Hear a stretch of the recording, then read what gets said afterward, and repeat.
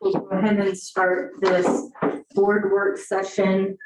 Just want to remind folks, no action is on our agenda for this evening, so we just will be getting information and asking questions, having dialogue as a board. I also want to remind y'all that Trustee Kip has class this evening, but if he's able to, as soon as it's done, he's going to try and Zoom in. So just be aware that that might be happening later this evening. So we're going to start off with the adoption of State Department of Education Special Education Manual. Perfect. Dr. Cindy Cook is here to answer any of your questions. This is pretty standard. In order to operate under these, we do have to adopt them as a district. Honestly, there's not a lot of flexibility, but Dr. Cook is here in case you have questions related to it. Good evening. Good to see you. I'm just going to kind of state so that we make sure, one, that I understand that the board understands it, that yeah, this is the State Department of Education, right, puts these, and then any changes by law, we are required to then adopt those into. So besides the manual, we also gave you the sheet which said, here are the areas that have changed so that you could focus on your review. Yeah. You have any questions, comments? Super appreciate the opportunity to go through here and for you to be here today. And I apologize, I am continually under our board norms impression that this is a work session where we are not preparing and reading this prior to and having questions ready to go, but this is a discussion presentation and we're getting material presented to us as we are here that we can then acknowledge and understand for action at the next meeting. So is it possible maybe to, there's 25 pages here, so I don't expect you to know or go through 25 pages at this point. That was just the update.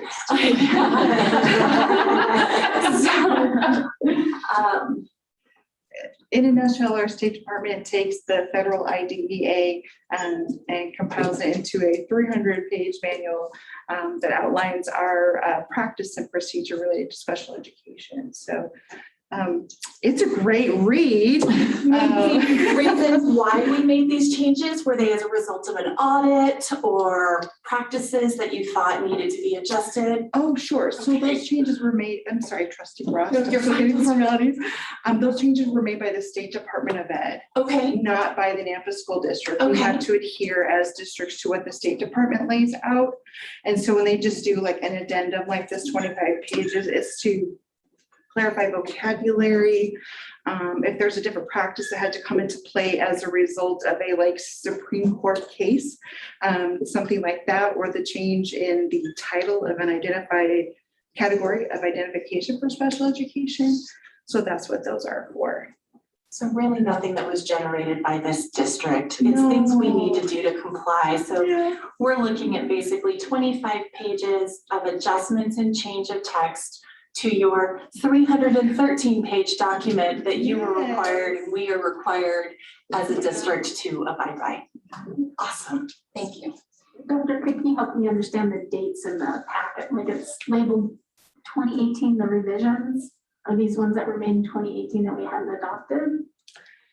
So in going back through the board packets for the last several years, the last one that Tammy was able to help me identify, sorry, still out of breath for pneumonia, was from 2015. I'm certain that you've looked at it since then, but part of my reporting requirement for the grant that we submit to the State Department, which is approximately $3 million, is saying that the board has approved this. So I'm not going to let us lose $3 million for special education kiddos by not presenting this in front of you. So that's why I'm here today, is to make sure that it's in the record and so that we can support our kiddos.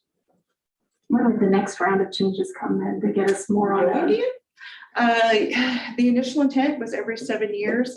I've never seen that happen in my 20-some years in special education, that they've done it every 7 years on a schedule. So I don't know. So well, this is late coming to the board, it's our practice now, or did we We've always modify been our- adhering to this practice. It's not a change of practice. It's not a change in our procedures. it may be a tweak in a vocabulary term, something like that, but the gist is the same.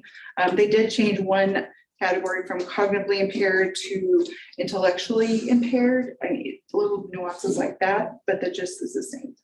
So you've been operating under this regardless of whether the board has approved it or not? That's a trick question, isn't it? No, yes, we have, Okay. yes. Thank you. Madam Chair, if I may, Dr. Cook, just for clarification, I make sure I understood correctly. So the changes we have, the most updated version of this is the 2018 text. Yes. Is that correct? Okay, and that's what we're going with right now. Okay, that was also my question. I thought that's what I heard. Wanted to make sure. And do you have anything that you would like to point out? Anything that you noticed that was maybe a drastic change between the old and the new? Or, I mean, now you've been doing this for several, a couple of years with this.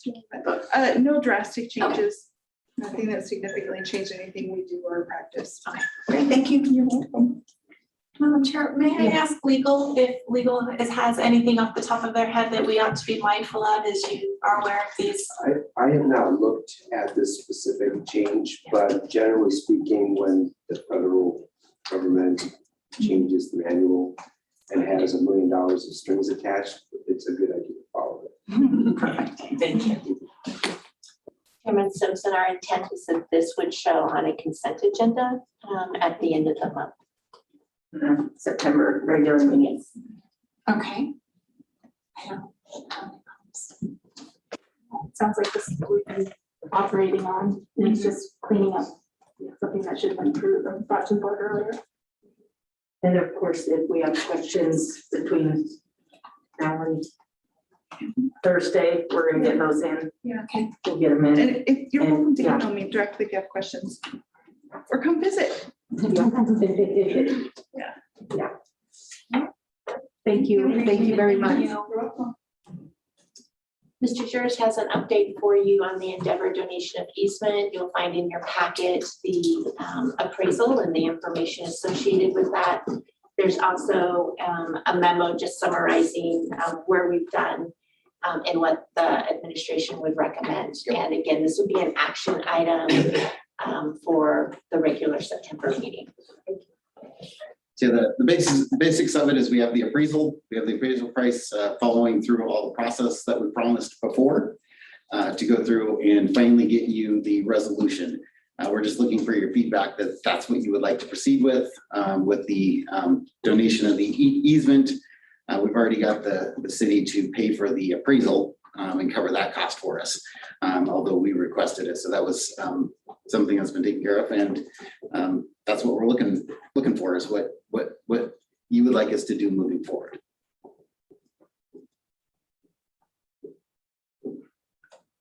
Madam Chair, if I may ask a question. Yes. Just for Mr. Jers, this is something that we discussed previously about it would be a donation from the district, is that correct? Yeah, So it's the a value, permanent easement Okay. is what it is, and that would just allow the city to do what they need to with it for operating roads. great. It was basically land we didn't really even know we owned, correct? I mean, it's just, it's kind of out in the That's a- road. Yeah, it's kind of the chunk right there on the road. Yeah.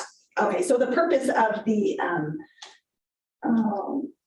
appraisal is just to help us understand the value, and then we will determine as a board whether that's something we would like to then give to the city. Correct. That is the legal process that our legal counsel has advised us to go through. Thank you. Other questions? We saw the value, the square footage, right, on there. And then also the sidewalk, right, is a benefit that our school and our children students will probably benefit from. If I could just remind you, Mr. Walther is not able to join us at our regular meeting. So if you do have questions legal, this would be a great opportunity to ask those. Of course, if that comes up later, we'll talk with somebody in his firm and get the information you need. But this would be a great time if you do have additional questions.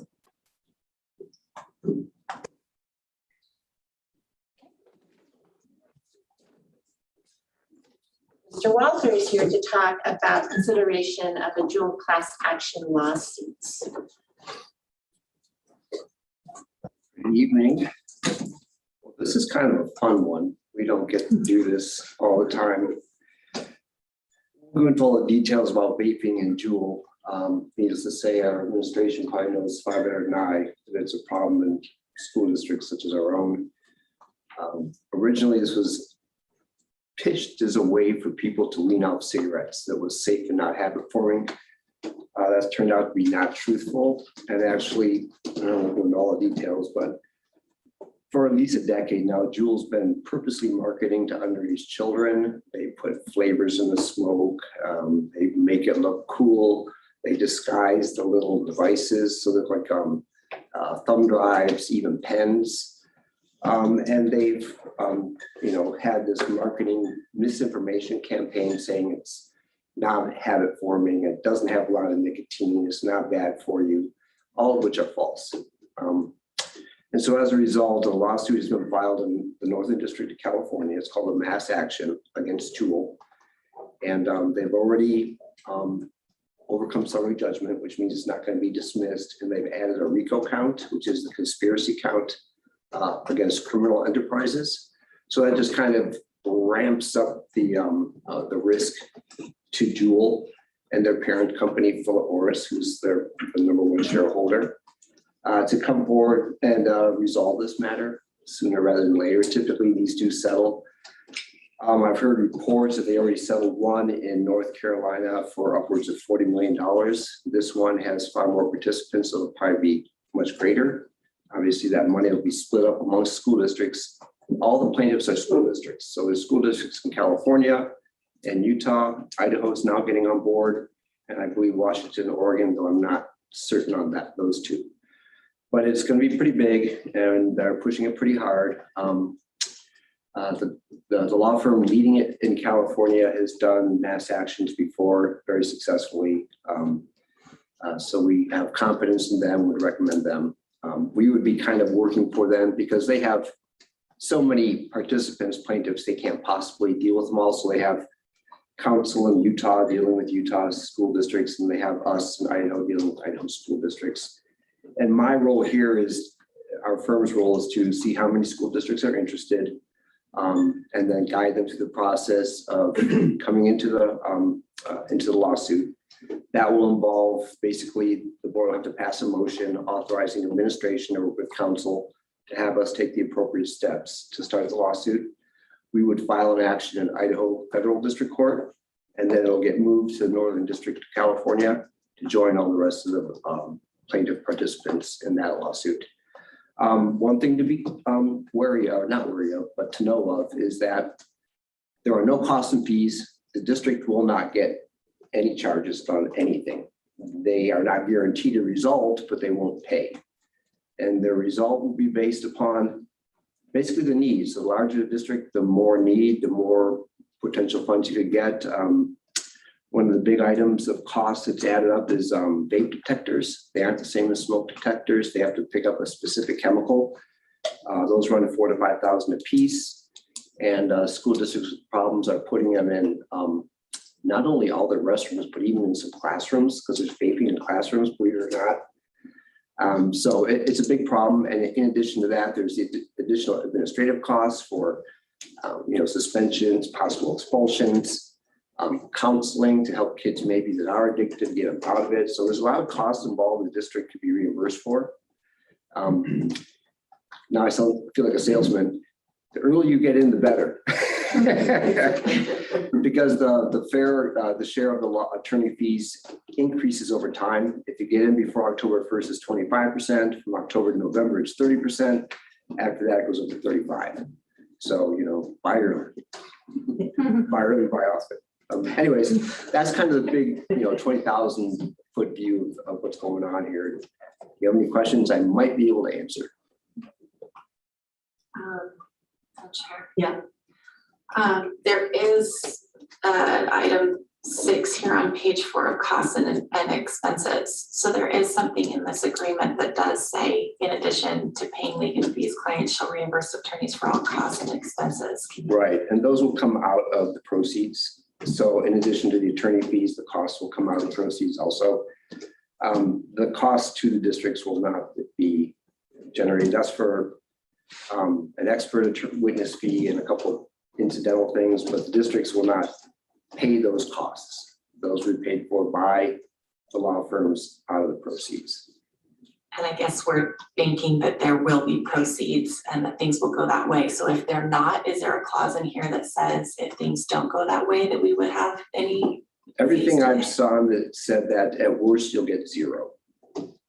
You won't pay anything, but you won't recover anything. That would be the worst Regardless of case. the outcome of the Right. case. The worst case scenario is administration goes through the trouble of filling out the form, which will take 3 to 5 hours. A larger district might take a little longer, but over the length of a litigation, that's pretty, 3 to 5 Pretty hours is small. what you're anticipating the Yeah. total strain on the district. yeah. So it's not going to be great at all.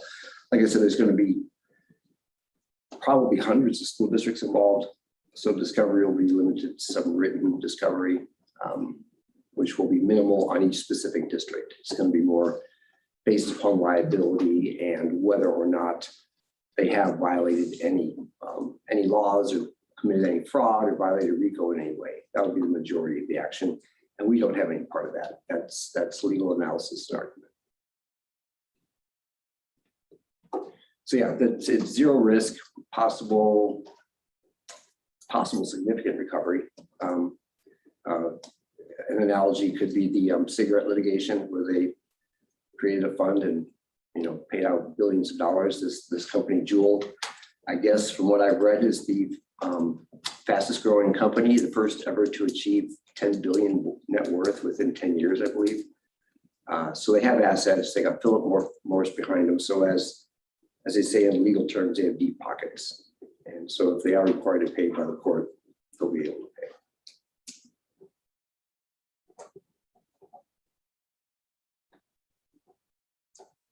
I hear what you are telling me. I am reading the legal document. And it does state you will be billed as set forth in the agreement, which is attached.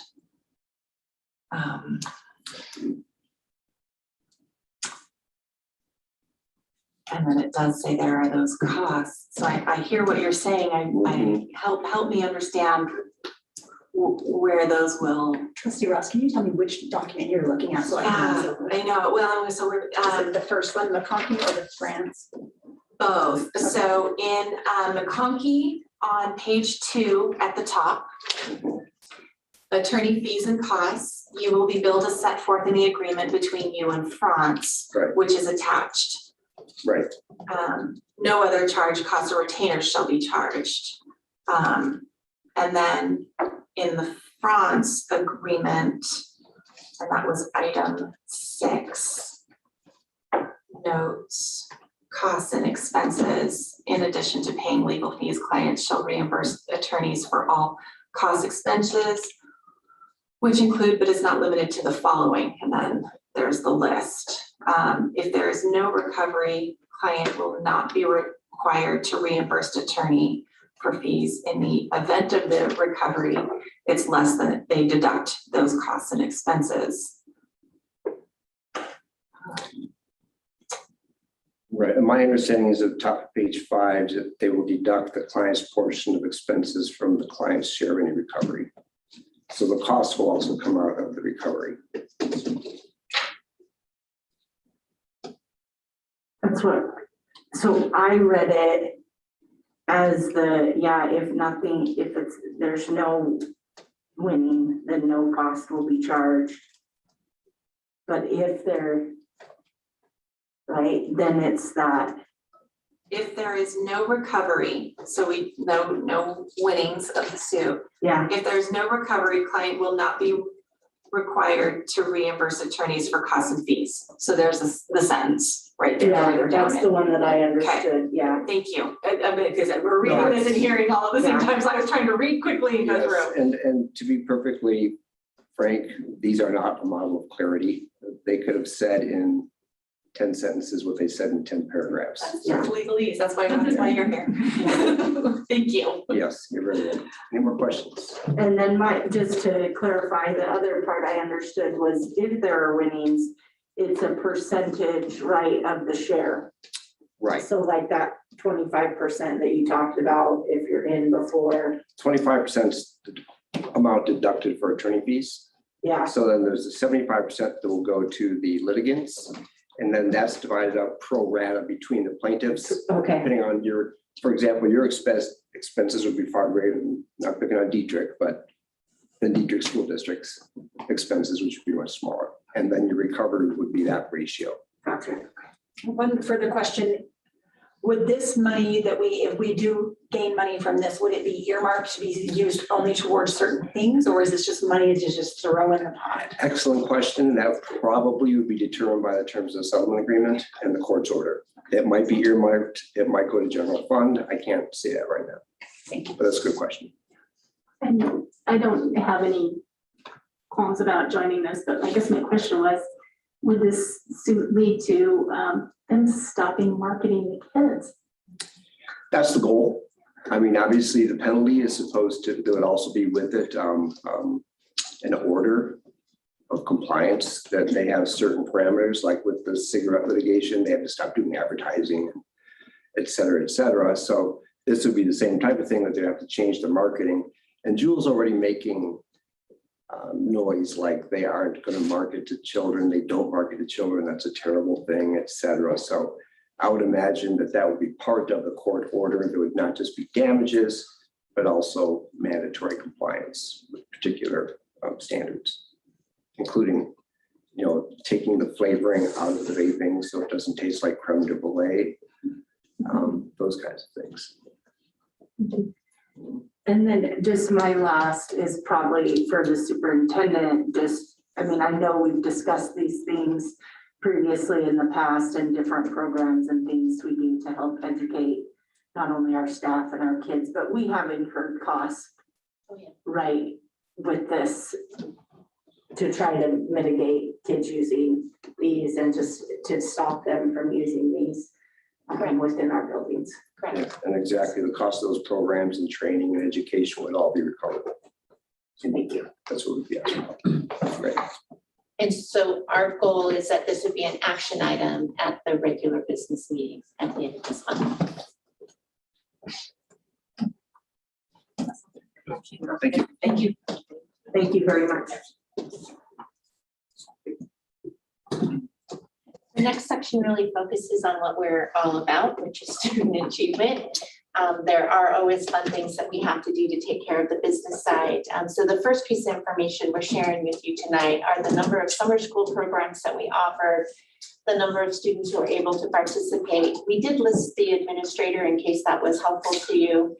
And then any program that allowed students to recover credits or to add credits, so like our advanced summer, we listed what those credits were and then shared with you those credits earned in English language arts or in mathematics.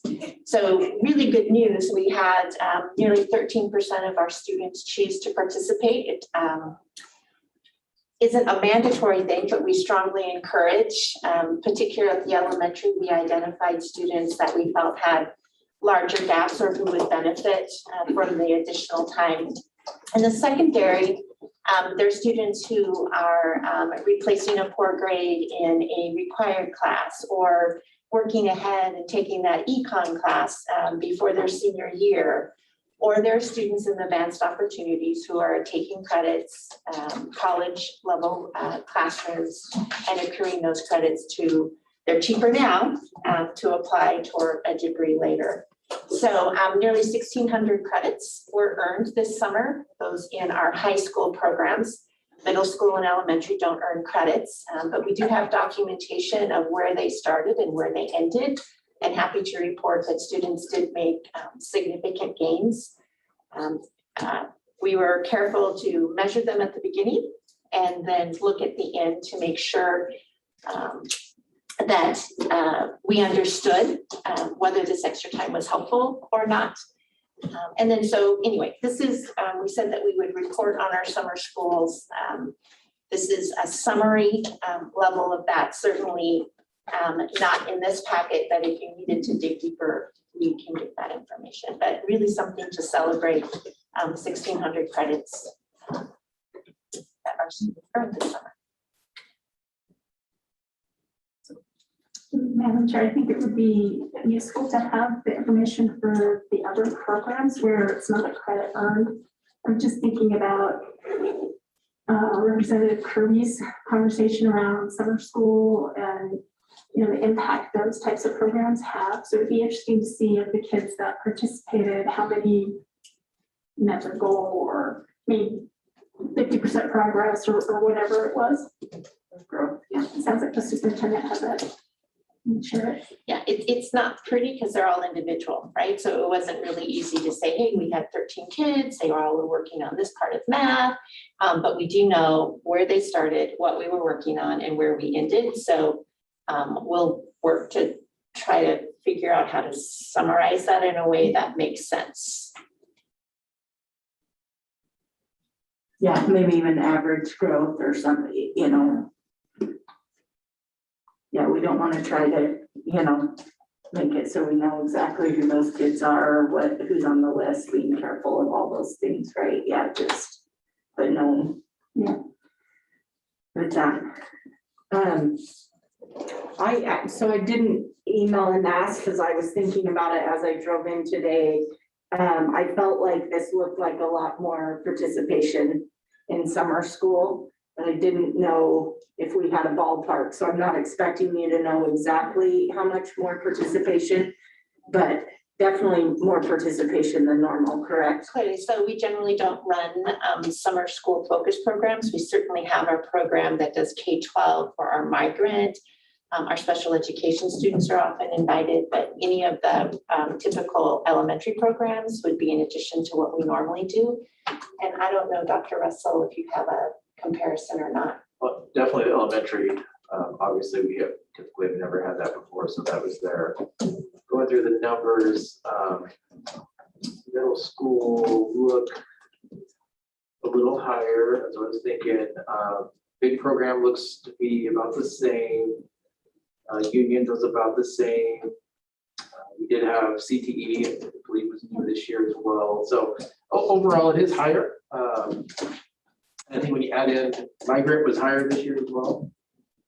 So yeah, it was. You know, we'd have to look at to give it hard numbers, but it's across the board. It looks like there's more participation this year for sure.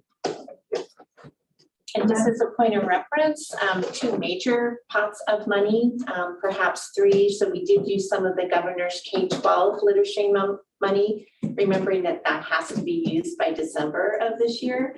We did use some K-4 literacy, but in addition to that, we used the ESSER 3 learning loss monies, remembering that that is very focused and targeted. And so we did use some of those funds as well. And the report that we'll send to the state on Friday will kind of look at what pots of money were used and how many kids benefited from those pots of money. Would that be a report that we would also get? Happy to share it with you. Yeah. Could we get a feel for cost per student? I'm sorry. Can we get a feel for cost per student to put on these programs? I know there's different buckets of money. We just pulled the sheet off, right? On the other tab is our cost, but yes, we can do that for you. I think we just pulled off the one facing one.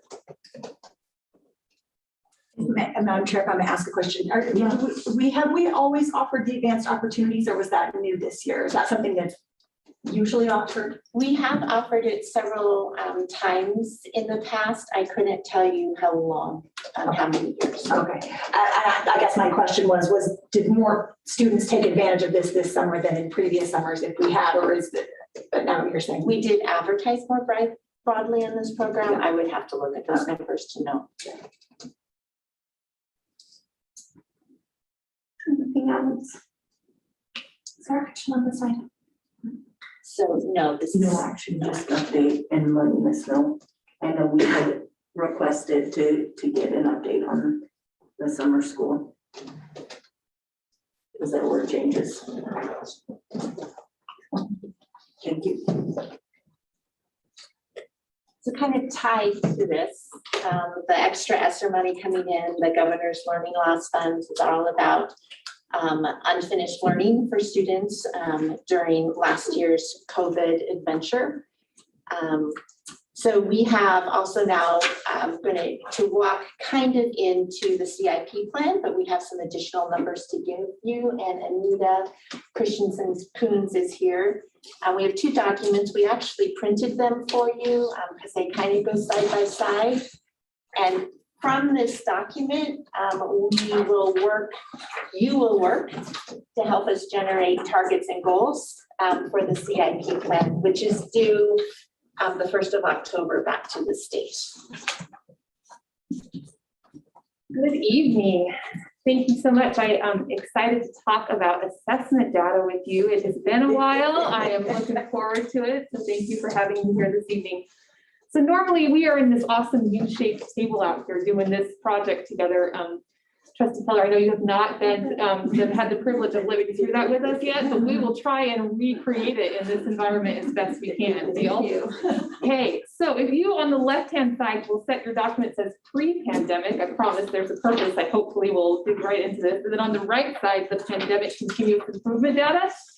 I'm going to walk you through this because again, I intended us to be sitting around the table working together. So we are going to do this the best we can. And this way you won't lose your mind trying to go back and forth between all of us. So hopefully you guys are ready and others can jump in as needed. But what we want to do is we're going to first talk through our continuous improvement plan. Has been on your board agenda docs multiple times. You've seen the new boxes, the new format. It changes sometimes from what we are asked to do. And so what we're going to focus on first as we dig through these documents is there's a whole section on student achievement and growth related to college and career ready. What are we doing to be college and career ready? So what we want to do is we really want to look at where we were before the world got a little crazy on us, right? So let's talk about pre-pandemic performance. When we look at this information, we're going to talk about grad rate. It's one of the required pieces, is that overall grad rate is a requirement for the state board for us to include in our CIP. When we look at our pre-data there for our cohort 2017, 2018, and 2019, we see this amazing trajectory where we were really making growth, starting out at 77.8% and ending at that 82%. We were making decent growth. We also see, if you look at the bottom of that first page, that we outperformed the state in the 2018-19 in all of these subgroups, right? We outperformed the state on Hispanic or Latino, the percentage of our white students graduating, our LEP students, and our economically disadvantaged. We really were making great gains in our graduation rate. Now, keeping that page there, let's talk about the pandemic impacted data. What happened once the pandemic hit? I would like you to keep in mind that this is really unique information because we're going to look at that 2020 group as we go through here. And that reminder, 2021 data does not get reported for many months. I'll always do a special presentation for you. You know, you're used to that. But when we look at that impact, that group of kids, this was March of 2020, we kind of shut things down, right? So this was a few months before graduation. So just keep this in mind as we look at this group of data. We did see a drop in all students who graduated, and then all of those subgroups there. We also then look down at the state information and we see that we dropped below the state level of performance for all students, our Hispanic or Latino, and our white students. We did still outperform, even though we saw a drop. We still outperformed the state for our LEP, our limited English proficient students, and our economically disadvantaged students.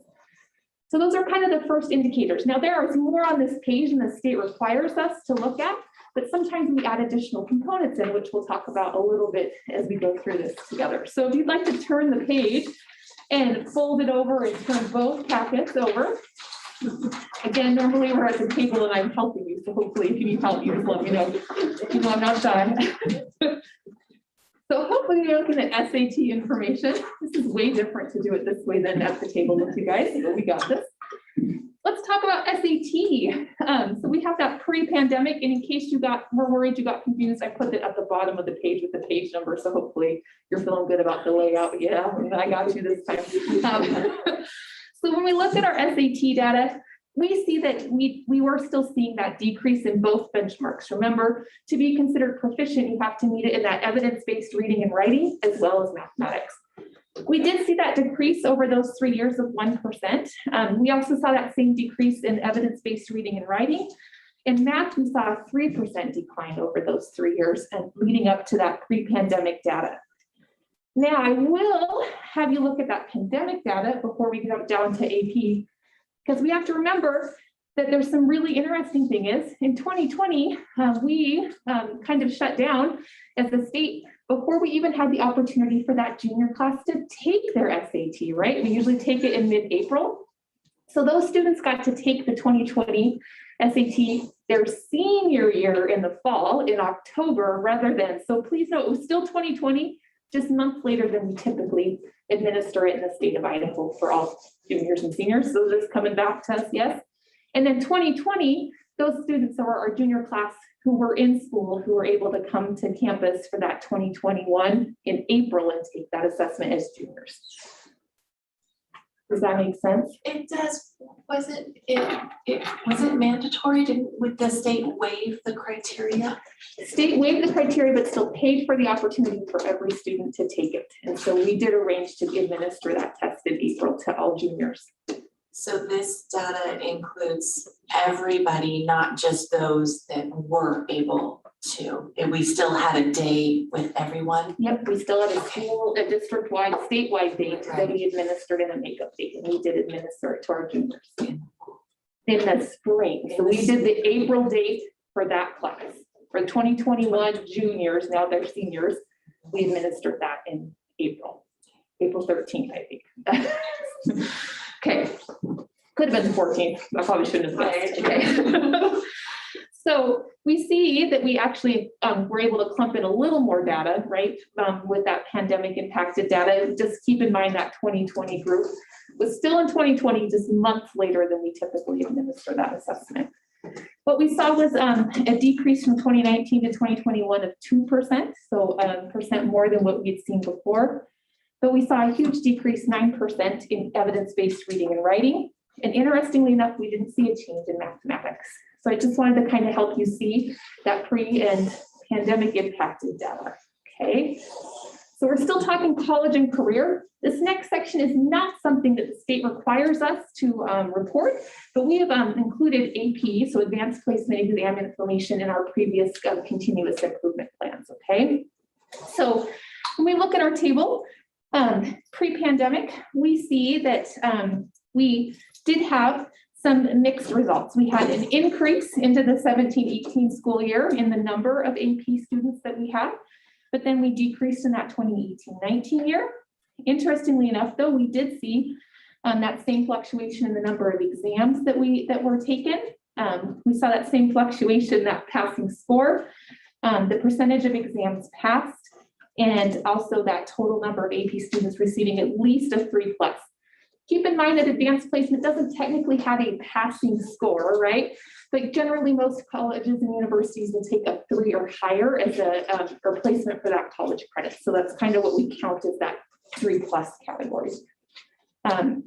When we shift in and look into this next group of data, notice you're going to see that 1920 because we had advanced placement students, right, that year, that all of a sudden, right before they were supposed to take their advanced placement test, we sent them all, many of them back to their classrooms and so, or back home and didn't have them in person. That doesn't mean that we weren't able to administer some of our AP exams before that and some of our AP exams kind of in the muddy middle of all of that, right? And so we see that that decrease in that, or we saw that increase in students, but then we see that 2020-21 school year where we saw that huge drop of, it's the lowest we've had of AP students in that whole total range. We also see that drop in the number of exams, the passing score, even that percentage of tests passed. We just see that huge drop with that year of messiness is probably the best way to say. And so we do see that decrease kind of across the board in that AP component. Okay. So this could be related to the number of students within a cohort year as well, like the number, so that fluctuation. I mean, obviously, I think 2020, 2021, we see the big fluctuation and we know why it's the pandemic. But so like when it goes from 329 to 293, even though it dips down, it may be very well related to the number of students within those goal cohort groups in our high schools, correct? Yes, and we also have sometimes where it'll be an aid to P class and a, why am I thinking of the lack of word here, where you can earn college credit without having to take the AP exam. Credit. Thank you. I don't know why that word was escaping me today. But it could also, so kids sometimes have a choice between concurrent credit and AP. And if you know that you could pretty much be guaranteed college credit by not taking the AP exam, we can also see why we've had some fluctuation with people taking advantage of the advanced opportunities dollars. Thank you. Okay, you're welcome. So again, remember, that's something we've added to our pieces over the years here. Then we get to go into go on rate information. The one requirement from the state in this area in our board, or by the state board, is that we look at within that first year of high school graduation. We've included in the past, by the fall after high school graduation, state looks at the first year outside of graduation. And then some people in some other states have added in that, or across the state have added in within the first 2 years of graduating from high school. So I gave you all 3 of those pieces. So looking at that pre-pandemic packet, we see that we saw a drop, right? We saw a drop. The bottom numbers there are that fall immediately after high school graduation. We saw that the 2018 cohort was at 36% and dropped to 34% for the 2019 cohort. We saw that same 2% drop for that within the first year of high school graduation. And then when we go back and look at 2017 and 2018, we saw that 6% drop at any time within that 2 years after that high school graduation. A friendly reminder that this go on rate information is from colleges and universities who participate in the National Student Clearinghouse system. And so if a student goes to into the military or goes into some private schools that don't participate in this, they're not captured here, but this is for all of those universities and colleges that participate in that National Student Clearinghouse system. So that's why the numbers can also fluctuate, because sometimes we find them, right? And so then we get to kind of see them as new colleges and universities drop in and out of that system. So then when we look at the impact, it's very interesting to me that from that 1920, we saw no change. It stayed at 34% for the fall, as well as that whole first year after high school graduation. And we only saw a 3% drop from that 2018 to 2019 from that first 2 years within that college. So the interesting outcome of what we see if that pandemic impacted that. And this one gets a little muddy because sometimes the state asks us to, and sometimes it doesn't make it a requirement. But at the bottom of that page, you're going to see career technical education and associate degrees. This is an opportunity for us to really admire that pre-pandemic information and say, we saw some interesting dips and drops and jumps, right? So really inconsistent. I do want to remind you that we did some bundling of courses and required kids to take 2 classes at a different campus if they were interested in the career path. So we did see some impact in that enrollment. But what I really want you to celebrate with me is our pandemic impacted data. There is an opportunity to say, woo! We saw a huge increase in the number of our capstone completers over that 3-year trend. Kids earning industry certification is phenomenal growth. Those percent of CTE capstone students who also earned industry certification, we saw huge growth, which means they have a certification they can use and bring into that workforce. And that percent of our entire senior population who's a capstone completer rose to 31%. We're almost to a third. It still gives me goosebumps to say it out loud. So we're getting there.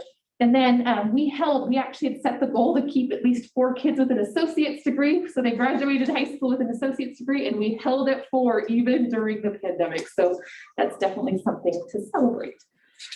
So what I'm going to ask you to do is not turn your pre-pandemic packet. You're only going to turn the page to your pandemic impacted data, and hopefully you're looking at this page right here with me. It's really weird to not be at a table with you guys. We got this, okay? So this is my cheat sheet for you. This is hopefully all the information that I have put together for you. You can kind of see why I would lay it out the way I did. You could see the pre and the post. You could see our 2019 performance. You could see the target that we set in our CIP. You will notice a number of NAs. I just want to remind you, last year was just a year of grace. State board gave us a lot of grace. We also didn't set a lot of goals because we didn't have a lot of data to set goals on. So that's why they'll see some NAs in those places. Then I actually lay out for you what our actual performance was in the Nampa School District. We are still weighing together the 8th grade learning plans. That's why there's a little yellow box there. I'll get that for you hopefully by our next meeting. And then I laid out to you the state of Idaho performance if we had it, so you could see where we perform compared to the state. And then in that last column is, of course, hopefully I've given you enough information that we went ahead and thought and sat down and said, what would be a realistic NSD performance target for 2022? We just wanted to give you a starting point in case you wanted to see where we got that information. We used that pre-pandemic information to see what we've accomplished in the past, right? In a typical year, and really tried to say, what could we do to help close that gap between state performance and this. And this, the items in that dark blue or that blue color there, those are required components from the state board. So we don't get to get rid of those. We have to still have those in our plan. Those ones that are not that blue color are our choices. We can choose to leave them on. We can also choose to cross them out and not add them to this year's plan. And so as we're talking and looking at this, I would love to hear your questions or thoughts. I won't torture you and read you those performance targets, but if you'd like to hear our thinking, or if there's items that you think maybe we don't need to continue to leave on here, I'm open to your feedback on this. Madam Chair? Yes. Thank you for talking about concurrent and AP tests, because I am overly appreciative to this district for the concurrent credits and the amount of credits that our kids are able to graduate with, and that it isn't reliant upon those AP tests anymore. I love that we still give that option, because every path for every student is different, and they might still need that and require that depending upon the different class and how it transfers over to wherever that student may decide to go. But seeing that it's not a state requirement, I almost wonder if tracking those advanced placement test results as you go on in the future is a good indicator of, it's kind of those college readiness or what they're doing. And I agree with you. I think a lot of them are utilizing it for concurrent, recognizing it isn't potentially required for them as they go on. And so watching those percentage numbers drop off, I don't know as an indicator anymore. So that's kind of my thought. I would be in favor of dropping that off or adding or changing that with concurrent classes, how many kids take advantage of those funds and do that. A great point. And I did forget to point out on this page, you may remember over the last few years, the college and career plan was separate, right? So we had a college and career plan, we had an early lit plan, and then we had the district CFP. Remember the three pieces? Yeah. It is now all clumped into one. And so some of these, I have not ever done data displays for you before, like the learning plans and these last two items, which I think might help address one of your pieces.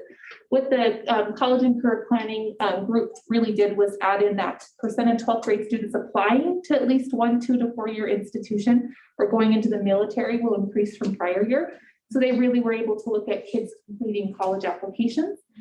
Then they also looked at the number of AP, CP, and overload class enrollments. And so again, we don't have state performance comparison, but we did see that they were able to increase that NSD performance. Or no, they did not increase. Yes, I can say that. They were not able to increase that performance and the number of students participating in that. And I really do think that was some of that impact of our COVID. And a big change in the advanced opportunities money as well. If you do not pass a college credit, a concurrent credit class, in the past, you just had to pay for it, pay back basically the state for failing. Now they're saying, we will not give you any more money until you will replace that grade. So then you miss out on an entire semester of that. And so that's a big change that we're still scratching our heads and getting used to this year. So Can I repeat that again to make sure I understood it? I So, hope I understand it, but I've heard it said many times, so I hope I've got it. so in the past, if I'm in a concurrent credit class and taking advantage of those advanced placement funds, and I don't get the credit for that concurrent credit, I could just pay for that, but then take another concurrent credit the next semester and apply to use those funds, those same advanced placement funds. But now it's frozen until you pay to take the class and get a passing Yes. grade. So it is one full semester you are not eligible because for those you have- funds. Yeah, Because you have to take that class to be able to do it. you have to fix it. Okay. So just note, we are gonna see some fluctuation, especially this year in that Yeah. area as well. I appreciate what you were saying, Kim, about AP exams and whether that was a meaningful indicator to keep in our plan. And then down below on the number of students taking the classes, and maybe since we're gonna have sort of a baseline year with a change in the program, that we could say passage rates of those classes might be something. Like up above the Um, percentage of AP exams. Actually, I kind of had it down below, increase the number of APCP overload class enrollment by NSD students, which I think probably has been driven by monies available, Yeah, but maybe down here, it's how many credits they've earned. And it could be a baseline this year that would take into account the some changes of that, those things. And I will say that might be a very possible thing. One of the unique things about concurrent credit is we have to rely on our university and college partners to provide us that information. Because remember, they're now college students earning concurrent credit. And so in the past, pre-COVID, they were great about sharing that information with us so we could help calculate that for you. We have not had 2 successful years of data from our college partners. And if we don't get that, it's really hard for me to calculate it for you. So it would be reliant on them being able to follow through on that data component. I hope I said that. I really appreciate that. It's just been a really rough time for them at our college and university. But trustee Westfall, you're suggesting the number of credits earned yeah. for concurrent credit. Ms. Christensen, sorry, I think Steve might have something to help. I was just gonna share, one of the big frustrations, or one thing that's caught us off guard specifically in regards to this is driver's ed, because there are students that are accessing those funds via driver's ed. So failing a driver's ed class can also put you into that situation. The good side of it is that it's making driver's ed available for families who may not be able to afford it, but the education piece has been really important for us to communicate that both with parents and students about just how important it is that they complete those courses with passing grades. wondering if you talked, and I'm sorry I'm not as up on this as I probably should be on the college entrance exam and maybe some changes at the state level. Are they going to continue to offer that or require students to participate? That's a great question. They are providing that money again this year for students to participate. They have not counted it as a requirement for graduation the last 2 years. I believe there is still some discussion even for this next cohort of kids, if it'll be a graduation requirement or not, because it has been tied to you don't graduate if you didn't do a college entrance exam. And so it could be ACT or SAT. And for a while they had Compass and another item that you could use, but they've really held to the SAT, ACT. And I think it's still a subject of debate because a lot of colleges and universities are stepping back from requiring an SAT or ACT. And so I think the state's trying to be responsive to that. Is the colleges stepping back, is that just temporary because of the world's gonna people or, okay. I hadn't heard that. I didn't know that they were no longer requiring that for admission. That's interesting. Yeah, with COVID, they had definitely stepped back, Right. but they also had some of our Ivy League and others were really thinking about, is this really the best indicator of what our kids are doing? And so there's been a lot of conversation on, is that really showing that kids are ready for college or not by we're using those college entrance exams. So it's just a national discussion Right. that then COVID kind of allowed them to embrace a little differently. So then as things go along, then we'll relook at our policies and decide, Yeah. You know, I appreciate that that isn't a state standard, but I really like that data right now because all of our students take it and it's not, oh, well, out of the ones that took it, you know, here's our percentage number. And I think so long as the state will continue to pay, I would hope that we would continue to offer that and continue to collect those numbers from everyone, because I think it gives a nice comparison tool for us. But in the event that that changes, I would advocate for dropping that off something to compare to, because now all your numbers are skewed depending upon the students that are taking it. I agree with you on that. And then my follow-up question to Trustee Simpson, on that last one, AP, increase the number of APCP overload class. What's an overload? So an overload class, students can take up to 8 credits. But if they choose to enroll in another class, then that would be considered an overload. Driver's ed is the key example. Okay. Overload class. They get credit for driver's ed? They are able to apply to pay for that. Oh, I see. And then you take it after school, so it's not part of your regular 8. Okay. So I think, is it possible when you're doing your data to remove the overload class or the driver's ed and move that to a credit, to credits earned or percents passage instead of number of enrollment? I can definitely ask. So our college and career advising group, so Mallory Essman over at Skyview High School and previously Stephanie Dewey really helped orchestrate and write these and then also collect the data. So I would just need, they provided me those numbers. So let me check with them. So I don't speak out of turn. No, you're good. I just wonder, is driver's ed the only, I mean, so what if a student is choosing to get ahead or something, maybe to graduate early and this takes a full load and then an online class and then, That would show or a as an night school overload. class or something, yeah, that would fall under the overload as well. So I mean, I don't know If if it was we an could. AP or CP, if we could just say AP or CP, no matter what, then that's that indicator of you're taking either a concurrent or an AP course. And I think that's the data that we're thinking we're interested in of those higher level metrics.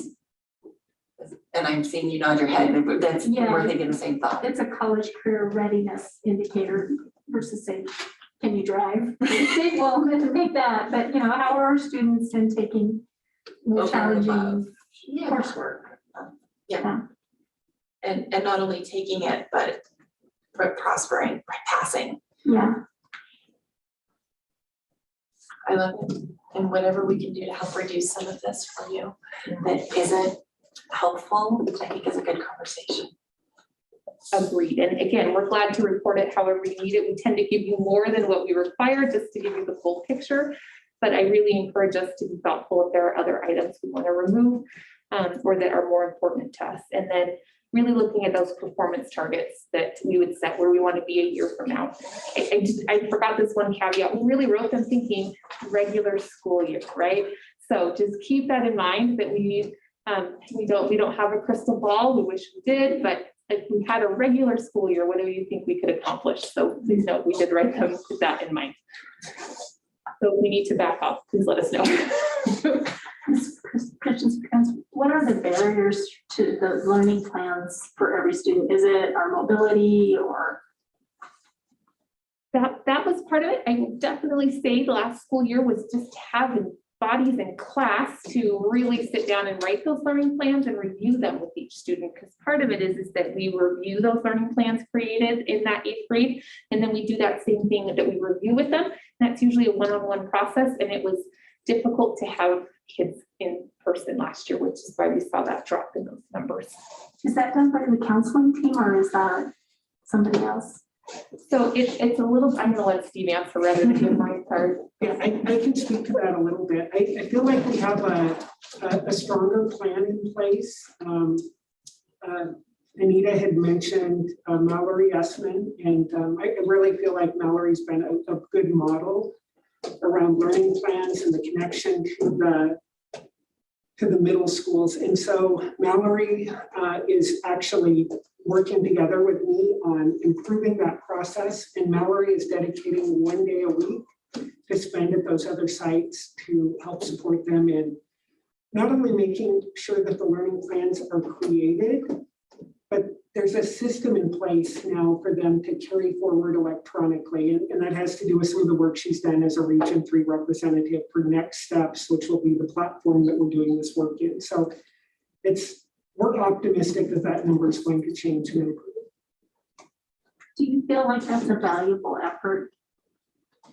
Oh, I think it's critical in helping students to see opportunities, especially our disadvantaged learners who don't know anything other than what's right in front of them. Sometimes what's right in their neighborhood. I don't think that they see the opportunities that exist. So. And that includes a parent review component as well, if I remember right, in 8th grade? I'm not positive about that. I actually can't speak to that. I can check with Mallory around that.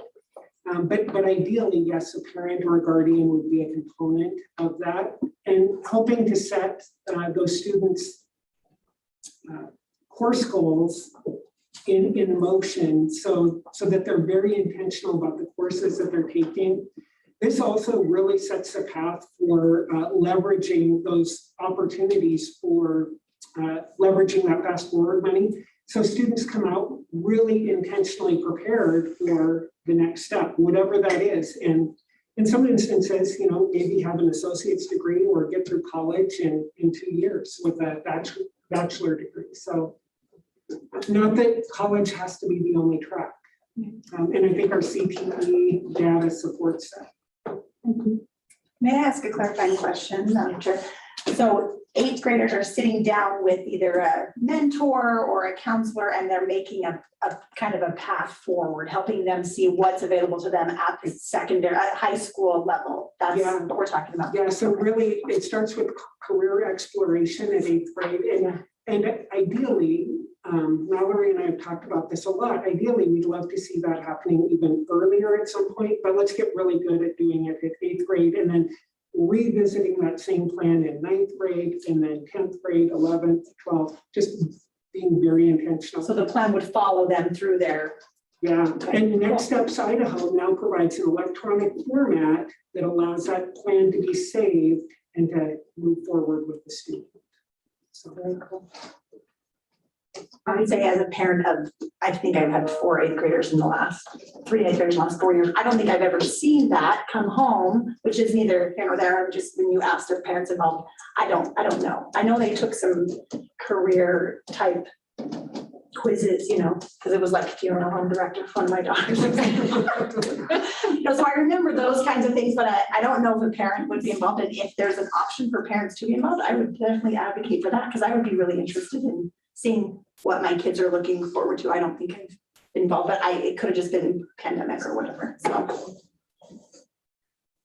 I'm just thinking, we want to do all the things, right? Always. We want to hit lots of targets and provide lots of opportunities. I feel like if we get really good at this particular piece of things and moving forward, then tracking the other stuff that's not highlighted is really not going to be necessary, because I think you're going to see a lot of kids know, like, oh, there's states providing money that I can take this class and get college credit for it before I even leave high school. Where sometimes those kiddos don't always know about that. So I think it's better to focus in on fewer goals, right? And do those really well, especially coming out of pandemic. So for me, I'm kind of like, ooh, looks good. Because I think those blue targets are they're gonna increase the rest of these anyway. Right? If we do those really well, they're gonna increase the rest regardless. I don't know. That's just my thought as we were kind of looking at what should stay and what should go. Another question, if that's okay. Yeah, oh yeah.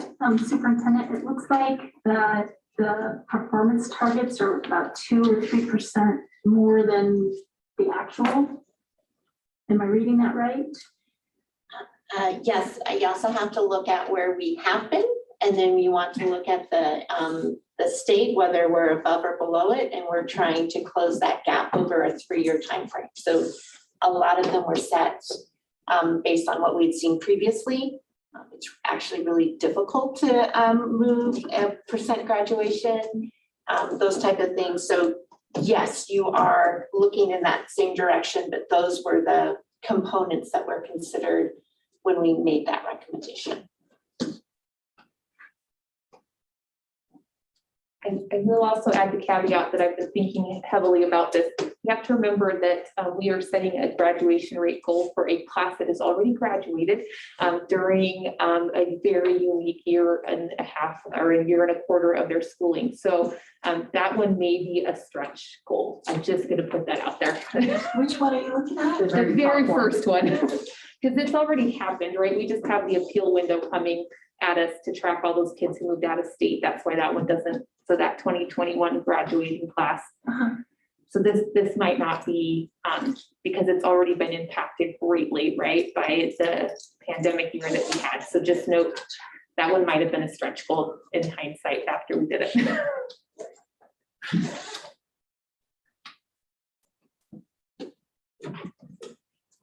I think I've gathered some good information, and what I can do is maybe remove some items and put the CIP together and maybe rewrite that bottom one and see what we think for the next meeting. Does that sound like a doable feat? Yeah, do you have can we help you with anything? Do you have any more clarified questions we can help with on that? Not in this section, but we've only hit the one section. We have a few more to go. Okay, let's do it. So you're going to turn that packet over now, and you should see some ISAT graphs. And now you may turn the page on your pre-pandemic packet. Okay, ISAT. Going to introduce this by saying, remember, the state only requires us to report on 6th and 8th grade ISAT scores. We just go ahead and give it all to you so you can see that trend information over a stretch of time. So we're going to look at that pre-pandemic information because it makes us all feel warm and fuzzy, and the world is a great place.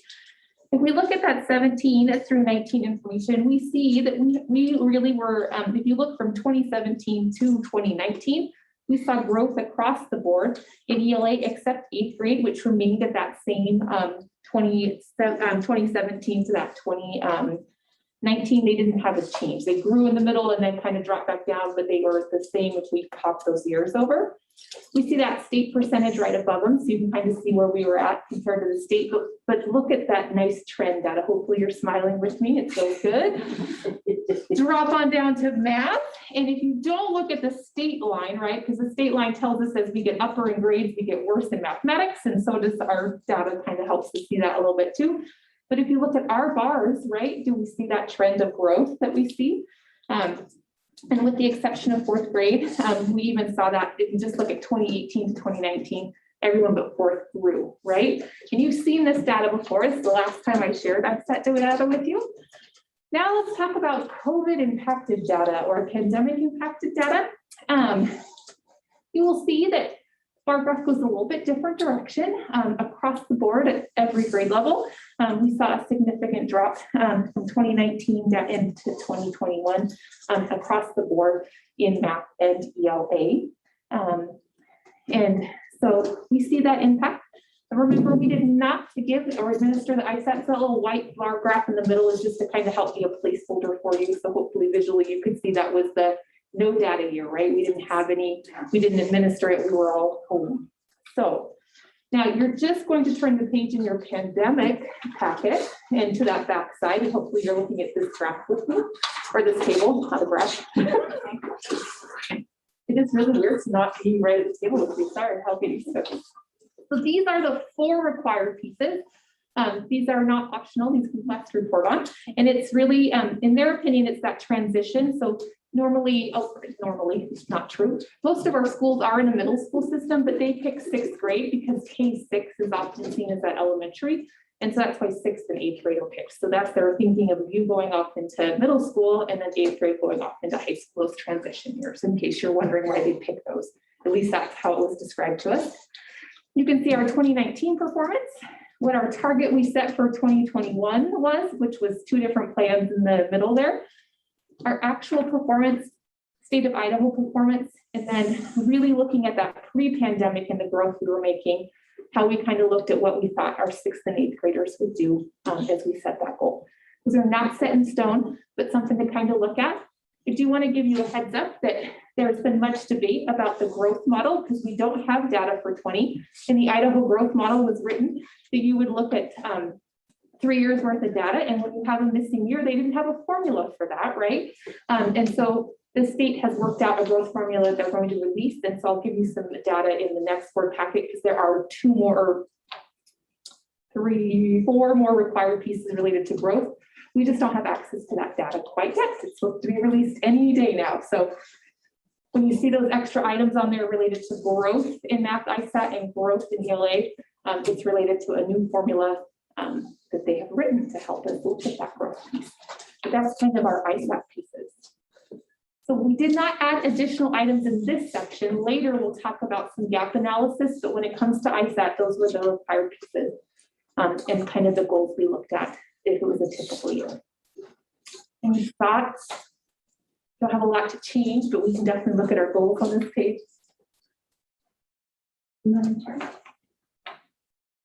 Yeah. Superintendent, it looks like you're recommending goals of like 4%, 4%, and 6%. Can you talk about that a little bit? I know that our kids have been impacted really, this will be the 3rd year. Can you talk a little bit about why those recommendations? Sure. So again, we looked at where we have previously been. We went back and looked at the percentage of growth that we experienced in 17, 18, and 19. So we knew what was possible as we were moving that direction. And then we looked at where the state was. And we want to close that gap within 3 years. And so that's where these numbers have been generated from. And we're seeing right now just numbers and recommended targets. But we're also doing investments in instruction. Could you talk just a little bit about that? Sure. So in this particular area, when we're talking about both math and ELA, so we actually have performed pretty strongly in ELA. We believe that will rebound as we continue to really focus on what we're doing.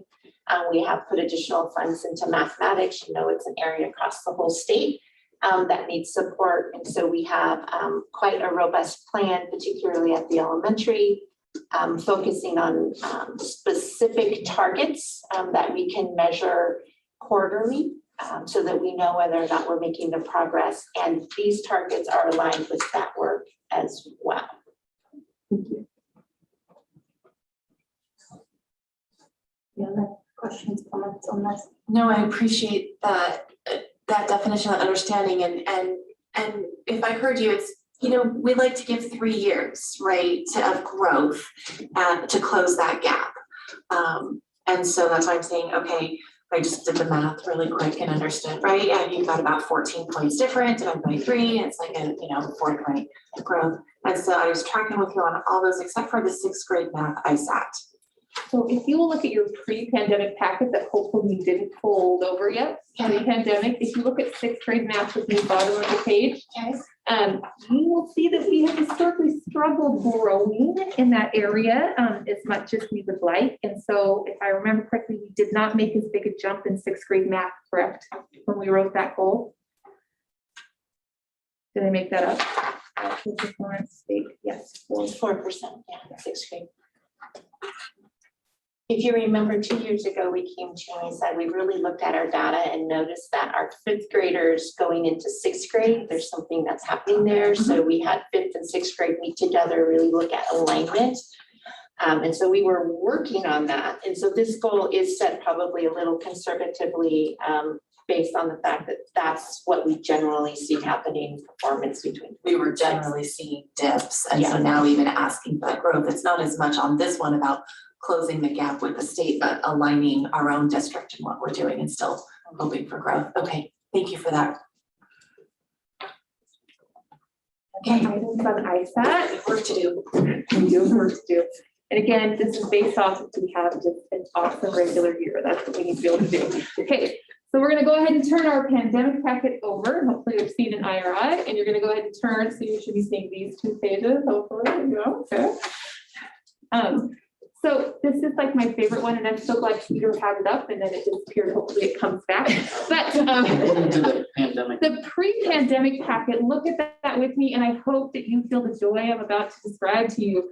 The last regular year that we had was 2018, 2019. And if you look at nothing else on this page, I just want you to look at the blue line and the gray line. Do you see these 2 lines right there? Do you see how the Nampa School District outgrew the state across the board and the IRI from fall to spring? That is such an exciting thing, right? We may not have been as proficient as the state, but man, we closed like we were growing kids, right? So everybody hold on to that. It was a regular year, kids in person, we could teach you. It was fantastic.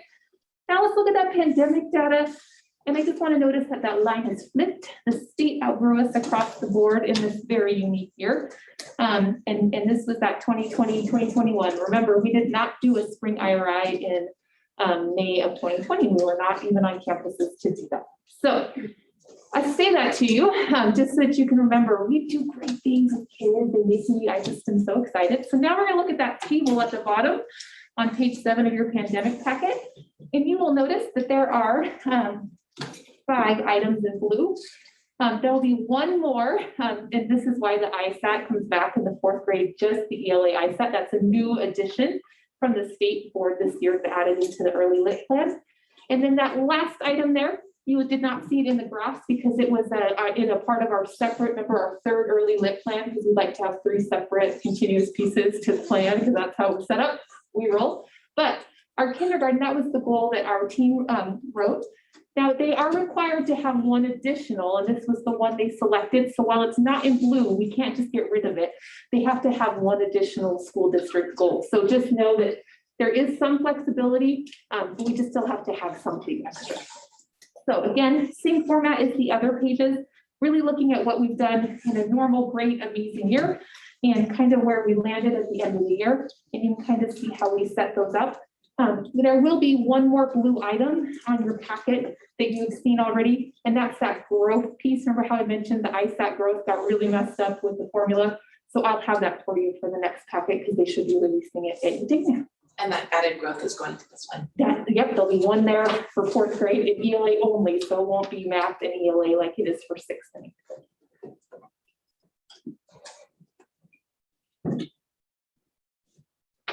Okay, any more about IRI, questions, comments? Maybe we have peak at performance targets there, huh? Yes, please.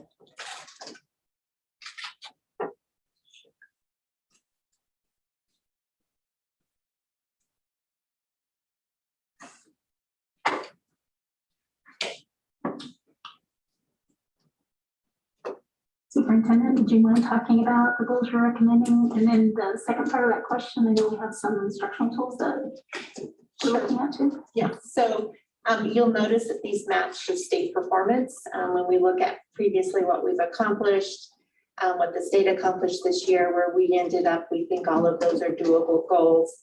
We pulled back a little bit on the 3rd grade. This is our group of 2nd graders that were 2nd grader last year going into 3rd grade, a really pivotal year.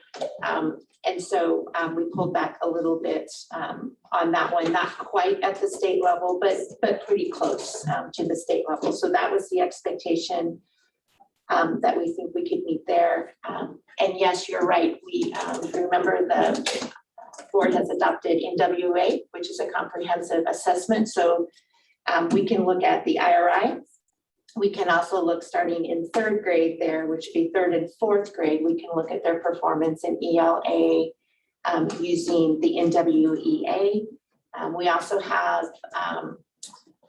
I'm sorry, Lexia that we purchased for all of them. So again, we identify gaps. We have some additional tools in which to fill those gaps. And those were all, both of those were purchases with the ESSER funds.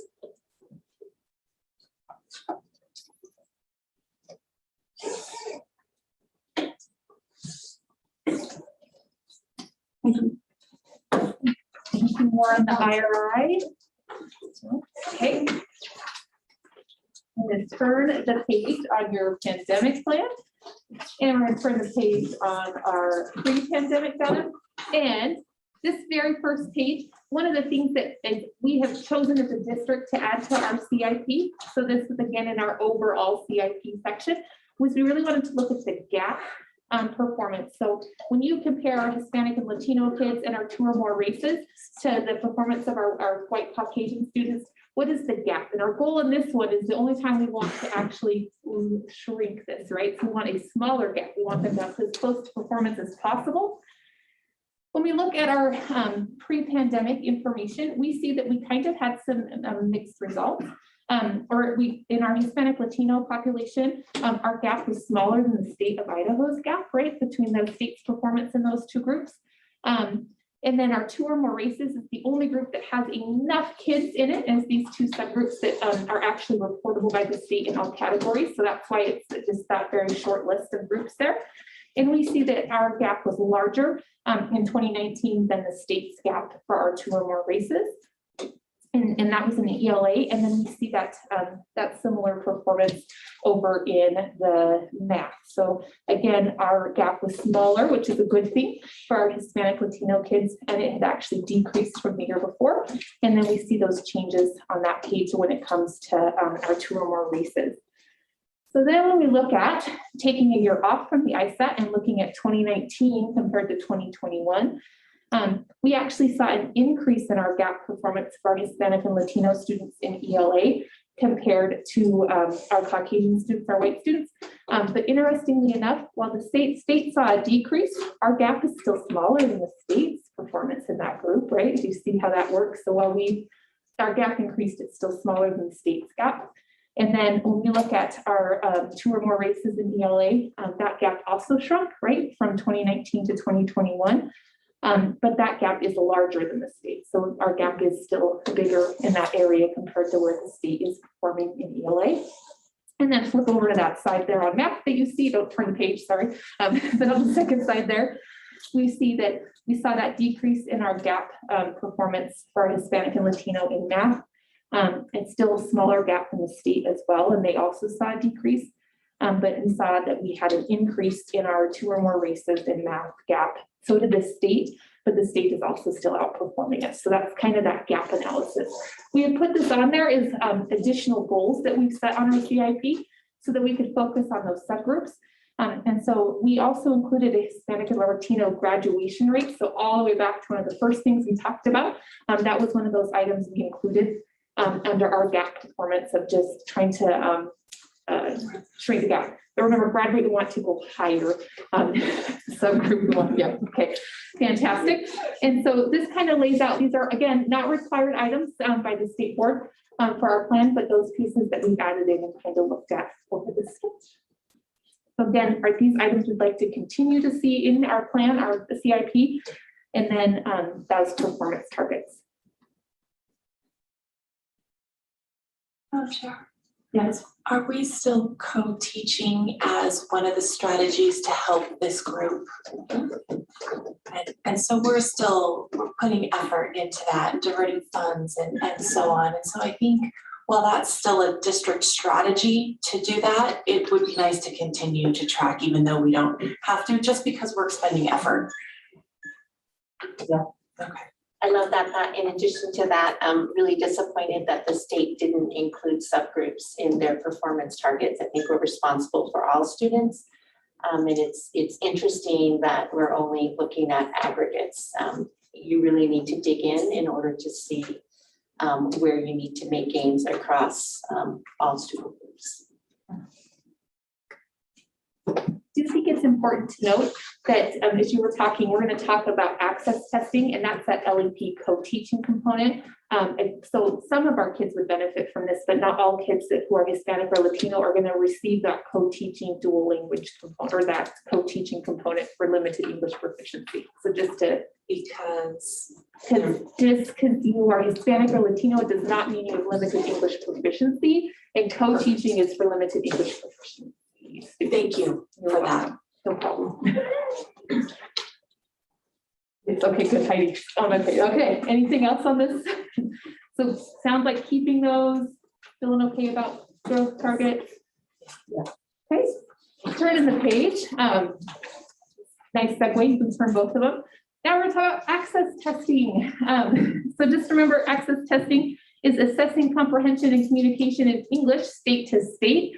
Just in case we forgot what access stands for, I had to remind myself, it's been a while since we've talked about these schools. I would like to remind you that our students took the access test right before all of this happened, right? So the window closed and then schools closed back in 2020. So we don't have a break in data for this because it worked. It all kind of fell out the way it did.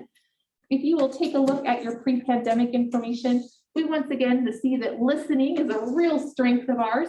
When we look at our subtests, it's we continue to see growth in that area. And you can kind of see how speaking continues to kind of have that little hop sometimes, and what that speaking component is.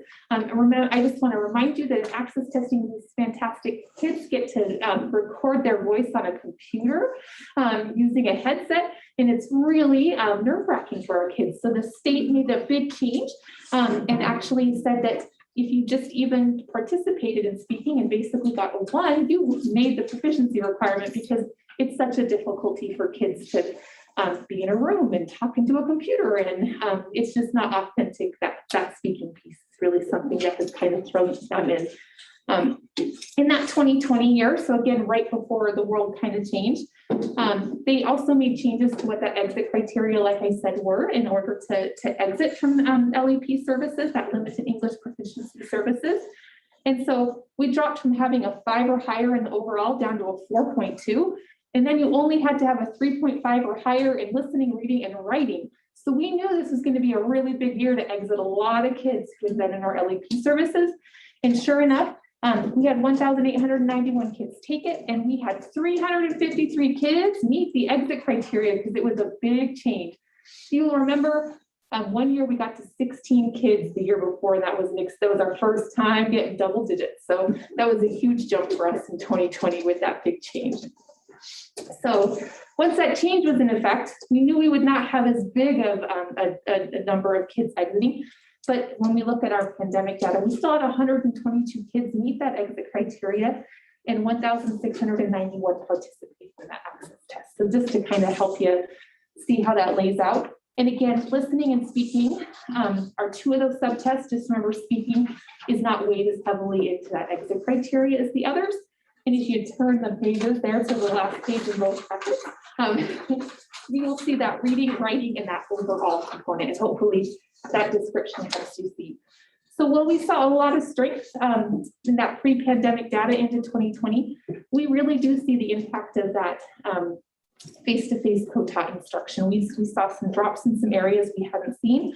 And again, if it helps you kind of, as you're looking at the pandemic impacted, we know that 6, 5, and 4, because number 4.2 and above overall, and then that 3.5 and above in those subgroups, you can kind of look at this blue bar area to help you kind of see those trends in both those sets, if that helps you out there. Keeping that in mind, we changed last year in our 2020 with that change to the state assessment and did bridging, reaching, and expanding. So those 3 areas that I showed you on the screen there. And I went ahead and laid out that performance information for you. Where the state performed in those areas. State did not assay their exiting numbers, so that piece isn't included in there, but hopefully that kind of helps you see that. And then we also in the past have added our LEP graduation rate. So hopefully you remember that from earlier in our presentation. And so those are kind of those breakouts. So these are, again, all items that we added because we wanted to make sure that we included that LEP proficiency in our plan in the past. So keeping any of these or changing any of these is, of course, a conversation if you would like. If you wanted my opinion, I might suggest you cut out speaking because it just is really been dropped off in that level of importance. So it may not be one to continue to put on here, but we can leave it if you'd like because we had it on our plan for last year. But other than that, I think it's up to whatever you would prefer.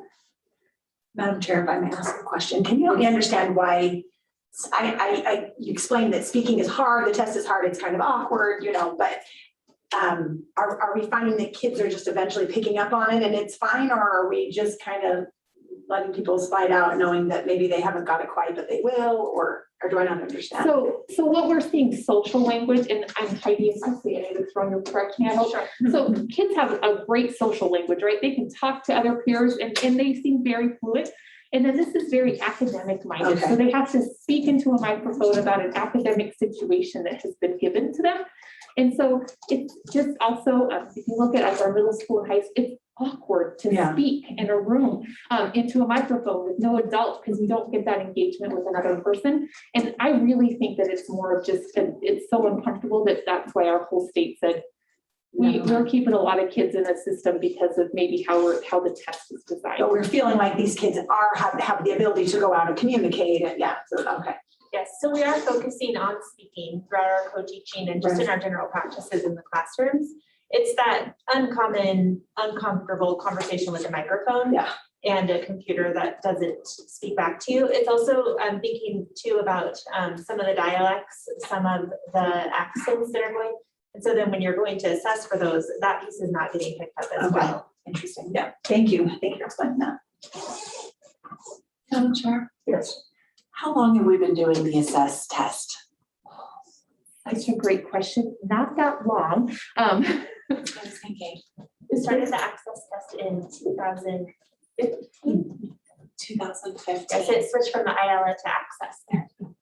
And I'm not doing very good at comparison of the data. Do we feel that the results of these tests track and are similar with the results that we see from the prior numbers of ELA ISAT?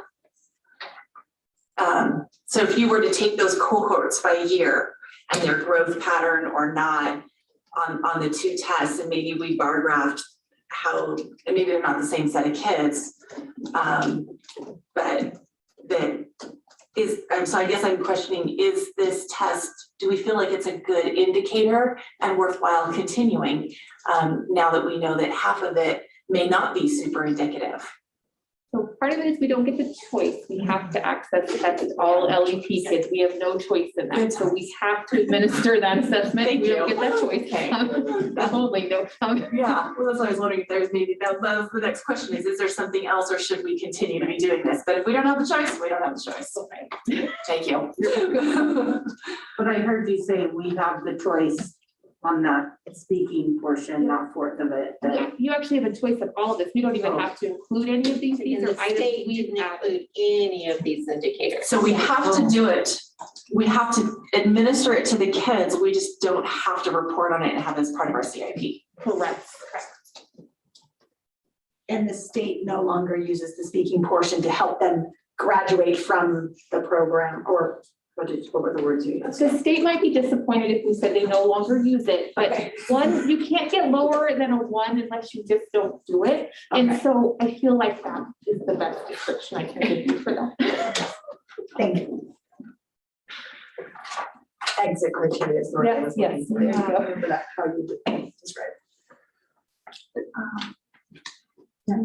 Yes. Superintendent, can you talk a little bit about the strategies in this area? It looks like goals between 6% and 8% growth in the different subsections and 3% for the group as a whole. So if you look at current state performance and then where our targets are, you'll notice that it parallels most of the way down. We did come off on the reading simply to indicate our peak 2 years ago so that we were meeting that way. So that's how those were set, that we felt like we were within reach of moving that gap in a year. And the instructional chart, we've talked a little bit about co-teaching. I would love to defer to our expert here. Can you repeat what you were asking? Oh, on the other categories we talked about, with strategies, instructional strategies, or which you don't see on the numbers pages. Yes. So along with the co-teaching, the instructional strategies that we're continuing to use are the thinking maps. So we continue to utilize those within our district. We use a lot of the go-to strategies, and then the NAMPA instructional model that was created a few years ago, which really focuses on Hattie and a lot of the language-rich instructional practices that we use in the classroom. So we've kind of taken a bridge of the multiple instructional strategies that you can use for language learners and put them into the classrooms. We continue to have professional development for our ESL co-teachers that then deliver that back out into our co-planning and our PLCs. Is this group of students increasing for us, or is it staying about the same? Oh, yes. About It is drastically increasing. So this past year, I think we tested almost 1,900. Prior to that, 1,691 kids, remember we had that like 400 kids almost exit. that's correct, yes. So we are continuing to see an increase that has fluctuated since I've been here, which is in 2015, where I think we had more roughly around 600. Madam Chair, if I may ask a question, can you help explain to me what co-teaching means? What does that look like in the classroom? Sure.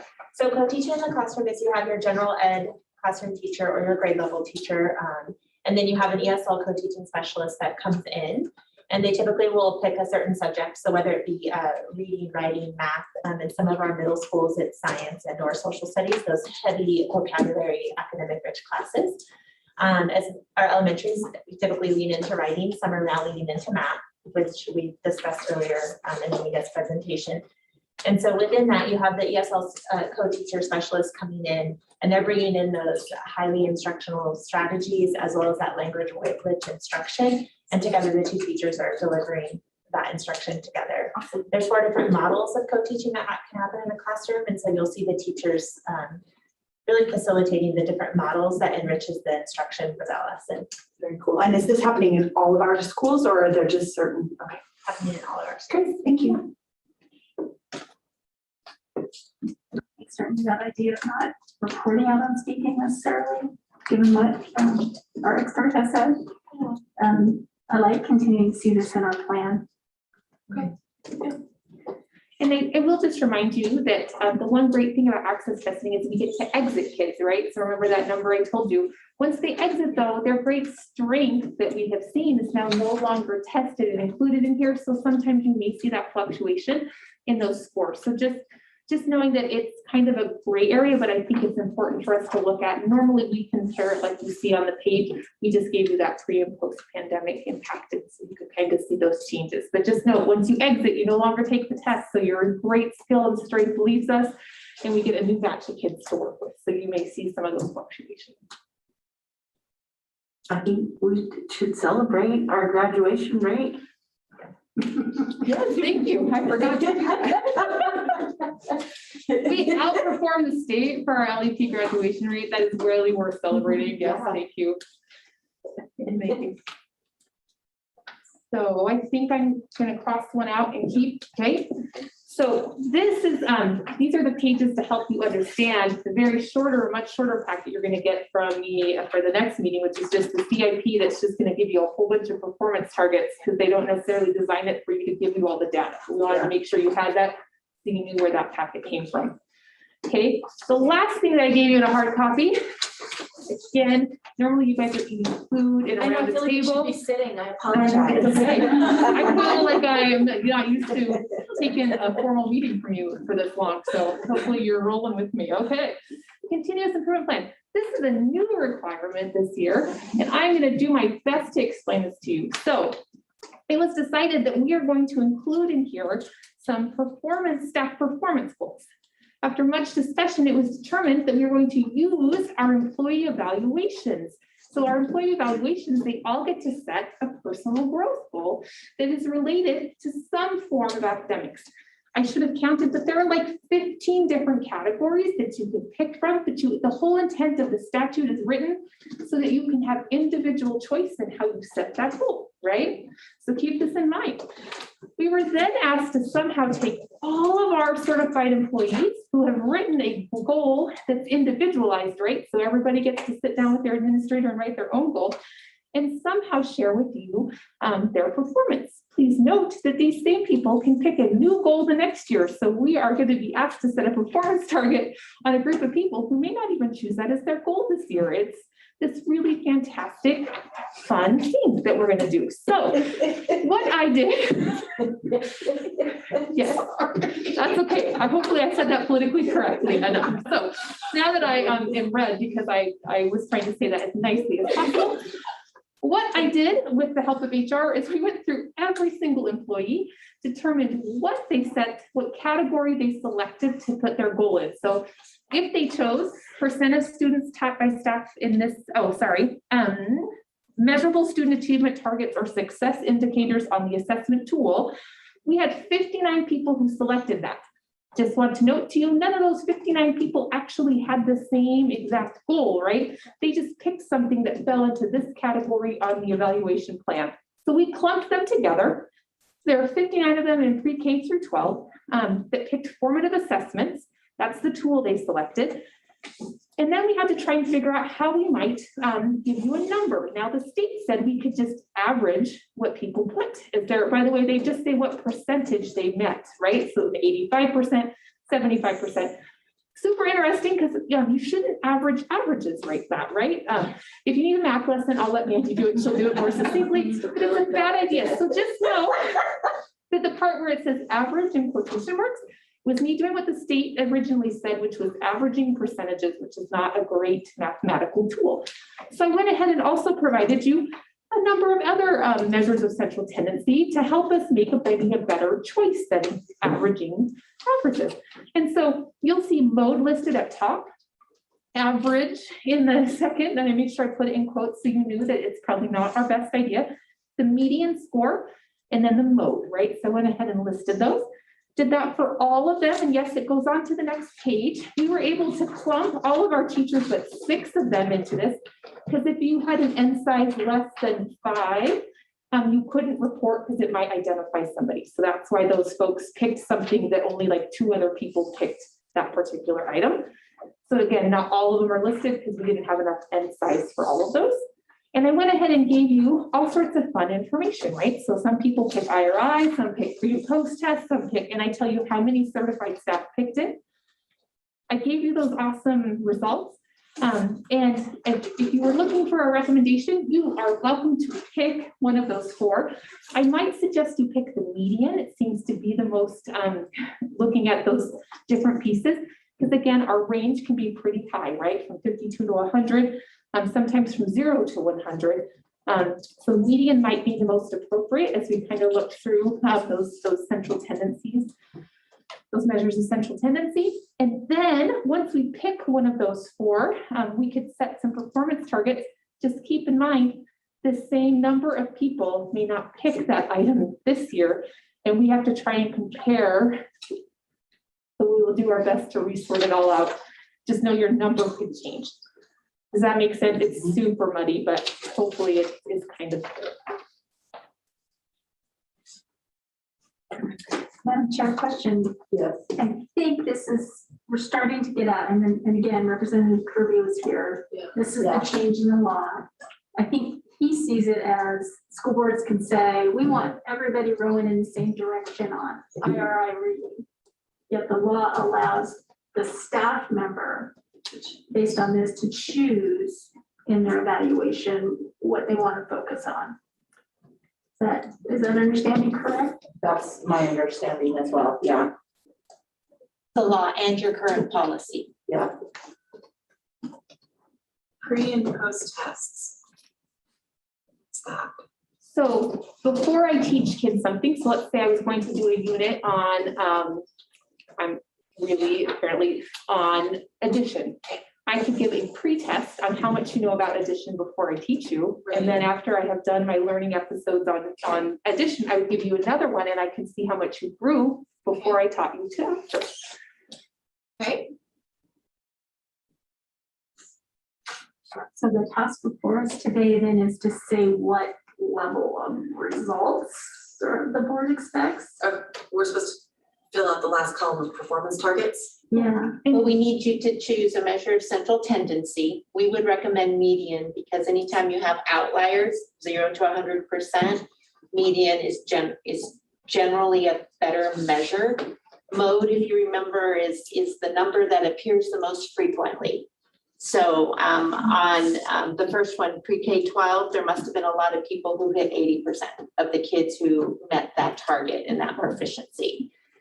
And then, as Anita suggested, we need to create, really from our perspective, some type of target, which may or may not be meaningful because we have no idea whether or not there will still be 59 certified staff members who choose formative assessment next year. Does that make sense? But it is our best guess at implementing this and this first step. But it's not, does that number really matter as long as we have more than 5? If we're looking at the median. as If the you're looking result. at the median. Yes, because we will only report on any of these if we have at least five or more employees that are certified staff who take that item next year. To the state. Yeah, yes, for their evaluation as a part of their performance evaluation.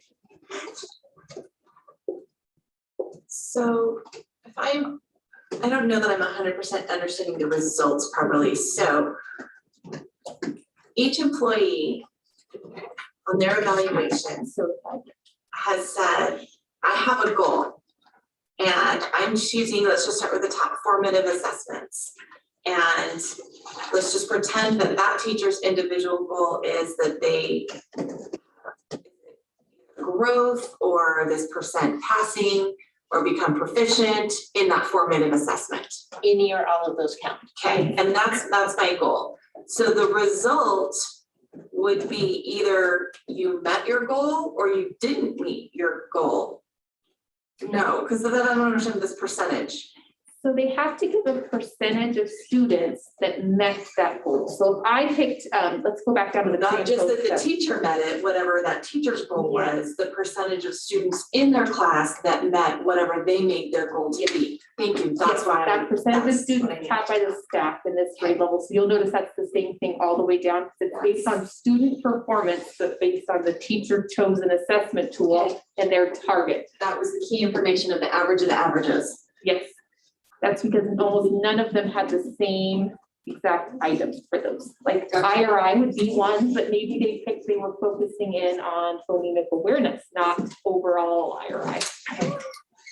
And I know I should know this, but my brain's getting a little tired. Probably the reason that we have 207 that chose the pre and post is because that is a requirement. No, because none of those things exist anymore. Yeah, they're likely to be folks that there isn't assessed on the ISAT or the IRI, but I'm teaching government. And so in government, I know I'm gonna teach this. So what's the pre, what's the post? No, I know what that is, but I was thinking, but I think it was for like the MEP. You had to have a pre-post target of 85%, but that's right. Was that only for the MEP? Or is that also for the last tier? So if you remember, in order to qualify to move to the professional tier, that middle tier, Okay. you have to meet the 50% benchmark of kids meeting that. In Okay. order to advance to tier 3, the advanced professional, that number moves to 75%. So that's why we have these numbers, is we're required to report them. Yeah. So on every evaluation, the teacher has to say, hey, 32% of my kids made the goal I set, or, and generally what happens is they give us a number and that percentage, and we'll figure that out for this next year. But those are really important, and that's what our HR department has to turn in through IC in order to determine whether or not they qualify to advance. So I'm thinking, because that needs to be collected anyway, it's probably the reason that the most number of people put it as their goal. And or because, remember, we also have to submit all of this in early May before we've done any of our big assessments, right? So Yeah. that's why you don't see ISAT reflected on here, right? Yeah. Because ISAT is not completed until after your evaluation is due, and you can't leave that blank because you don't get to move through the system. So that's why it's not as cut and dry as we think it might be. So Madam Chair, question, we are doing this because this is law and Superintendent, you said it's also policy. If we don't want it to be policy, do we change that or do So we when have to I do it anyway say, because when I it's law? say policy, our policy allows teachers to look at their data and work with their administrators in order to come up with a realistic goal. Okay. That's the part. That's the law. Okay. And I would encourage us to keep doing that. That's Right. exactly what we want teachers to do, is to look at where are my students? Where do I think I can move them? And let's set that goal and then determine if we're making progress toward that. So just to clarify my understanding, we could say, and again, I'm thinking about the lawmaker who floated the legislation successfully, have everybody row in the same direction. We wanted it to be reading focused. We need to change our policy to allow for that. Correct. Possibly, we also have to look at state statute, because our state statute on evaluation says that it will be collaborative with your administrator. And so, and it actually lists out all these categories that you can pick from. And so that's part of where some of that, our policy aligns with the state statute, and that state statute didn't change this year, which is unique when this is changed like this, but. Yeah, and it sounds like the way this is presented and with our policy, the goals that we looked at being recommended in the different areas required by our CIP, we really can't link these. Sure. Although that may be the desire of the legislation. Very, yes. Does that sound fair? Yeah, I think. So that I can help you get to your performance targets, which we need to do tonight. Explain to me again why you recommend that we use median. How is that calculated and why you think that's a good idea? So median, I took those 59 employees and we had their scores and put them in order from lowest to highest, right? What they got. So again, from 52% to 100, but, and then the most common was mode, 80% was the largest number of teachers.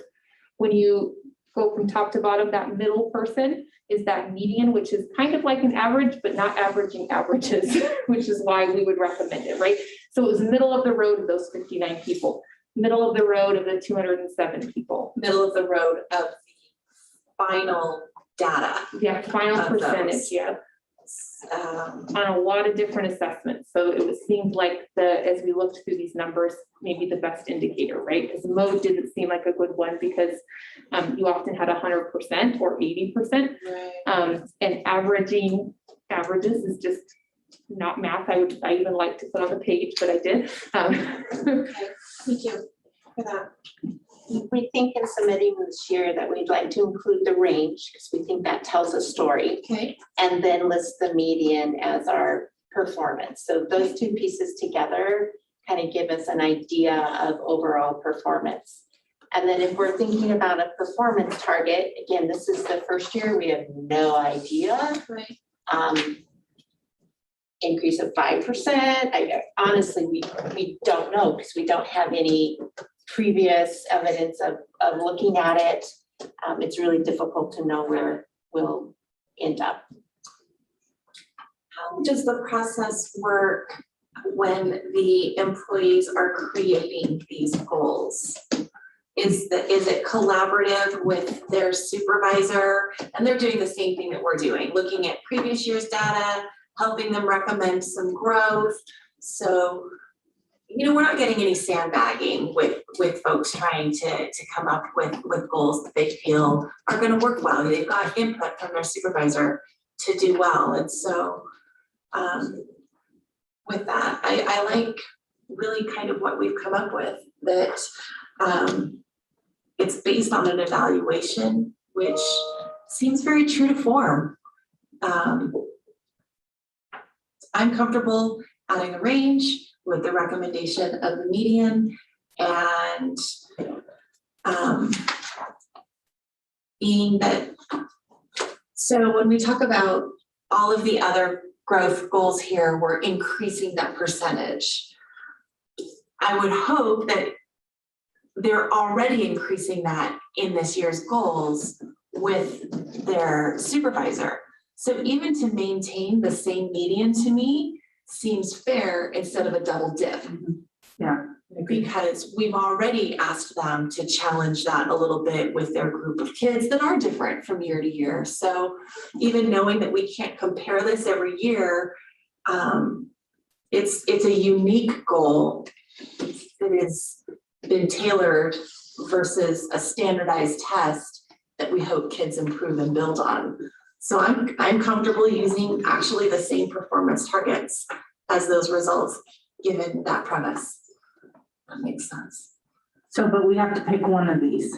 Well, Or I think we can do something range different. and median, and if you're comfortable using range and median, I will just do a median performance target that matches what our median result was for 2021. And I heard everyone's statements correctly and all the head nods. I mean, I do like seeing, even though it's not a true mean, but I do like seeing the average, the median and the mode, because that, right? I mean, that first one means that 80 is a really good number, because you got 80% for all three of those. Where you have a variation in those numbers, you know, like the 35 certified that are the IRI, and you've got 78, 80, and 100, like there's a further distance between those averages, right? All those indicators is not as great a number. So you got some outliers there that are pulling your data one way or the other is what that means. So, I mean, I like seeing it, but I don't think we need to have it for performance. We also get that same information just in those first numbers in the range. I mean, does that range help or is that different? No, because it doesn't, because you really could have, like, you could have no mode, for example. Yeah. So like in that first set of data, you could have a number between 52 and 100, but all 59 of those staff like have a different percentage, right? Between 52 and 100. Right. Yeah, I see what you're saying. Yeah. Madam Chair, would you take a minute and say, give me a hypothetical, Allison Westfall is teaching kindergarten and I picked the Idaho Reading Indicator. What would be my performance expectation? Say on K-5, percentage of students taught by staff.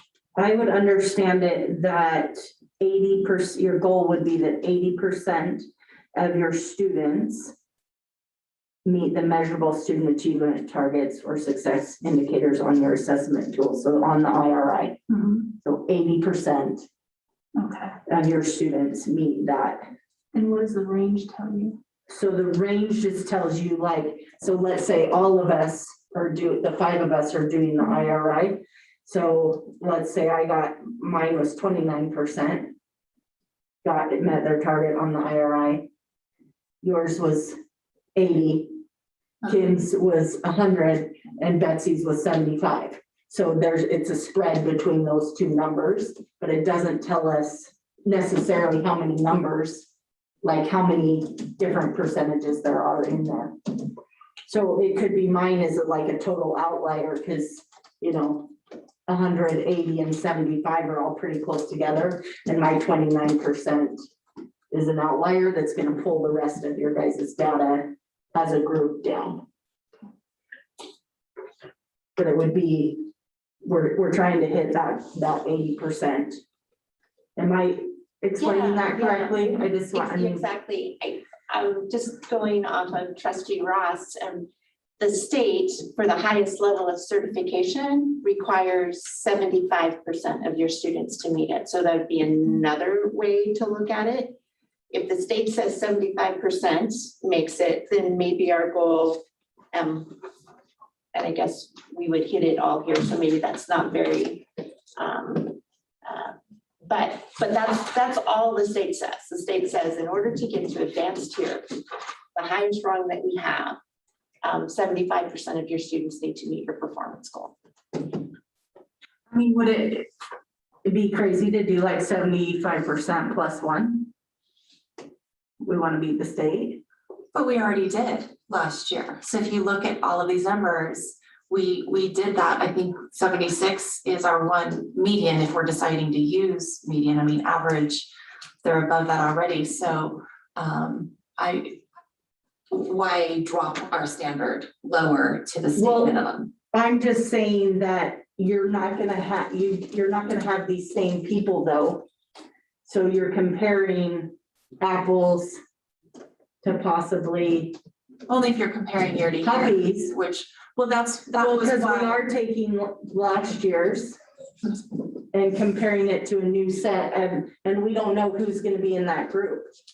That was why I kind of asked the question of how they're being determined and are they working with their supervisors to talk about their unique situations and how that's being created. So I'm relying then upon the expertise of those in the building that are working with the teachers, with each of their supervisors to do that. And that gave me good confidence that they are individual and we can get some high numbers that don't have to be that state minimum because we're not comparing year to year.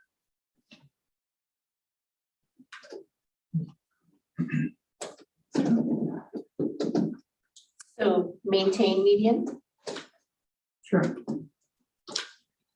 Would the one that's 75 need to be 75 point something?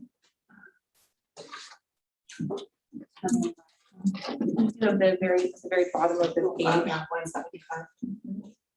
That was so a minimum 76.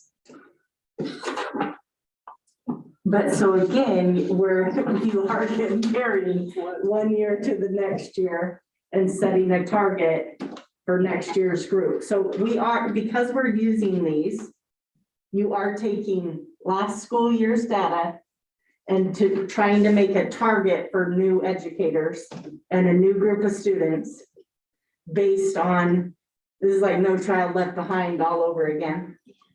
Where you're judging teachers based on last year's teachers' data. This is one of the areas that I think when we created this law, that perhaps there's an unintended consequence that wasn't 100% thought through, and maybe is an area that we can work to bring some clarity so that it makes a little more sense in the current evaluation system. There's probably not a real right answer because statistically, any of these things that we're doing and the way we're doing it really It's not isn't fair. statistically valid. So I'm only saying if we're gonna stick with the median, which I'm okay to stick with the median. But then I don't think we should say, well then, oh, but that one's 75, so we should bump it up to 76. Think we should say, we'll take the median. Okay. And say next year, or for this current year, our goal is to meet that same median. Just keeping it the same. Have all of these individual goals already been completed for the 2021-22 school year? Not yet, we're in process. We're in process of collecting doing the it. So data. some have, but some haven't. You're right in the middle of it. And so what we wanted to connect this for you is that law also requires you to approve all of these individual performance goals. So we are wondering, I think Trustee Westfall, you mentioned, is there a NAPA way? We were wondering if this could be the NAPA way. We would collect these in the bucket. And what will help us this year is we can actually collect the N that they're doing. So even though I have a classroom of 30, I may be focusing on 15.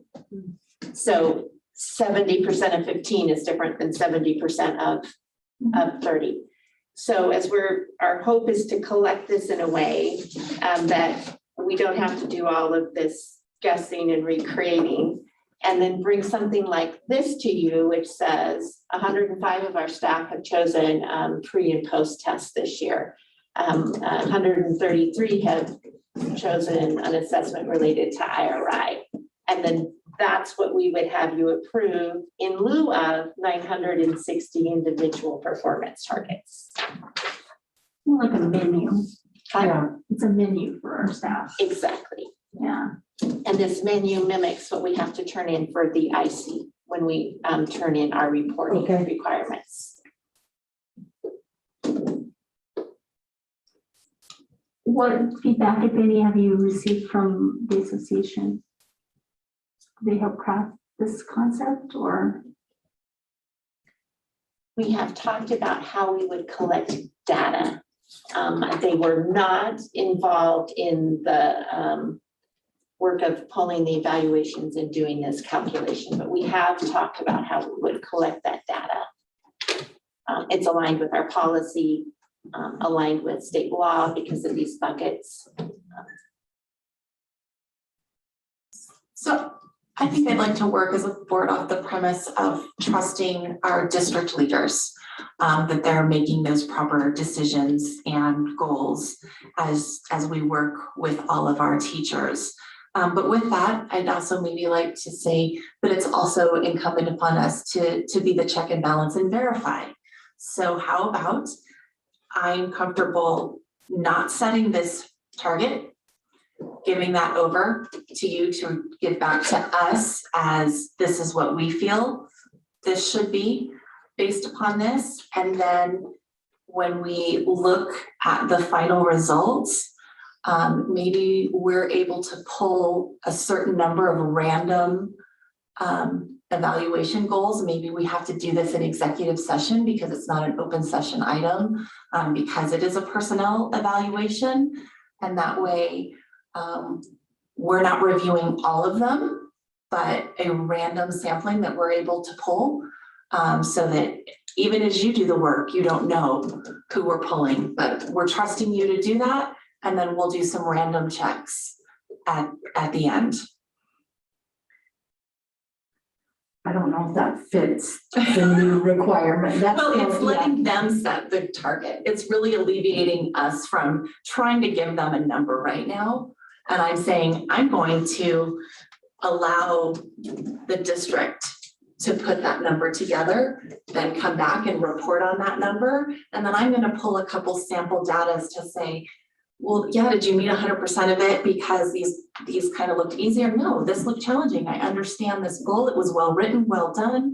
I see the results of it. That's great work. Like you can see that when you pull an individual. I think we need to ask our attorney if giving it to the discretion of the superintendent and her team Okay. would be legal, or Okay. we're expected to come up with this numerical target. Okay. Would that be, if I think that, and then I don't know about my understanding is that we have to look at those that set the goal, right? So we can't just randomly pick folks but I don't know. I mean, this is new. Yeah, it is new. Right, I Yeah. do think the one thing that's pretty clear is that you are approving the individual performance targets. Yeah, And we're trying to find a way where you don't have to look at 960 different performance targets. And this would be pre, right? It would make Yeah. sense for you to approve them at the end of the year because Right. teachers have been working. So we're just trying to find a process where you are clear that here are the tools that we're using, how many people are doing it, the grade span, if we can narrow it down, those type of Yeah. things to get as close as we can to these groups. yeah, Continue to think on this. It's new. yeah. It's very new. And so I appreciate the opportunity to have this conversation. And when this needs to be done by October 1st. So truly at the next regular business meeting, you have to have direction. You actually have to, I think, approve it, not just direction, Approve it, but so I think you direction have to is now. approve it. Yeah. Okay, then I'm gonna pull back that comment and say maybe we have to take a stab at it. Okay, Which I mean, what I heard was median, right? Mhm. Like, and I don't have I think I was the only one that possibly said no to the median, but so I'm fine with median, because I'm seeing everybody else is fine with median. And then the other thing I heard you say, superintendent, was that, do we feel like this is okay of a format to approve once you do have this year's individual evaluations, seeing something grouped in this kind of way, we wouldn't have the range or the targets because they wouldn't have necessarily done their assessments yet, or whatever it is they're using, right? On students, we would just have like the 1, 2, 3, the first 4 columns. Because we're approving their goals. Because we're approving the goals that this current group of certified staff have chosen, So knowing the number who have chosen this goal using this tool. which is Correct. separate than what's in the CIP, but kind of related in the format. Does everybody feel okay about the format for that? Okay. More, do you need more from us on this, other than the median? Median, and then what you'd like to see for growth. So are we keeping it at median? I think we said what the current median for this last year was. Yeah. I will prepare this for the next meeting with what you just said, so then we can also, if I need to make changes, if I can, but again, goals to that approach. Sound okay? Yes. Yes. Okay, and you're feeling good about this part? Yes. And the only new thing I will bring to you is some growth information that we're still waiting for the state to calculate. Excellent. And it will be included in the document as soon as I get it, and then I'll publish it. Thank you. Awesome. Appreciate it. You're welcome. Thank you. Thank you. Yeah, can we take just a short recess, please?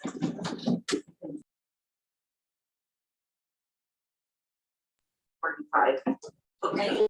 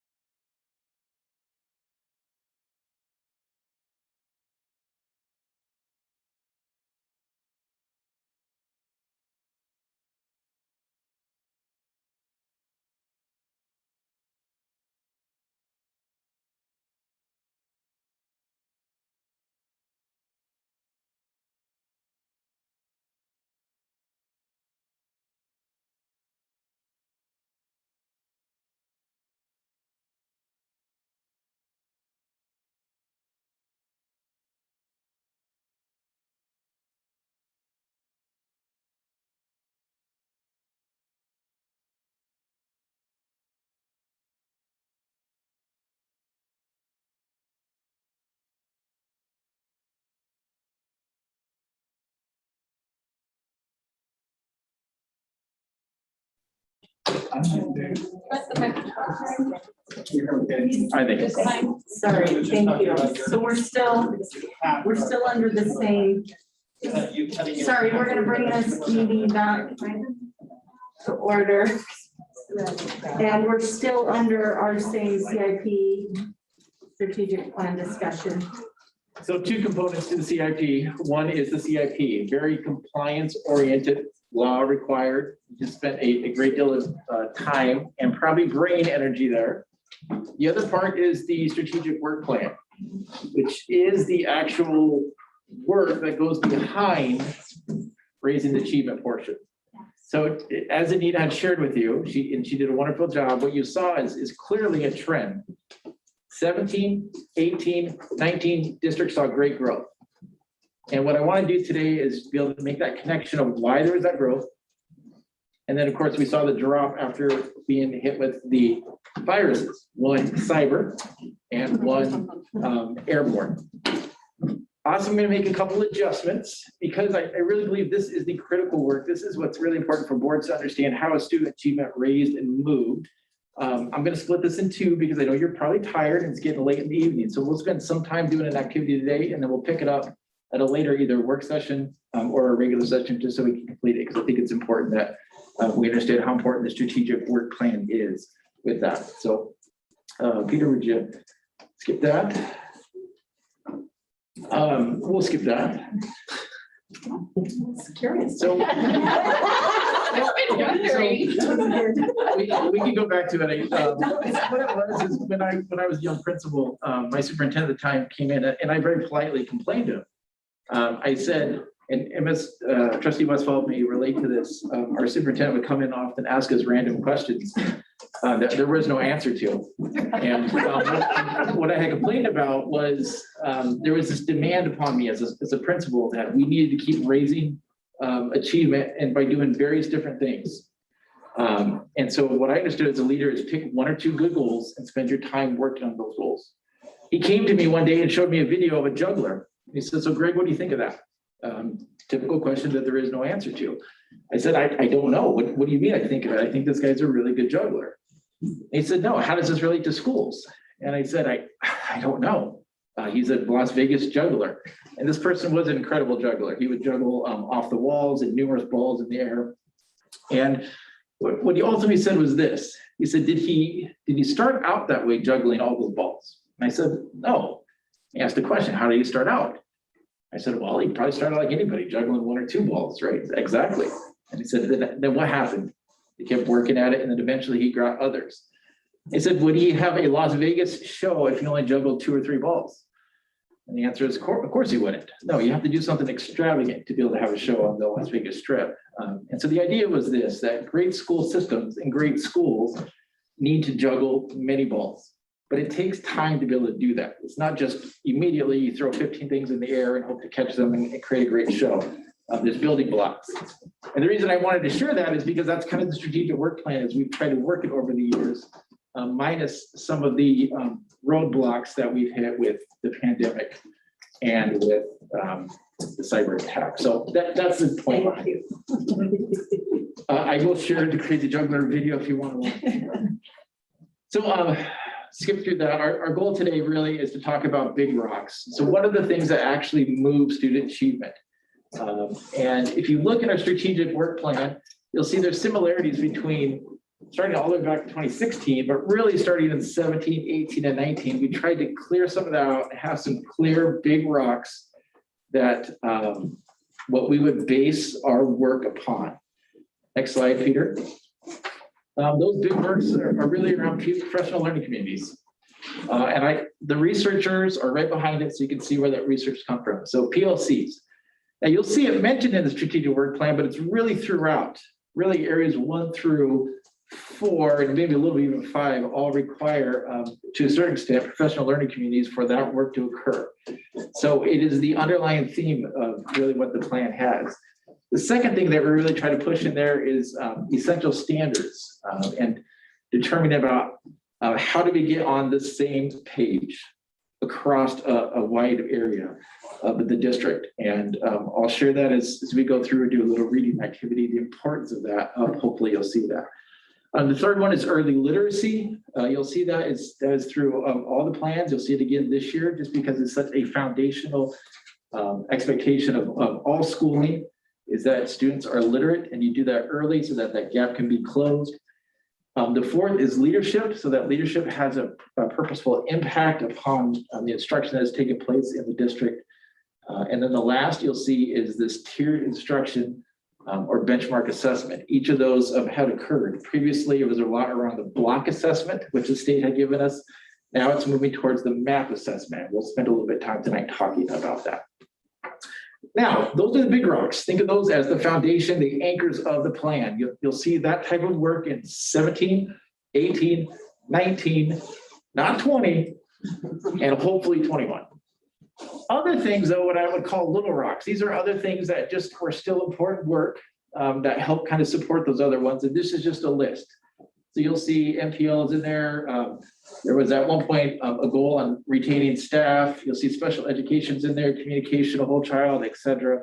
Those are all really important things that we need to. And again, the reason they're in the strategic work plan is to help us kind of move in the same direction, but they're not the foundational things. So those things you will see, some will come, some will go as we make some growth and progress. That data that we showed when we were outpacing the state, when we were making double-digit gains in some of our ISACs, when we were at grade level and closed that gap in our 5th grade, those things were because of this. And so some of those will fall off and some will come on. So it's very data-driven why some are here and some aren't. And if you would like to know more, I'm happy to speak in more detail about where those came, where those went, but keep going. So again, really 17 through 19, we try to really anchor the plan within those key components that the research says move student achievement. 2019, again, 1920, realizing 20 is when the pandemic hit at the end of that year, and when the first virus came. We still had those big rocks, but we try to focus on a couple of others more specifically because the data showed us. An example was 6th grade math. We saw that 6th grade math had been flatlined. So we had put some work into that plan to try to make sure that we can close that. If you would talk with our middle school administrators, they were really excited. Had not the whole year been just demolished by COVID, had we had an opportunity to see what would have occurred based on some of those plans. So that would have been a more smaller rock. So as we start with these big rocks, we see our data come, and then we try to strategically narrow in is what we're trying to do. 2020, sorry, Peter. 2020 was different. 2020, the plan was just to keep schools open, to operate as we could. And much of it was around mitigation, COVID, understanding what that is. So I think that should hopefully start to see why there was growth and why there was that drop, as much of the 2021 plan was just around trying to mitigate the pandemic. So as we write this year's plan, our focus is to move back just to those core areas, those big rocks that we had, to ensure that those are strong and moving our district. They kind of reset us back to the work that we had done previous that had got us that growth. So what you'll see in this year's plan is some of those big rocks. Early literacy, you'll see that with our IRI skills, you'll see a goal around that. You'll see work around professional learning communities and tiered instruction. You'll see goals around benchmark assessment and using MAP data to help us do that as a district. You'll see there's leadership goals in there. You'll see there's essential standards work around reporting and clarity and coaching. All of those tie into essential standards. And then whole child, you'll see the whole child goals in there as well. So the MAP assessment, I put a little video there. We're not going to watch it tonight, but if you would like to, just for curiosity of what it is, you can see that. What it is a computerized test. It is nationally normed, and it was nationally normed right before the pandemic, late 2019, 2020. I think it was 18,000 students. It might have been a little bit more, where they do a statistical analysis of the assessment to make sure that it meets the needs. And what it does is it has a high connection to the SBAC. So students will take this exam. They'll get a RIT score, which is the student's zone of proximity, essentially what they call it, which means this is where the student's learning is.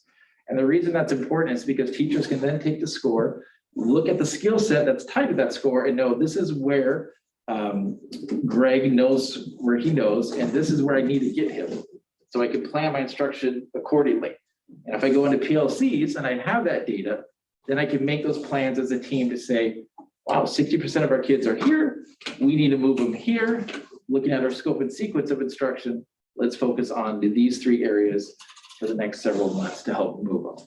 So that's the purpose behind the MAP assessment. We're going to give it in the fall, starting shortly, and then in the winter and in the spring. Now, the MAP assessment has a long history in Idaho. It was actually the assessment that was used as our ISEP prior to the SBAC coming on. I believe it was 02 through 14 is when we used it. So it does have a long history. It's something I used when I was a teacher, something that we used when I was a principal. So I'm familiar with kind of the RIT scores and how that works. And we think it'll help us, and you'll see that in the plan, help us kind of gear where our students are, so that when we take our assessment this spring, it's not a surprise to us. The curriculum management plan, that was another question that came up as well. Ms. Mon is not here to be able to share that with you, but she did record a video. So it's a 7 or 8 minute video that you can watch that'll go in much more depth about it. But I'll give you a general overview. And if you have questions, we're happy to share and present more time on it. The curriculum management plan really focuses on housing all things curriculum, from the actual things that we teach to the texts that are used, to the assessments that are used, to how it's reported, all in one encompassing area. So the goal is to provide direction, clarity, and transparency around it. And again, she'll go in much more detail about that. We also, next slide, Peter, include several examples of where you'll see some other school districts who have used a curriculum management plan. So the goal would be to have this one-stop shop that would include all that information, so it's more clear to everyone involved what that is.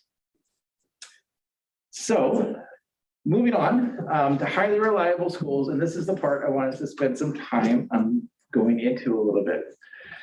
Because there's pieces about what we're going to read that tie back into our strategic work plan, and some of the questions that we have for us to kind of look through it. So if you remember in July, we had gone through these levels. You know that there's 5 levels. Those levels are hierarchy, which means they support on top one of another. Safe and supportive collaborative schools is first. Effective teaching, guaranteed viable curriculum, standards reference reporting, and then competency and mastery. So they layer on top of each other. What I will do in our next time together is we'll go through our plan, and I'll ask you to see where those areas are. And what I hope you do is if you can have a general idea and start glancing through the strategic work plan, you'll see there's connections through all of those. So that's the work we'll do that I was hoping to do tonight, but we'll do it in another session. But what we'll do next is spend some time looking in our highly reliable schools book. And I have an activity for you to do. It's the first 6 pages of the book. There's actually, if you have your book, that's great. I put hard copies on there. And if you flip over the blank piece of paper that you have on your desk, it should be in the front there. Yep, kind of looks like this thing. This is an anticipatory guide. It is a reading strategy that you can use. It's actually highly effective of getting the mind to think through about what you're about to read. And so here's what your job is to do. The before reading category, do you see that? I want you to read the statement, and before you read, you write true or false next to it. You don't need to go into your text, don't look it up. Just read basically and see what is that answer, what I think that is. Put true or false next to that, okay? I'm going to give you a minute or 2 to kind of read those 5 statements, put true or false in the before reading category. And then I'll tell you our next step after that. The acronym PLC, making sure I know what it is. Professional Learning That's Community. what I assumed. I want to make sure I have the right one. Thank you.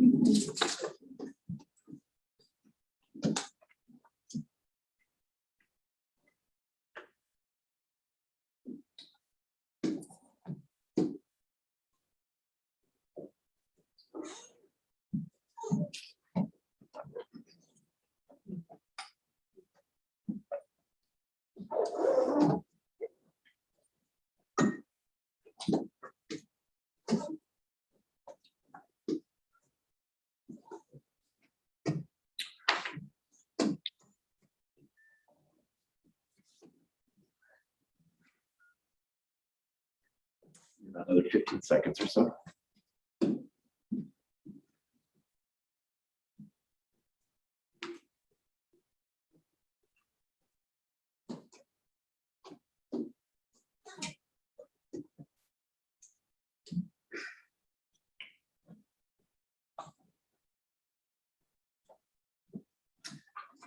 All right, if you have your books with you, what I'd ask for you to do is do a kind of a quick read. We're going to read pages 1 through 6. It is the same. So if you want to mark it up, you can.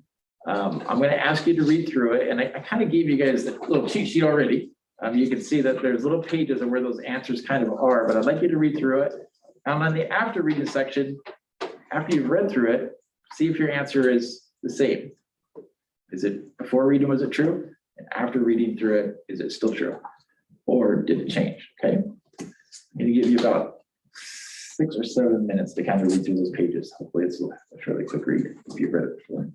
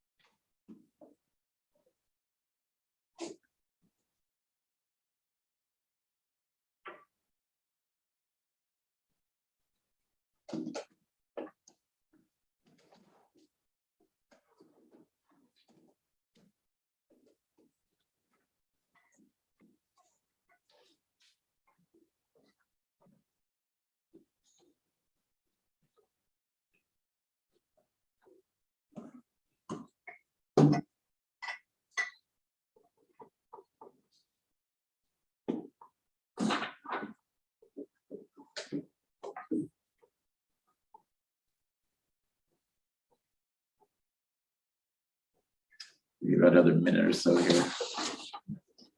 May not be all the way through, but that'll be okay.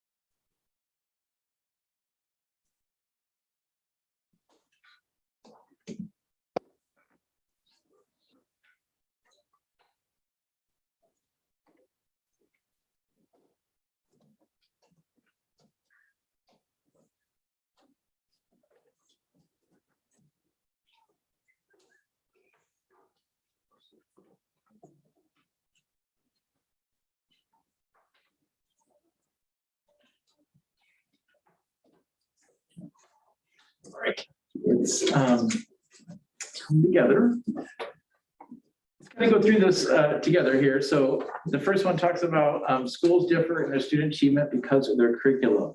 True or false? False. It's false. So why do schools differ? Teacher. Effectiveness of teachers. The What is this? variability of teacher effectiveness. Variability.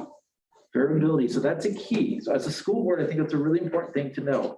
Variability is one of the #1 ways that we can improve student achievement is by reducing the variability which occurs through within the system. That's really vital. You'll see what he talks about there is if we don't, what you end up doing is you get the educational lottery. And that goes back to what you guys kind of had said earlier, that teachers, maybe this teacher varies and this teacher varies. And so depending on where you go, you're kind of like that ping pong ball with it. So by reducing variance within the system, you're actually able to raise across the system the ability for all children to learn. So that's a really important one. The second one, the PLC process is the foundation of highly reliable schools. Is that true or false? True. Yeah, absolutely. It is a foundational one. And so what I'm hoping is you'll see through our strategic work plan, you'll see that foundation through. And going back to that big rock we had talked about, PLCs are a foundation for that, for much of the work to occur within it. The third one there, the big three that drive a PLC are a focus of learning, a collaborative culture, and being results oriented. True. True. Absolutely. So, what is a PLC? What does that stand for? Really what it is? It just sums it up in those three things. It's really a focus on learning, it's working together, and it's ensuring that results occur. Number 4, the fourth one is a really important one. A school's purpose is to provide the necessary knowledge, skills, dispositions that enable them to learn beyond school. True or false? True. Actually, no, false. And here's why. It is a little tricky, admittedly. I played a little dirty with that. The reason is because schools must ensure, not just provide, and that's critical. So just providing the ability to learn does not necessarily mean that all students were, according to research. We must ensure that. And why that's important is because what you'll see in our strategic work plan is that for even students to level that field, a student that comes from great need, we need to help them achieve that. We just talked about with our English language learners, if they have a language barrier, we need to give them the co-teaching, the strategies to help them accomplish that. So districts must go above and beyond simply providing. Simply providing will not ensure that all students learn. We must do everything that we can within our power to do that. And that's what the research hits and says. The last one, PLCs require teams to make decisions rather than individually. So do they work as a team or individuals?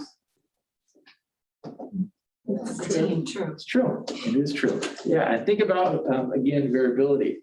So when, the reason why I want us to do this is I wanted to think about some of the key parts. One of my favorite football coaches is Urban Meyer. Urban Meyer won 2 national championships with the University of Florida, and he was hired with Ohio State as their coach. And the Ohio press asked him a question, Urban, how are you going to guarantee that you're going to have the same success here that you had back in Florida? And he said something that really stuck with me, and it can relate to education in this way. He said, well, it's actually pretty simple to win. He said, you get great players with great coaches, and you win a lot of football games. Now, of course, there's a lot of complexity tied with that, but that's how he summarized it really. for us to be able to move student achievement, if we reduce variance, we get great teachers to work together, and then you ensure all kids can learn, you can make movement. And in our strategic work plan, those are the things that we're trying to do: reduce variance, get great teachers to work together, to ensure, provide the necessary things that we need for all of our kids to have that ability, and that will help us move forward. So this activity, I'll bring this up again, but wanted to really highlight those big things. If we can think of that formula, then we can move forward and get back hopefully on track and meet some of those goals that we just spent so much time talking and going through. So these questions may not make as much sense, because I was going to have us spend some time going into our plan, looking at some of our highly reliable schools levels, and I will do that at another session. We're going to have another session. When we do that, these are the questions that I'm going to want you to think about. Does this plan provide our district the right work? Does it focus on the right work, the things that we need to? That's a big question. And we'd love to get your thoughts and input on that. Are there key research-based areas that we aren't addressing? So are there things that you think, oh, maybe we're missing the boat in these areas? That would be really helpful. And then my whole goal was just to get us more familiar with the plan as we dig into it. So we'll have another opportunity to do that. I'll rehash this again because I know it's late. I know we're probably tired, but all this was really important information to help us understand some of the work that's taking place and some of the thought processes behind that with that. So I try to do that as quick as I could. I'll take questions. I know probably it's late, but I'll answer any questions I can. Madam Chair, if I may, just one question on the math assessment. You said that was what we currently did use for many years. Correct. And then have gone away from. Was that what, just for clarity in my own brain, that's what the state was using, that was required. And now we're just using it by choice in order to get data to help us understand along with the other state required tests? Yes, yeah. So the state had used that as its year-end assessment. They used that for many years. When the Common Core came through, the state changed to the SBAC assessment. Okay. So that went away. And so for us, what we'd like to do is be able to have a bigger No view, surprises at the end of the year. yes, of our students. Where are they at now? And that's actually gonna be really helpful because the last assessment they took was in the pandemic. Some of it, we don't know how much data it is. So it'll give us good data to be able to plan that instruction I talked about earlier of looking. So that's a choice that the district's making to use that tool. Correct. Okay, thank you for explaining.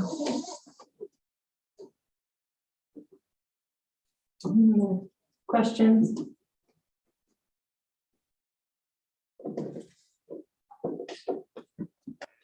Surprising. And I think part of it is because I think we've got to be led through the second half. And so it's tough right now, I think, to have much It is. until we get into it. So We'll dig into it a little bit more and have some time. I'm excited to do that so that hopefully we can look through this and see some of the things that we're reading here and rehash this again and see if it's in there. And so I guess my only follow-up question is, will we be going through the 25 strategic goals as written? Is that part of your? So part of what it's going to have you do is read through the plan and look through and see where you can find the highly reliable school levels. And if you could, the actual indicators, because you'll see that plan is really how they connected to that work. And it'll give us an opportunity to read through each of those goals, each of those steps. So that's what we'd like to do. You have a question on that?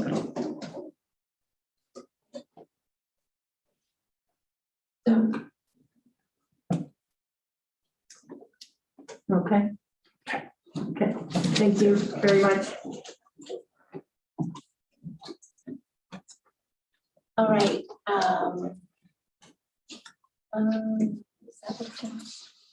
Oh, yes, it is the COVID data update. So this is information that we summarized. We've been keeping information out to the board pretty frequently as things have occurred. Work to summarize, work to answer some questions that you had. Mr. Jers, can you make that like lots bigger? Thank you, appreciate it. And I wanted just you to see the three main sites that right now we're kind of looking at. Certainly, we're meeting with Southwest District Health on a weekly basis, going through that. Have checked in with the Idaho Department of Health and Welfare, but here are some references here. So on Monday, the 30th, I started alerting the board about absences that we were seeing. First week of school, first couple were more than what we generally have. But honestly, they started escalating on Monday, the 30th. So really consistent with what's happening across the state. Been in contact with folks in Eastern Idaho, Twin Falls. Up north, they just started this week, so we don't really have good data coming out of the north area. But generally, we're seeing across the state, kids not missing, because we know where they are. They're coming to school, but then they're home for 2 or 3 days for being sick or that type of stuff. So not missing, like last year, we had no idea where they are. These are students that we actually are seeing, they're checking in with us, but they're home not well. I summarized the results that we were seeing on Monday. Those trends have held pretty consistent throughout the week. And Peter, can you go up a little bit higher? I just reminded you that if we were using the plan from last year, these numbers would be numbers that we would be doing some additional mitigation strategies, because they're attendance numbers that we just really don't see. It connects with what we're trying to work in the state board in thinking about enrollment versus attendance. Attendance when it's not strong, and that's our funding factor, is not good for us. So anytime you have the opportunity to talk with our legislators or state board, you might explore the idea of enrollment, which is how we were funded last year, if you remember, versus attendance. Our staff attendance has us pretty significantly concerned. Again, I've tried to keep the board informed on certain areas where we're experiencing abnormally high absences. We worked with Centennial, for example, where we had a number of our primary teachers out for various reasons. And I don't get to tell you why necessarily, because that's a group of 6. Some were COVID related, some were not COVID related, but they weren't there to teach kids. So we did institute a required mask requirement for our staff, hoping to keep our staff safe and in school. We did survive that one. And then talk to you a little bit about Snake River, really similar situation, multiple staff members out throughout the district or throughout that building. Particularly related in our special education classes, but throughout the building, nearly a third of the staff, right at a third of the staff, maybe a little bit more of that were out. And so we felt like we really did need to close that building, trying to give it a couple of days. Our absences looked better today. We still have some folks who will not be able to return for a while, but we do think that we'll be able to cover those classrooms. And when I say cover, that's not a great solution for us. We want to provide strong instruction, right? We want to have a certified teacher in front of our kids really consistently. And if our staff are out sick, we're not able to do that. So we have been because we didn't put this guidance in any of our opening plans, we have been starting these conversations at these benchmarks, which were the benchmarks we explored with our reopening committee last year, if you remember. So it's not a mandatory we do something, but it is a conversation. So are we able to have substitutes? Are we able to rearrange classrooms and reorganize those type of things? Substitutes. Today, what was really nice is we actually had 40 of them kick up jobs. I think that's been the high this year, but we still had 24 classrooms that we had to cover in other ways. So asking our teacher to give up their prep time, or asking a teacher to split somebody else's classroom and have 30 children in their classroom instead of 20 children in their classroom. We have not once yet this year filled all of the requests for substitutes that have come open. And again, I've tried to keep you informed on what that pattern looks like. We generally, in a normal year, not last year, but the year before, pretty consistently could fill 70 to 80 and feel pretty good about that. We got nervous when we had 100 requests, but knew that we could still do some things.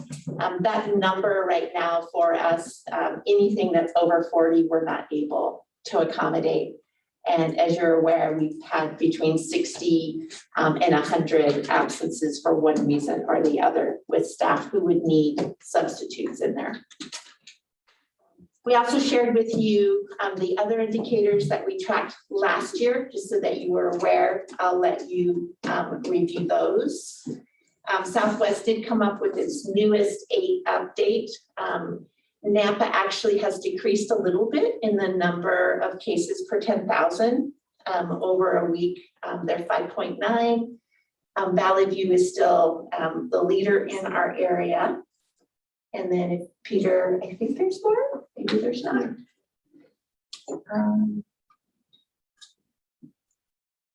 Other cases, and we've seen the headlines in the paper.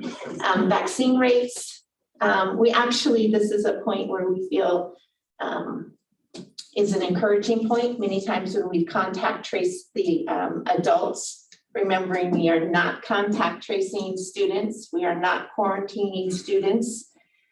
But with adults, when we're doing that, many of our teachers are able to stay in classrooms because they are fully vaccinated and they just take some additional precautions and watch for symptoms. So that's an encouraging thing happening. We gave you some additional stats there.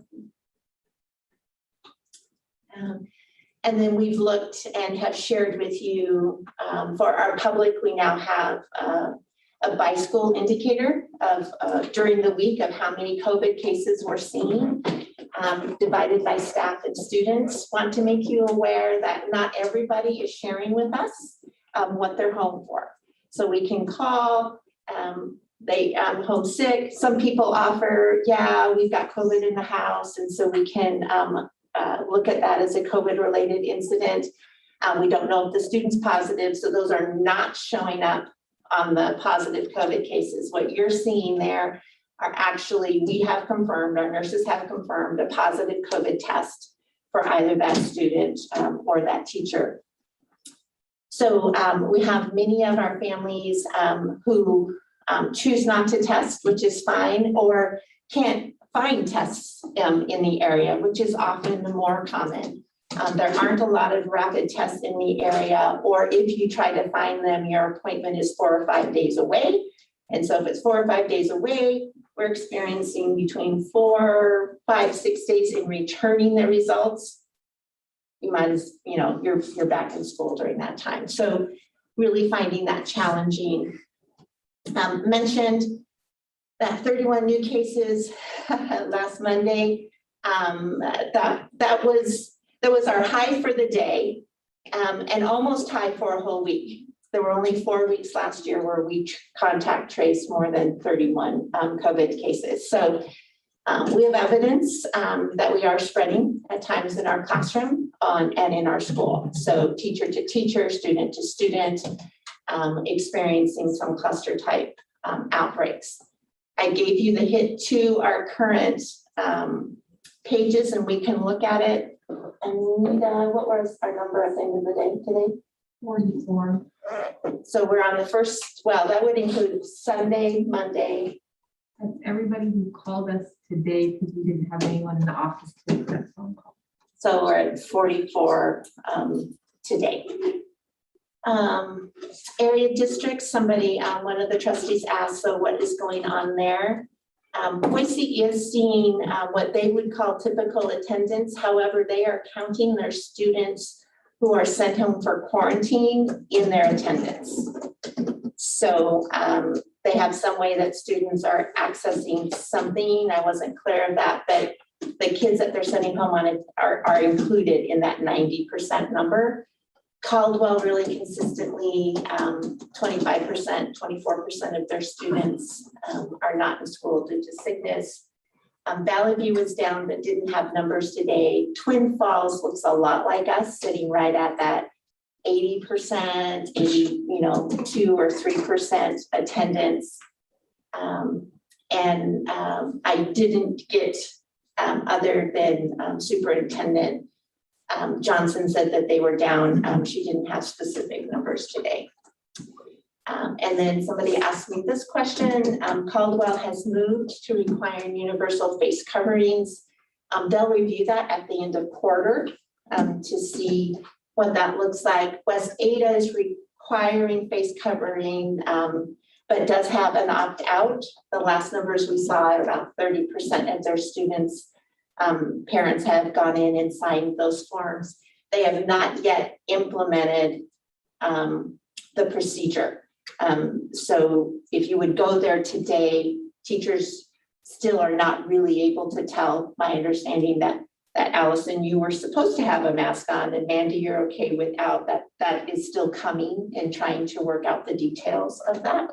And then Chino Valley View, Middleton, and Napa currently have a strongly encouraged mask policy. Questions there? Madam Chair, are you taking questions out of this tonight? Do you want us to wait until tomorrow in lieu of time, or do you? My expectation is that we're ready to make a decision tomorrow, so Questions are okay. questions are okay for tonight. Okay. Do you mind if I start? Yeah, no, That would be go great. right ahead. Okay. And one piece of information you sent us, and I'm sorry, I can't remember where, you mentioned that maybe the governor was giving some sort of indication that enrollment versus ADA, that maybe it would change. Do you have any update on I that? do. I checked in with the state board president today, Mr. Kurt Liebig, and they're aware of the situation. They are open to that. What they're hoping to do is to collect some additional information. What we need to be able to do is to look at Boise's numbers and Napa's numbers and understand if they mean the same thing. So if Boise is saying we have 90% attendance and Napa is saying we have 85% attendance or 80%, are we counting it in the same way? And then they do want the North to get in session so that we can do that. So they're aware of it. They want to collect some additional information, and I think are still open to pursuing some ideas related to that. Okay. Do you care if I just keep going with the things I wrote down while you were talking? Can you help me understand how long the application and approval process is for substitutes? Like, how long does it take if there's parents that are seeing the need and say, oh, I'd like to do this? How long before they can actually be in the classroom teaching? What does that look like? Is Gwen online?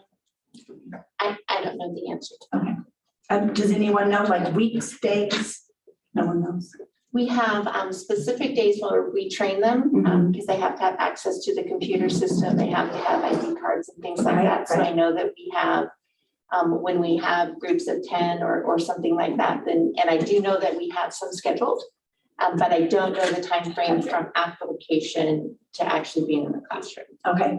And then the next question is, you also mentioned in some correspondence this week that sub pay was going to increase. Can you give us a little bit of information about that? I don't have the numbers in front of me. Okay. So it's $95 currently per substitute, and then we have a small pool of subs that that we just assign, and they get 105. So these are, they don't get a pick where they go. We just assign them to maybe harder jobs to fill. And then our long-term sub pay is going to 125. So can someone choose if they were in that 105 group, they'd say, oh, I'll be one of your subs that doesn't have a say, I'll go wherever. Is that a choice that they make? There's a small group that they do that with. There are some buildings that are harder to fill than others, right. Positions that are harder to fill. And so there's a small group that we do that with. Okay. Okay, my next question is about attendance. Is there a way to help us have a better understanding of attendance with COVID versus not COVID? For instance, I have a child who's currently out of town, so I know that child is, being counted. I have another child who woke up this morning, I think due to the smoke, had a runny nose, and so I was like, no. But then part of me as a mom panicked because I thought, I don't want you not to be in school because then the attendance rate comes down and it's gonna, you know what I mean? So I had to kind of juggle with. Well, we might go home. Yeah, exactly. which she did. So I was trying to figure that out, but I think maybe parents are juggling with that. They, see the news report, Amanda's down 20% attendance, and you think, well, I want my kid to go to school or they're gonna shut schools down. Or, is there a way that we can have maybe more of a clean, like, I don't know what that would look like, but say attendance, 8% are actually out for COVID. The rest maybe have other reasons. Maybe it's doctor's appointments or traveling or, I don't know. So, Is that possible? Yeah, well, we are trying to get there. We do have a code that we put in when we know the absence is related to COVID. That could Okay. be positive, that Right. could be quarantine, that could be Exposure, right. any number of reasons. And so when we know that, we're putting in that code. Okay, What generally happens is that we don't know that. right. And so we are at our elementary, can be calling 75 people a day. And if we get through that, then we can get a few more over there. Our high schools are calling and tracking 300, 400, 500 kids a day. So we're not able to get through all of that. So if they tell us, if they tested, if a nurse hears something and she checks it out, we are marking it COVID. But the fact of the matter is that we're just not hearing or seeing a lot of those things. Right. We're getting better with staff absences to know whether or not they're COVID related or not, because we do have some staff that are staying home because they know a spouse tested positive or that type of stuff. And I think we're getting better at saying, hey, you need to call us, you need to tell us, we can work with you. So we're getting better with our staff members.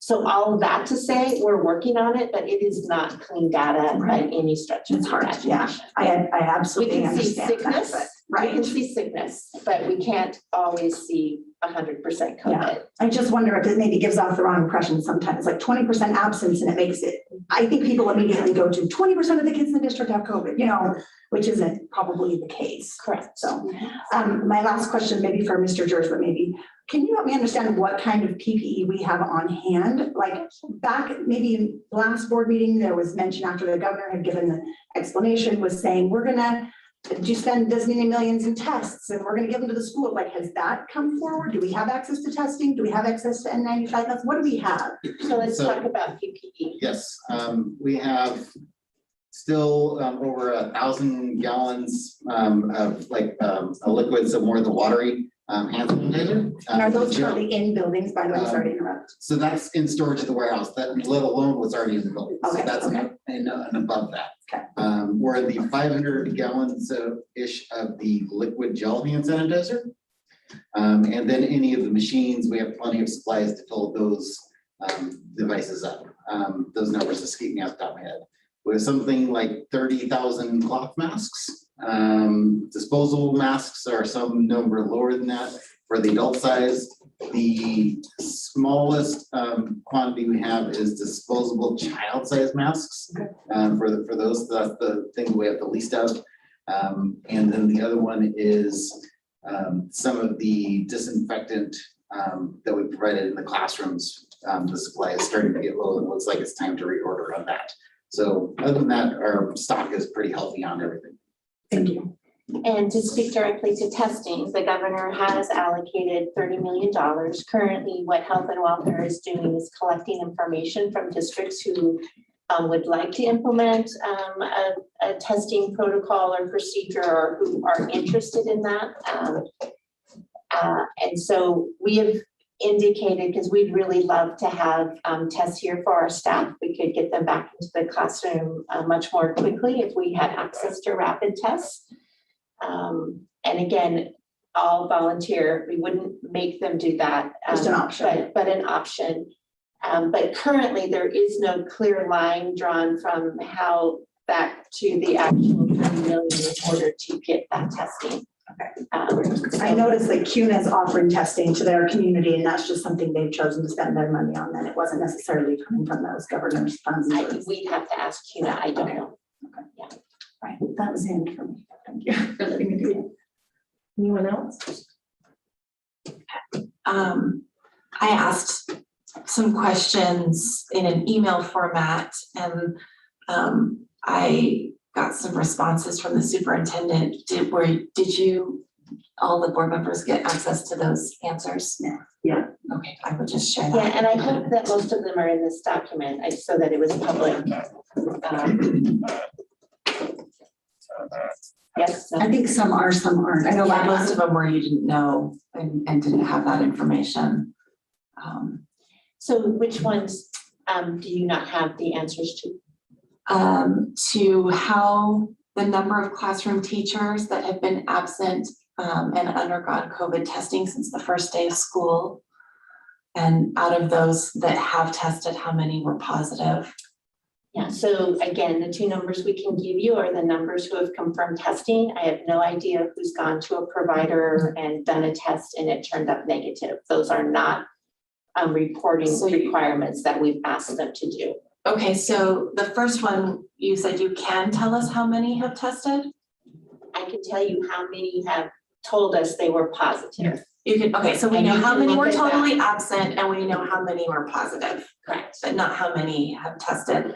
And then the other one was, at what point we felt the district was confident in their student enrollment numbers, and you did answer that in there, so we knew. And the total number of students and classroom teachers that were out due to quarantine and close contact with someone who tested positive. So our weekly report that is up on the website will tell you how many teachers have been quarantined. We have quarantined no students. If students are quarantining, they're doing it on their own. Okay. Our opening plan right now does not require contact tracing, nor does it require quarantining. And so we do know that there are students that are quarantining, and so we're saying that's voluntary on their part in those numbers, and that we know the number of teachers that are quarantining. So, and Gwen has texted us online, it's a week and a half between application is generally what it takes. So now your question again. Sorry, Trustee how Ross, many staff are out due to quarantine? Again, if we are the ones quarantining them, that report that we are producing every week will tell you how many staff are out during, we've done contact tracing, you're a close contact. Remembering that if a staff member is fully vaccinated, they do not have to quarantine. We ask them to take different precautions and watch for symptoms, but they are not required to quarantine. So the numbers are actually pretty small of staff who are quarantined. There are staff, for example, who have, for example, I know a staff member whose child is positive and was tested positive, and so that staff member is doing their own quarantine because. So it's the same, and that would be someone who is quarantining, yeah, and so that would fall under. But it wouldn't have been something that HR would have gone to say, hey, your kid's positive, you need to quarantine. Our contact tracing is Tammy tested positive, she's my colleague. Was I a close contact with them? And if I was and was not vaccinated, then HR would say, hey, Paula, you need to quarantine. Okay, and that number I haven't seen that number, that will be on the report for tomorrow, or is there somewhere on the website that is? And the link is in here, and I linked it in the last Friday letter as well. Yeah. May I ask a question, Madam Chair, about the form that we already did?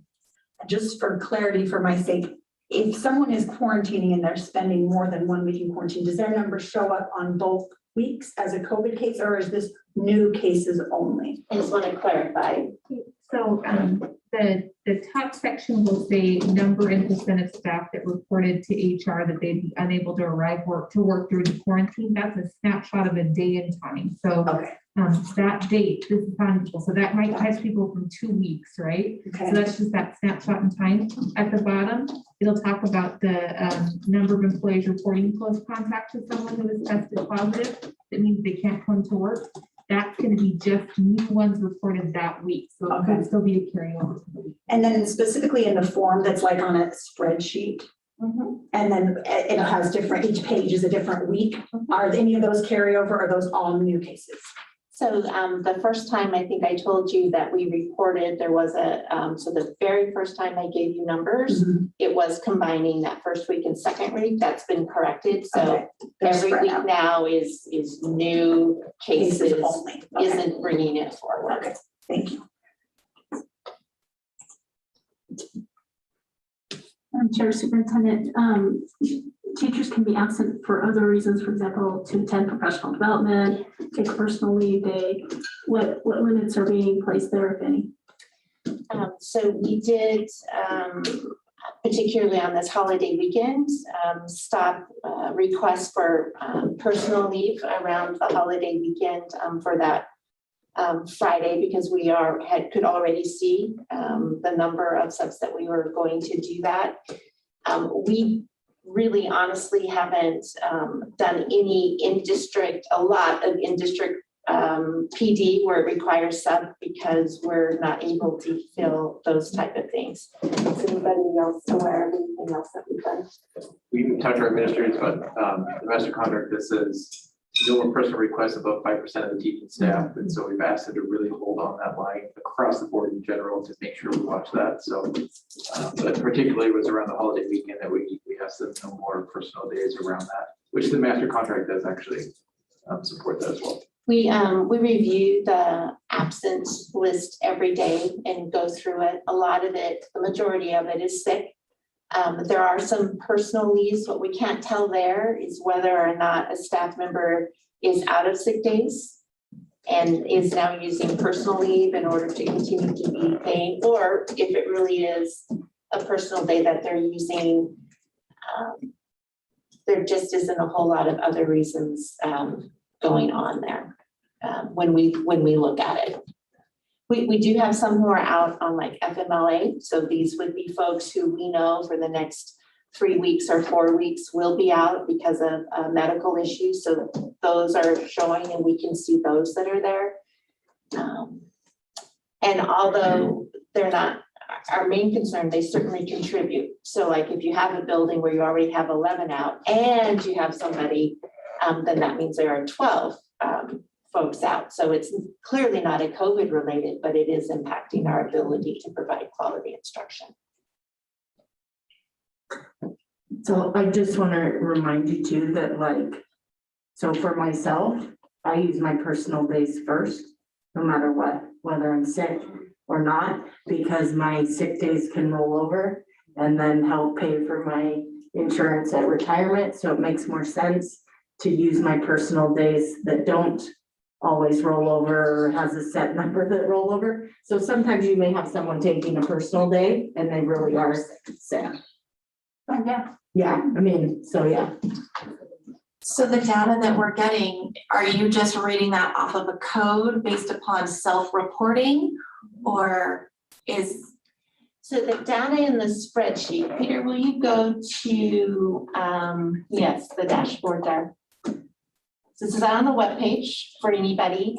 We updated as soon as we confirmed it, so I can't tell you that it's real time, but it's updated more than once during the day. So this is 9/5 through 9/11. You can see that we have confirmed 43 students. So this is not, I think they might, but we have a positive test, and then you can see the buildings in which the students are. And then it looks like we have 2 staff members that today demonstrated a positive COVID test. So if we go back to 8/29 to 9/4 last week, you can see where we landed there. Again, these are 10 teachers that did have positive COVID tests and 104 students that did have positive COVID tests. And so some of these teachers are still out of the building. Yes, Because that is this true. happened last week. Okay. Yeah, and then you can go back. We started off really good on Thursday and Friday. That first week, I think we were 7 cases in that first week. Yeah. And then sometimes when I update the board and I say, hey, we're looking at such and such school, we have this many staff out sick, you don't see a positive number until we actually have confirmed positive. But if they are symptomatic, they are not in the classroom until we know that it's not COVID. Say that again, they're not in the building, if they're symptomatic. So if I've lost my taste and I have a fever and that type of stuff, I'm not in a classroom. So I've gone home, I've taken a test, I'm now waiting for a positive or negative test before I return to the classroom. And if you are symptomatic, are you required to take a test? No. Okay, But you are required not to be in the classroom with children. because you're symptomatic, sure. And so it's either you're 24 hours beyond fever and symptoms and you're returning, or because you got a negative test result. Right, and yes. Okay.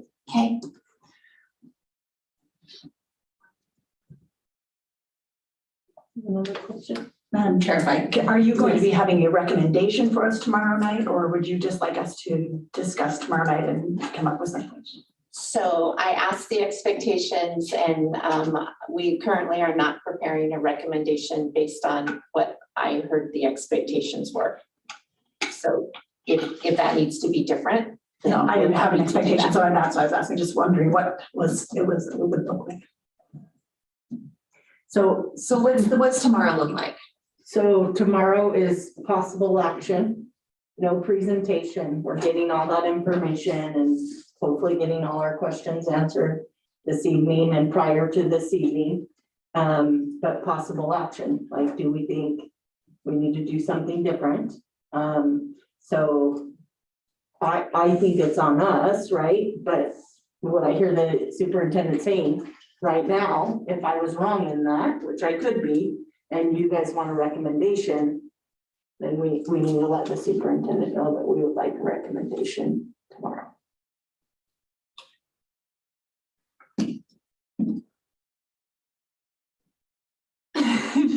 So I think all we know currently to date, all we know is that you and Mike met and decided we needed to get together for a special meeting.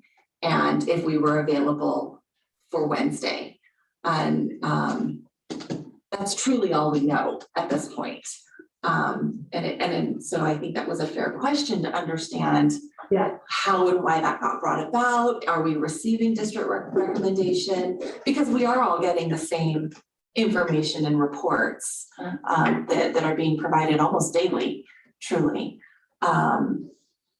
So there's additional information that we're going to be presented with tomorrow. The same data that we already have. Yeah. You've just created an opportunity for all of us to get together to talk and potentially make changes. Yeah, I can't predict whether there's gonna be action, right? I just have to provide the opportunity. Sure. Right? No worries. Taking public comment? I don't know about you guys, but I mean, we've been getting public comment all along. I think we know what our public is commenting and saying. And they still can email, right? I mean, it's part of the decision that Mike and I talked about not having it tonight and tomorrow was to provide one more day, an opportunity. If people wanted to email in or to call or to let us know, they have that opportunity.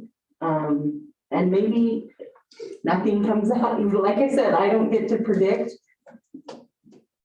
I know I had a strong feeling and reached out to Mike, our vice chair, and the superintendent, because we have, I mean, I don't know what our ADA would be if it was run right now, what our unit count would be, but that's frightening.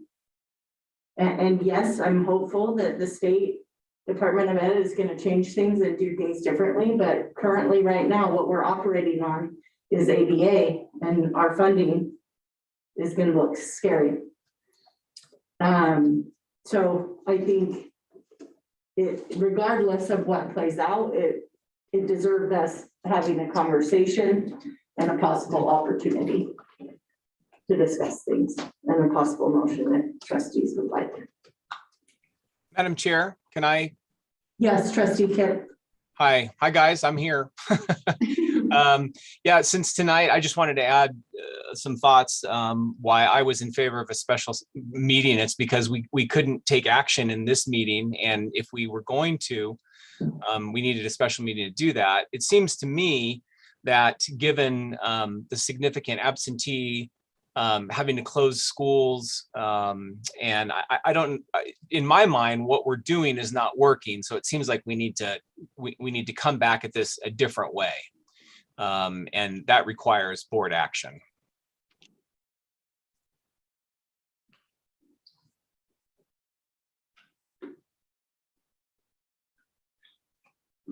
I know for me, right, I think, and based on the data we saw, when kids are in school, they do better.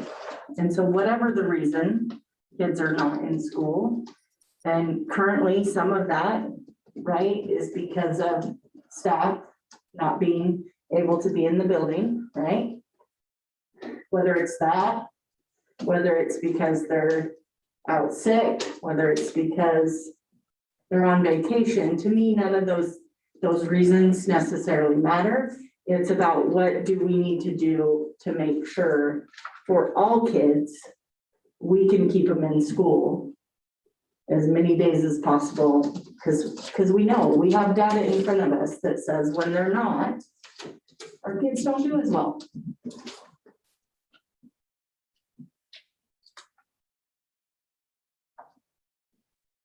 Yeah, I just want to emphasize that point. We have to keep our schools open. And we're on the brink of that not happening. And it seems with these increasing numbers that we're receiving regularly. And if we're committed to keeping the schools open and what we're doing isn't working, it would seem to follow that we need to consider a different method for keeping the schools open. And that's why I was in favor of a special meeting where we could take action.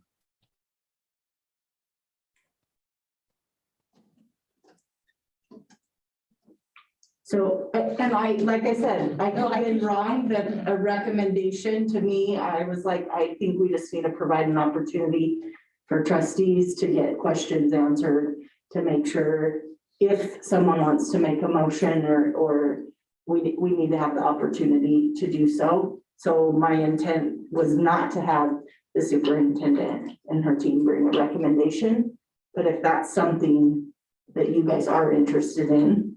I was just looking for an That's fine. expectation of what to expect tomorrow because I wasn't aware. So that's fine by me, how you have it planned. So originally you said we're not gonna be asking questions, but then you will be asking questions, or you said you want Sorry. tonight to be able to ask Yeah, questions. But so yeah. tomorrow night, not necessarily asking questions as much as just a chance to really sit and discuss together. Yeah. That's the expectation. Yeah. Okay, thank you. Maybe quick, may not be. You never know with us. Yeah, never know, so. Any other questions, comments, information that you feel you may or may not need, I mean, for tomorrow? Yeah, I mean, I don't get to call you and say this I is know, what I'm that's thinking. So, I mean, we really have to have a meeting so we could discuss and then possible, right? And like trustee Kip said, we don't have action, or we would have had to do a special meeting, and I already knew our slate was full tonight, so.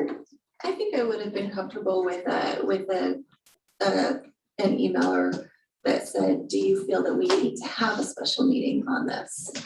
I think that would have been okay. To gauge, to know, just for the future reference, like as we're Gotcha. going Thank through. you. Super happy for you to reach out and ask, do you think we need this? Okay, thank you, I Yeah, appreciate thank that.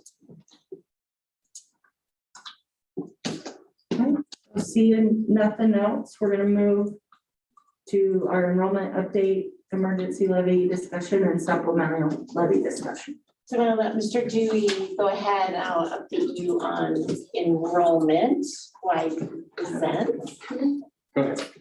So today, Power School shows 13,699 students. When I looked, that is a little over 500 students, did I get that right? That we had this time last year. Superintendent, what did we have the year before? 14,000. I have it written down on one of these pieces of paper for you. 13,247 last year, and we are currently at 13,699. So that's 452 students more than what we had in the system in Power School this time last year. And I'm sorry, but I think you're prior. my question Oh, is, the year before, I'm sorry, I don't have that right. I think it's about 14.1. I thought it was 14.1. Yeah, sounds I right. think it was, my apologies, I didn't check. so last year we didn't have COVID to begin the year. Yes. Okay, so let's go to the fun, interesting stuff you guys really want to know. So we're going to talk about a couple different things in this presentation. I do want you to ask some questions if we can. The first stop will be some of the supplemental levy timelines. If you want to go a little further. So right now, this is what we're projecting for our supplemental levy and our bond rates. Basically, we're asking the same amount that we were last year, and our rate went down significantly from 3 per 1,000 to 2.37. What this is proving is that it doesn't matter what increases our community has in property tax. We are not the problem. We are asking for a dollar amount. If it goes up to, another $1 billion, there's nothing more than we're getting. So it just means it's spread out more per $1,000 than everybody else. So the growth that we've had, the different increases are going to, across the board. So, but I think this is a good sign, and we'll talk about more about this here in a little bit. Mr. Dewey, we've Yes. also, I'm sorry, no, we've also kept our promises that we made in the campaign around the supplemental, that the rate would go to, as we say, go down, and we would collect less dollars too. Yeah, and reality, since I've been here, we've kept our promises with all of this. We've always been very upfront with our supplemental levy and what we've used it for. We keep very good track of all those funds, and to make sure that everybody feels safe of what they're getting, we're actually buying what we're supposed to be getting from it. So the current timeline we have here, we're going to show you the current rate, so we just did, but we need another work session, probably October, and we need some brainstorming of some different ideas. And also along with that, we probably need some feedback from stakeholders on what they think. We do know what some people think, some elected officials think, but I think our patrons need to weigh in on that as well. In November work session, we will also review whatever stakeholder input we have, whatever other things you guys want. We'll discuss the models. That's where I pull out the fancy, okay, if we do this, how much does this mean? How much does this mean? When we actually put it out for vote, we can't assume an increase in property value. So we would do anything, but reality situation, this last year was 27% increase.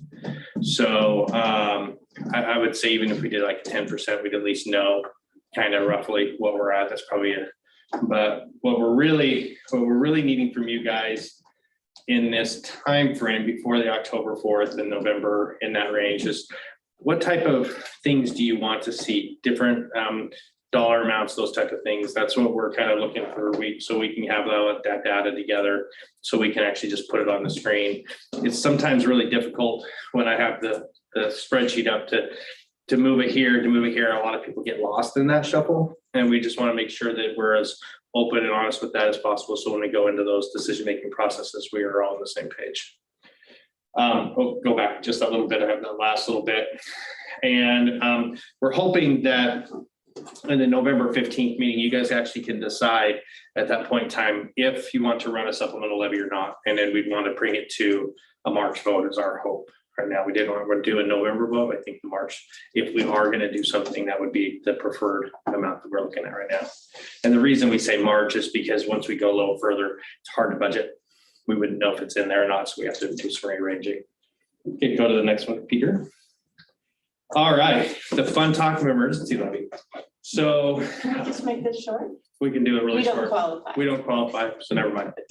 So, We put this on the agenda, because if our, attendance would have mimicked last year's attendance or the year before, we would qualify. We'd still recommend to this board that you not levy an emergency levy in this scenario. But if we wanted the board to look at this, to know, how it was figured, and then you would actually have to amend a budget and we'd have to meet again in order to make this all happen. But with the fact that our ADA is so low, we actually don't qualify. So. even some of the regional districts who do qualify are not going to run theirs as well, from what I've heard. So, Correct. you want to go to the next one, please, Peter? I think that's it, actually. So my presentation is pretty easy. Do we not have a spreadsheet with scenarios? Oh, yeah, where's that other spreadsheet? That's a good question. Where that one is. That's what I see here. So we had the one spreadsheet that should have been on there that talked about the different bond and different ideas associated with that. Where is? We'll bring that to you in the October work session. Let me just summarize two key approaches that this board could choose to take. And in these two approaches, there's everything that's in between. So in one scenario, you could choose to not renew the supplemental levy. That means there's $12 million off the plate that we're not connecting, that we aren't collecting. You could increase the amount you're paying toward bonds in order to pay that off more quickly. And then that would also give you room to consider perhaps a new bond for a Nampa High or other facility type of things and still collect less money than we're collecting now. And we'll bring that scenario to you in October. The other direction that you could go is you could reduce the supplemental levy and perhaps only collect 6 million. And then maybe only collect 6 million for the bond. So we're extending the bond, but we're really being careful about making sure that the total amount of money that we're collecting from patrons continues to decrease. So in Mr. Dewey's slide, I think we're collecting somewhere 21 million. We could consistently reduce that amount and collect less from our patrons. So what Paul is talking about here is basically these two items here, the supplemental and the bond, they can be moved somewhat, right? You guys can decide to do a little bit less, do nothing at all.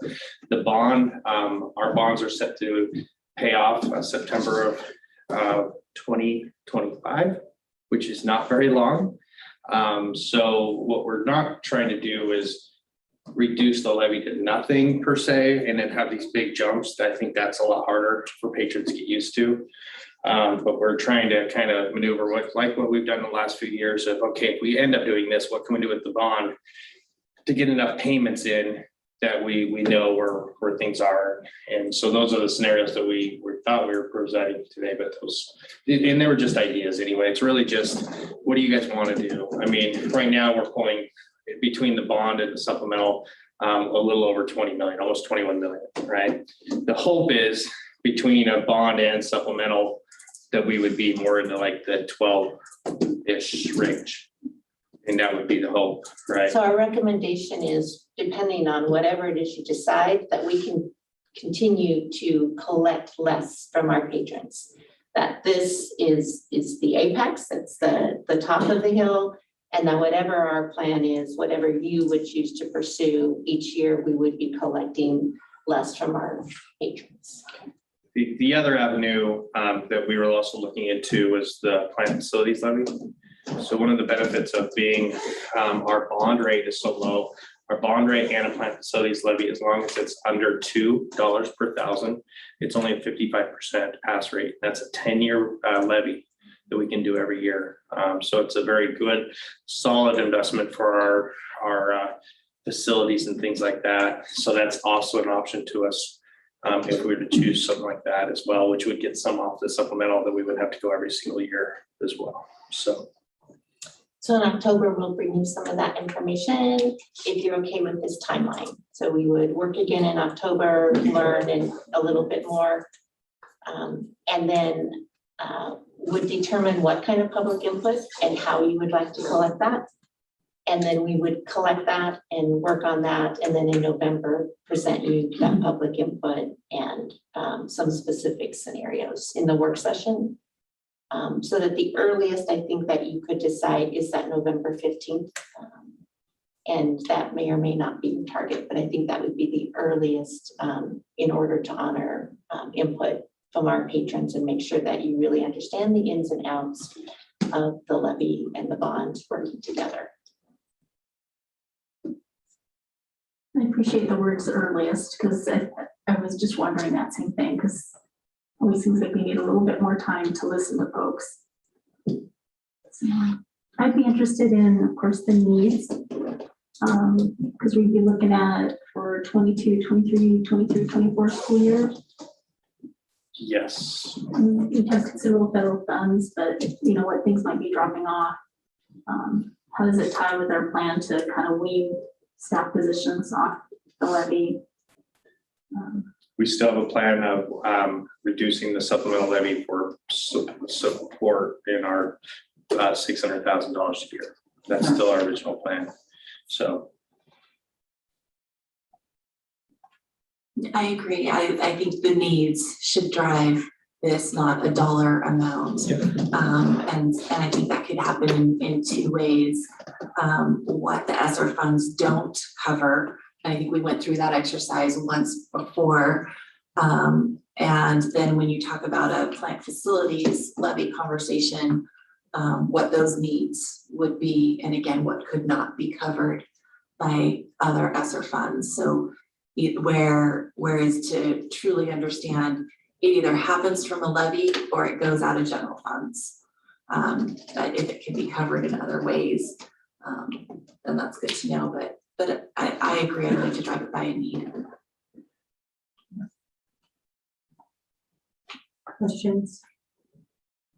Trustee Kip, please jump in. Thanks. I'm good. I think so. I'm hearing that this timeline looks okay with folks as we currently progress. Okay, excellent. Thank you.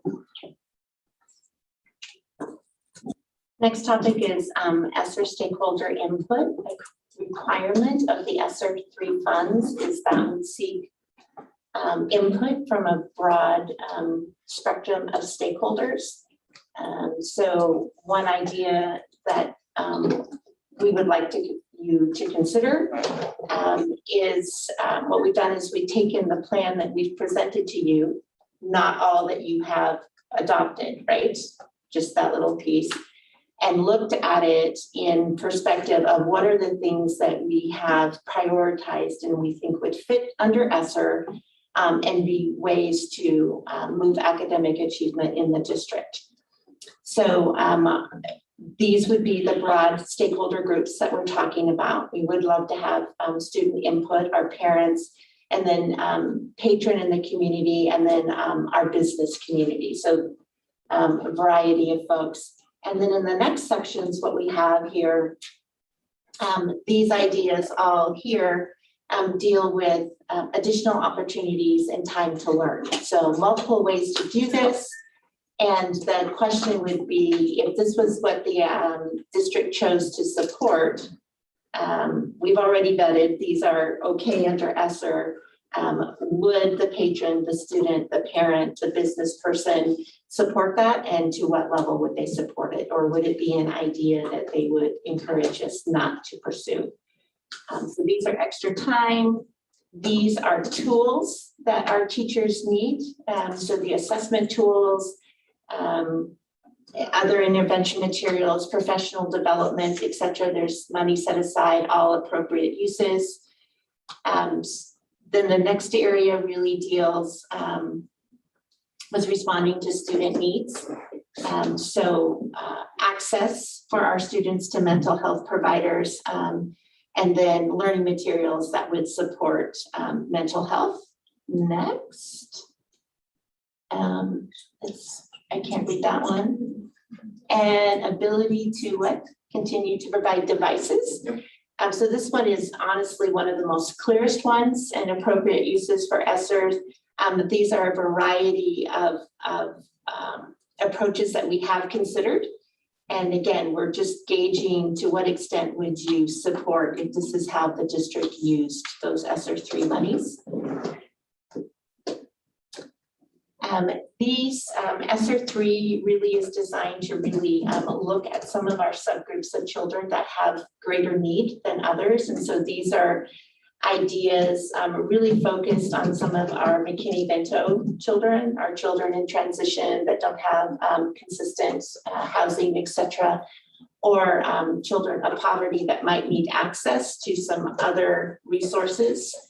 So qualified expense under ESSER. And then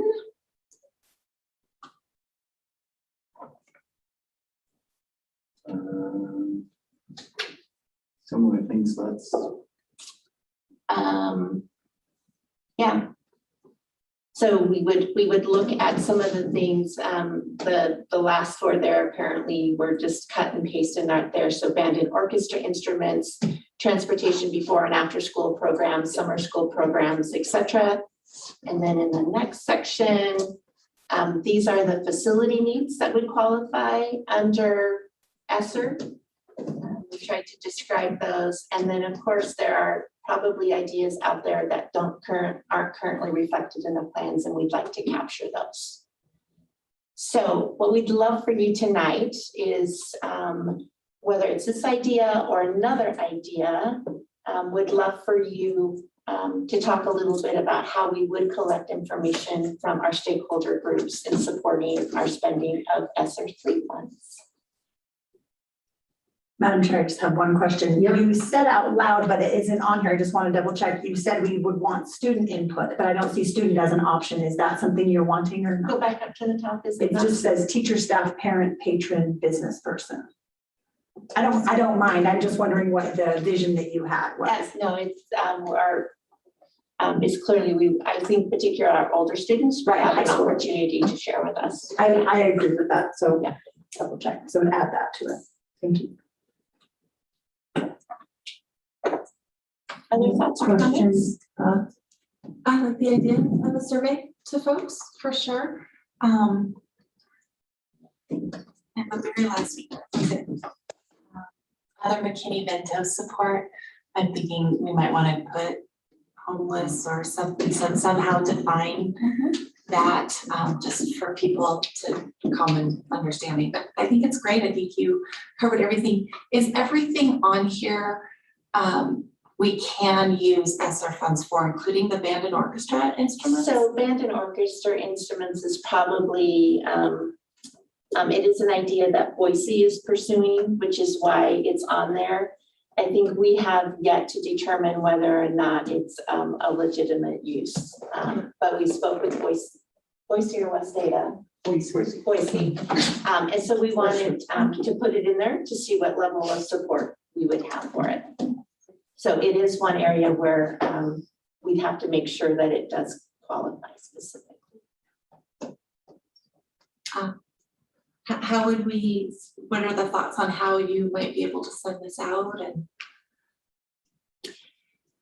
so do we like this idea? I do. Yeah. Have talked with Mitch Minetti in the chamber a little bit, and I'm wondering if he would help us with some of our business folks and sending it out to his list so that we could get information from there. We maintain a list of other community partners that we send information to frequently. Felt like that might be a good place for patrons. And then we would do our staff and our students and our parents through our databases. And we would probably use Qualtrics instead of our Word and Forms. Yeah. So that's kind of the idea.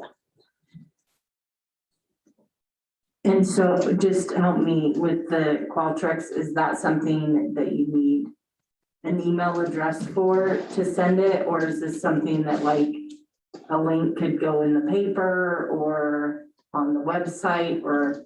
Yes. Your answer is yes. All of Any it. those. Okay, okay. Perfect. Thank But you. the bonus being that they're third party, so it's someone else collecting all the data and someone. We would be collecting it. It's just the tool that we would be collecting it through. Yeah. And then the plan for ESSER funding is due on October 1. It's another one of those October 1 deadlines. So we would get this out fairly soon and be able to collect it, and hopefully in the September meeting, share with you a little bit about what we're hearing and what we're saying, and present to you the form that we get to submit to demonstrate that we've met the components of the ESSER 3 funds. Madam Chair, I just have a question. Yeah. Do we sense, for the superintendent, do we sense that there's enough education about these funds? Or is there any more of a blurb that would need to be added on to this survey? I like the survey, love patron input. Is that necessary, or do we feel like people know what this money is and just can pick up, how they'd like to see it spent? We actually think that probably a video that accompanies it would be a better way to explain what we're talking about. Adding additional verbiage might discourage people, but Dr. Russell is really good at explaining I think when we're thinking about that, we would talk about, here's what we know, here's where we can find some additional information, but these are ideas that we would like for you to pursue, and we think the video might be able to share more information in a way that's more understandable. Yeah, that's helpful. Thank you. And I also like giving patrons and our parents the opportunity to provide feedback. Surveys are a quick and easy way. I didn't know if Qualtrics had any readability indexes or anything, because I just checked a couple of the questions, and they are at a very high level. College and above. I struggled with understanding what we're looking for in facilities. And I'm sure, for many of our staff, they'll know these words, intervention and what it means, but I just wasn't sure about our parents and outsiders to our system. So I didn't know if Qualtrics had any of those, but again, I'm not opposed to a survey. I just, as I was reading through it, wondering what someone might think a food scarcity solution might be. Okay. So one thing that we could do is we could get a smaller group and pilot it, which would be some parents and business, and have them give us some suggestions in that area, things that were confusing, things that we didn't really understand, and we could look at changing some of those. Allison, did you have questions regarding the wording of the questions or the wording of the answers, or both? Yeah. All of the above. So maybe just smaller words and more specific. Yeah, these just came from our list that we submitted to you, so that you could see the idea of what we were thinking about. Yeah, because I think you have all the ideas we talked about. I'm just not sure people would necessarily understand. They weren't part of our whole group. Sure, makes sense.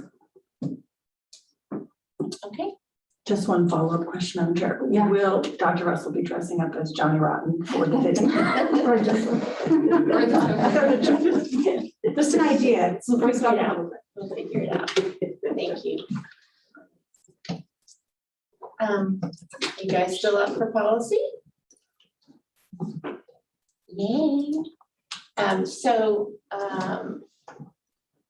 Mr. Jers, will you bring up the spreadsheet? So we're assuming, we probably can't assume that. Mr. Jers went through all of the questions that you put in the response and has created a document that responded to all of those questions. And then what we did in the 8,000, 9,000 policy series, so the second document, Mr. Jers? He's trying. Okay. And the second tab, what we've done here, hopefully, in order to help you, is to sort the policies based on your feedback.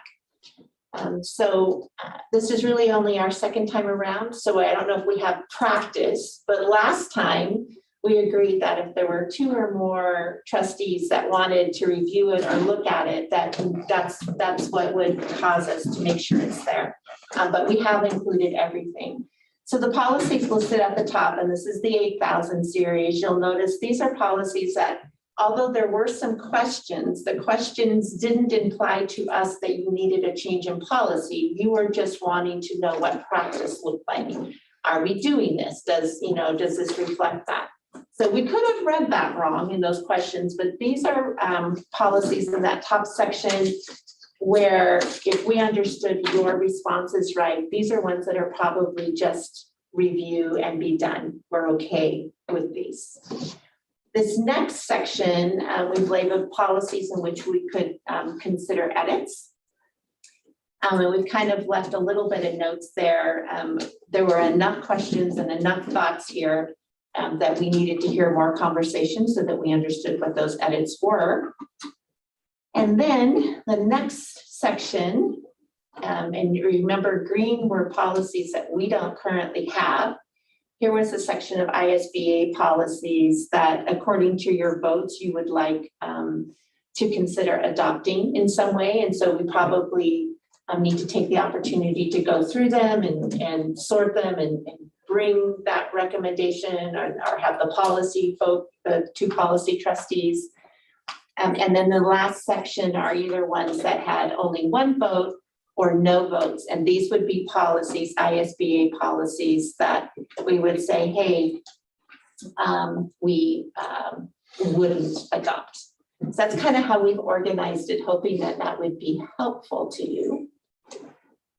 The good news is in October, we are due to go through policy series 1000, and you have just done that.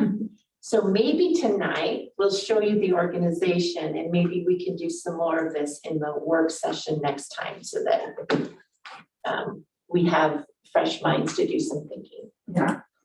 Questions on how we've summarized this here? It's very well done. Thank you. Yeah, very clear. I like it. It looks good.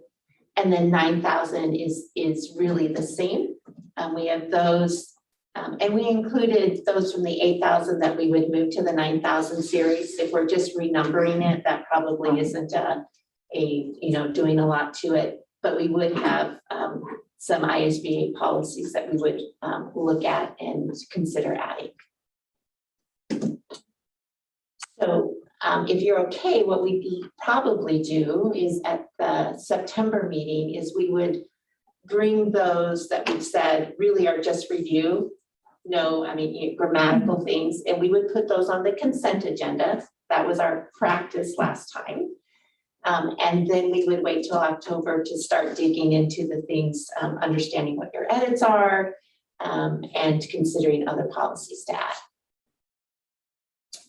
So that's the plan if you're okay with it. I'm wondering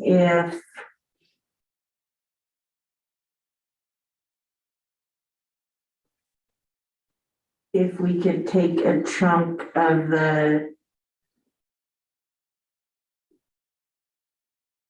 would it make sense to take as a first read? I'm always thinking of the 9,000s that are the 3 policies to consider adding and take those as a first read in our September meeting, just to kind of break it up. I don't know, I still think this is a lot, so I'm trying to think if we could chunk another small piece possibly.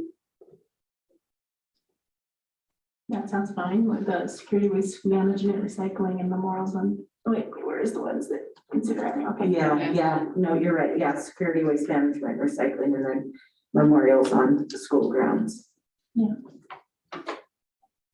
And is it a first read still? Is that the language, I guess, if it's not a current policy, but we're looking at it and investigating it. I guess I just Yeah, it didn't would be know. a first read. I also think that we would run it by our legal. Yes. And look at our current, if we have internal procedures or other policy that works and say, hey, this might be something not to. So it would then be hopefully a first read. And then you would be able to discuss and say, hey, these are the ideas that I was thinking of, or add to it. So do you think we need more time possibly then on that, or? I'm Well, okay. I'm getting, I'm looking at district jurors because these So all fall under. I'm his distracted jurisdiction. thinking about which ones you just listed and what my comments were with that one. And making sure that I understood which ones you're looking at for the first read so I could be aware of what the recommendation. So the ISB policies to consider adding those 3 of the 9,000s, yeah, 9,500, 9,610, and 9,805B. So we would certainly do our best to look at that and bring them, and if we're not able to fully vet them, we could still first read and listen to the comments, that then we would then go back and make edits. Does that seem okay, trustees, to take a bite out of that? I mean, we've taken a huge bite already, but You guys did an amazing amount of work. Yeah. It was really helpful to be able to organize after your comments. and then, of course, yeah, the others that we agreed, like, yep, these are good and don't need edits, will go on the consent agenda. Yeah, I think it's working, our process is working well. Yeah. The second time out, I felt more comfortable. Excellent. Trustee Kemp, I just want to make sure you're jumping in, you know. Yeah, thanks. I agree with Trustee Ross. I like this process. It was a big chunk of policy to read, but it was a good way to get it done. And this organization that I'm assuming Tammy has done, or whomever, thank you, or Peter, it's great. This is really helpful.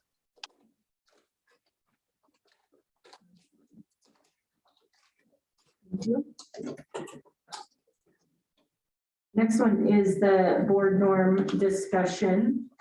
And so, one, I wanted to bring this back, and I know, yes, it's late and we are tired, so no, I'm not gonna give you, we're not gonna do an activity or a lesson around this. But partially, I wanted to, if, Peter, if you'll bring up the board norm discussion PDF. And I wanted to refresh our memory and to give Allison, since she was unable to attend this session, and just kind of talk about our ranking and like where we were in, especially like seek to understand over respond. Like, what did that mean? Wanted to give Allison a chance to hear our thoughts, and then also like mull over these as well, as we're talking about, yep, we agree to these. We thought these were the most important, right? So assume positive intentions. I think that one's easy. We're gonna really work as we're working together as a board and as a team and questioning things and working through things that we really work to assume positive intentions. That's probably the easiest one, other than pausing. And again, 3 just meant Allison that, and we have them, so that was ranked highest. Our 3 trustees. Yes, yeah, we kind of numbered, Had chosen that to. had chosen that to be the most important. I think only out of this whole list, everybody threw out ideas. And so this was the list that trustees and I think the district. Leadership throughout some ideas, yeah. Yeah, everybody that was there, including the superintendent, assistant superintendent, threw out ideas, and then you could only vote on 2. Yeah.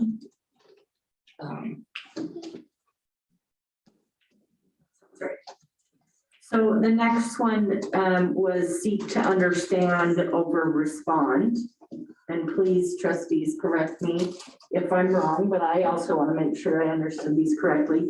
So this was in the sense of, you know, when someone's speaking, instead of trying to come up with a response, for what they're saying, but really taking the time to listen and maybe even jotting down questions so that you're seeking to understand where they're coming from, not necessarily coming with a response to whatever it is they're saying.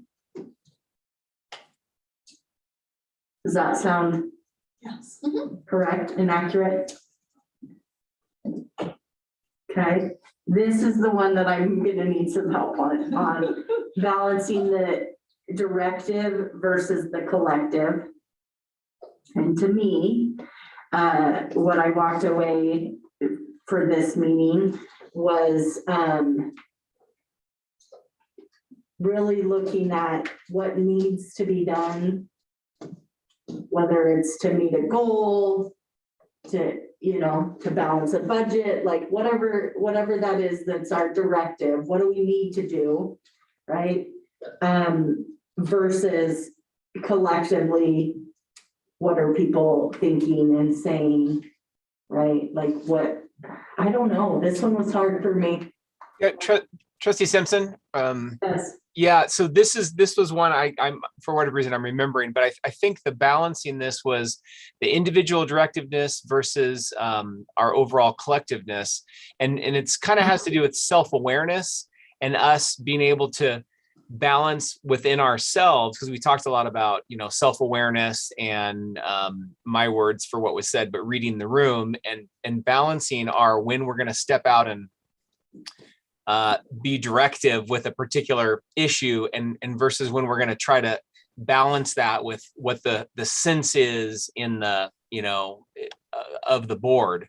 And that fits really well with trying to understand over respond, trying to seek, you know, what is really being said, what's behind it, and not just what our next assertion can be.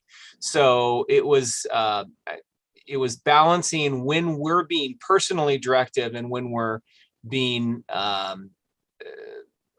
stepping back and taking a pulse on the room, perhaps, is another way to think about it. Thank you. Could you help me understand by maybe creating a fake example? I'm sorry, was that for me? Sure. Ask it again, Allison, I'm sorry. Could you give me a fake example of what that might look like to help me understand?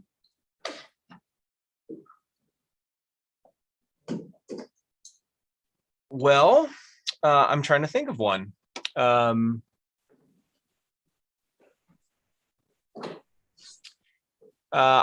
not coming up with anything off the top of my head. My recollection of this conversation was really just about self-awareness and perhaps we feel, you know, individuals can feel passionately about something, but maybe we can get ahead of the group with that passion and be pushing forward. And that's a example of the directiveness, when perhaps the rest are more tentative and not ready to act in that direction. That might be, that's not an example as much as that's a trying to flesh it out more. I might give you an example of from tonight where it might have gone awry, and I don't know, maybe I feel like it didn't, in the just trying to think of things that where we worked on tonight with this. So we got some data, Mike, that Tammy will have here for you that Anita Christensen Coons presented to us. And with that, the average, the median, and the mode, and deciding like what we're gonna do, I feel like I kind of was like, I don't know if I want to use those data points or do we want to use this? But I definitely was reading from you guys that everybody else was kind of more in that, yeah, we're good with the median. And so instead of being like, this is why I really don't think we should use this current, I mean, I think I talked about it, but it wasn't like I just stuck in my heels and said, this is why I don't think. I talked about it. I talked about the reasoning for me of why maybe it wasn't the best. But then I could read like everybody else is okay with this. And really, when it's all said and done, this is not a hill I need to dig my heels in and die on, right? Like we can work as a group and compromise to that piece. Good example. Is that maybe? Yeah. Hopefully a good example on that. I think that word compromise is probably a really helpful one in this, and helps to balance that that idea of the directive and the collective. Then the next one was pausing. And I think sometimes especially, I think we're getting better at it, but sometimes in this setting, right? We got a list of things to do and we want to get through them and we want to get folks home and we want to get home, right? But really taking the time to pause and process, make sure we're asking them good questions. We're really paying attention and listening to what folks are saying and being able to process that information. That. Excellent. Staying in the sandbox. I think that's more kind of like staying in our lane, right? Well, staying on target, like, let's not get weedy here. Let's stay where. Yeah. Where we need to be, what we need to be doing. And then decisions based on the mission and vision of the NSD. So making sure it goes back to the mission and the vision as we're making those decisions. And then utilizing student-focused data, which is similar to, the data we saw tonight, right? And we're using that data to help drive our decisions. And that, to me, part of this is like the good, the bad, the ugly. Doesn't really matter what that data tells us, but this is where we are and this is where we need to go, right? To help students get there and using that to help. Do you guys all feel like? I think one important note, just for some added context, is when we were doing this, I recall it being about just the current goal based upon the current climate that this specific board finds themselves in, not to say that this scoring or these ideas are for all boards or for all time. It was meant for right now this year and that was it. No more, no less kind of a conversation. Yeah. And I think, to me, part of it is that we go back to it, right? Yeah, it's been a while since we've seen it, myself included. I have the balance, the directive versus the collective wrong, right? But so needing that refresh, having a conversation, really talking about it. And then also, I think when we do that, if we truly are paying attention to these things and making sure that we are working as a team to make sure, hey, we're doing that, right? And I think, in board meetings, I've heard somebody say like, hey, we're getting into the weeds here to redirect us, right? And just those checks to keep us, yeah, this is, because sometimes I do need to remember to assume positive intentions, right? And need that reminder to get back on track and focused on our goals and where we're headed. Any other questions or comments there? I think I would just say that my understanding of the exercise was that we were trying to come to what we felt was important for our board. And so while it wasn't, setting in stone something for all times and all places, we were trying to capture, sort of the ethos we wanted to create and continue on our particular board.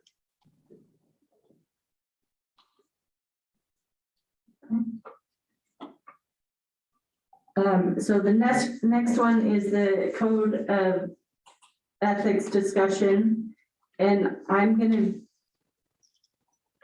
think this is it.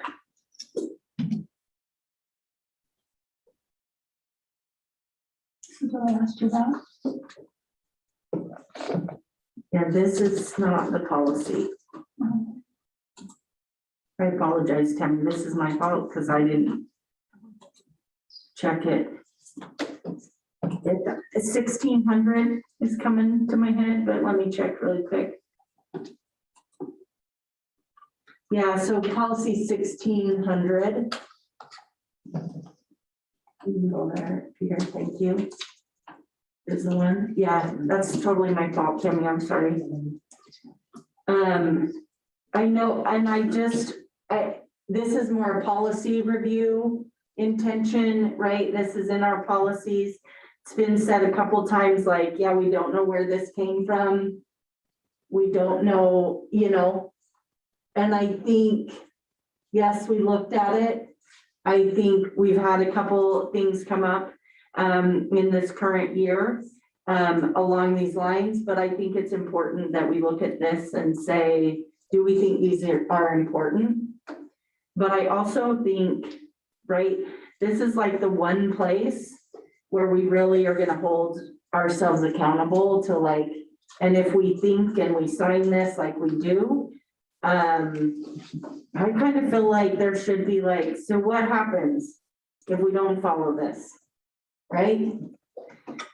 And I know we could talk to legal, there's not a whole lot that can happen or not happen, right? I mean, we're elected officials, and if our constituents don't think we're following and doing things right, we can be recalled, we can be, there's a process for that. But so not to say, you know, if you don't follow this, you're gonna have to step down. It's not my intent at all. My intent is, do we think these things hold true and are valid today, especially where it's like, yeah, we don't really know where this came from. It's not the ISBA, right? And if it is, how do we feel we should deal with this as a board? And how do we talk about this and do these things? So Chair Simpson, I think where you're headed with that is how do we, what happens if this is a laid out code of ethics that we're agreeing to, then if there's a violation of those code of ethics, what's the outcome? What's the accountability or the response of the board? Only people who are going to hold us responsible is ourselves, right? And so does it need to be spelled out what the response of the board can be? You know, is there a particular discipline for a violation and a second violation? And, you know, bodies hold themselves accountable with those kind of things. Is that where you're headed? Yeah, well, and some of them, for example, like recognize that the board must comply with the open meeting law and only has authority to make decisions at official board meetings. Well, our community, right? We don't get to hold a meeting. It's not an open meeting and make decisions and be like, yep, it's so, like, that's how it's gonna work, right? And then our community can check us on that if does actually happen, right? And those things don't move into place until you do something in open session. So there's some things on here that definitely are pulled straight from law, right, or code.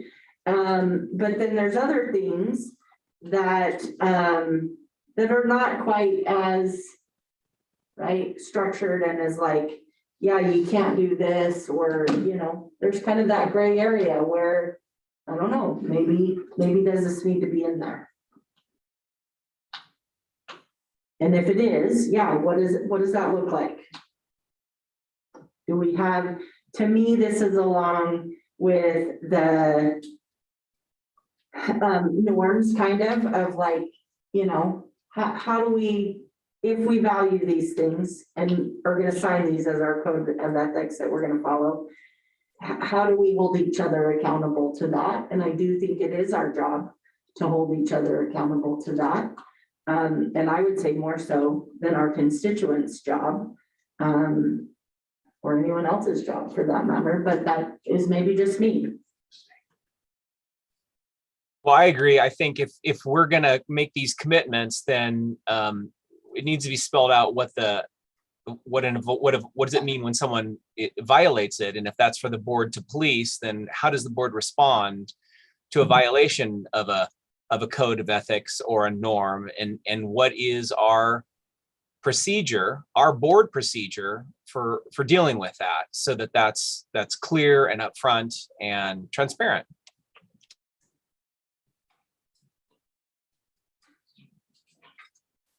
I just wanted to bring it forward in this setting.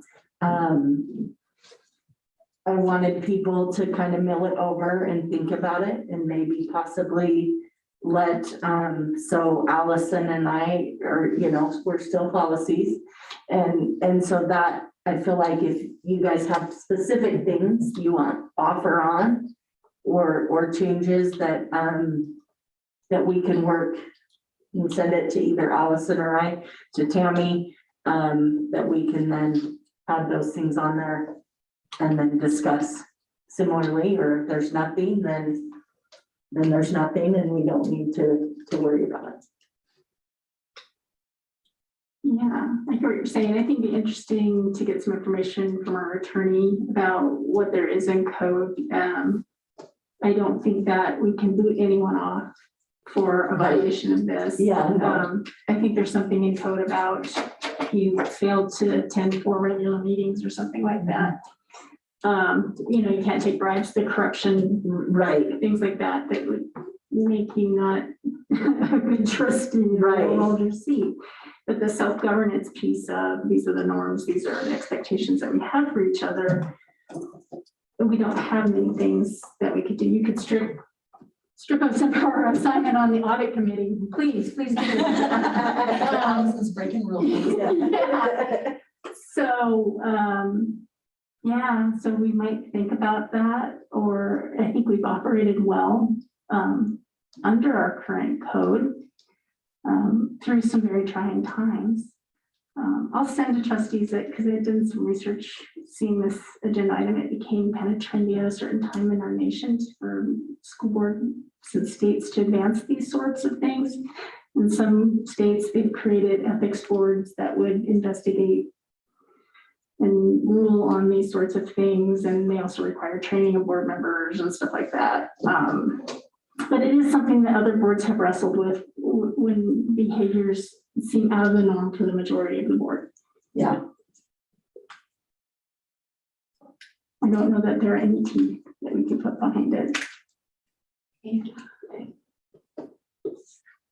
Beyond public reprimands by the board to vote on or something like that. Shaming, I guess, would be a short version of that. Right, and so what positive comes of that? What positive comes of a discipline for a volunteer, non-paid, for the good of the community? I mean, that's all the reasons why we should be here. I'm not sure where we're going with this. I can't come up with anything. So I don't know that it necessarily needs to be a discipline or a shame, but I myself think if I'm not doing these, I would want you all to say, Mandy, you're dropping the ball. You're not I'm just pointing that you make all decisions based on available facts and my independent judgment, and refuse to surrender that judgment to individuals or special interest groups. So if that's something that you feel I need to be discussed, but that's also the thing, like, does it need to be discussed in an open meeting? We do have policy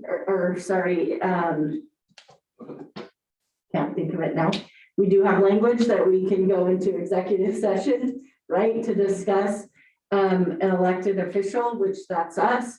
So is it something that we want to discuss there? So I'm just saying, how does that need to happen? Because we're human. I mean, and I think, right, we're human beings and we're going to make mistakes. Or we may do things that are perceived as mistakes that are on here. And it may, but I do think it's better to address it than to just let it go, right? I think absent, a transparent policy of accountability and what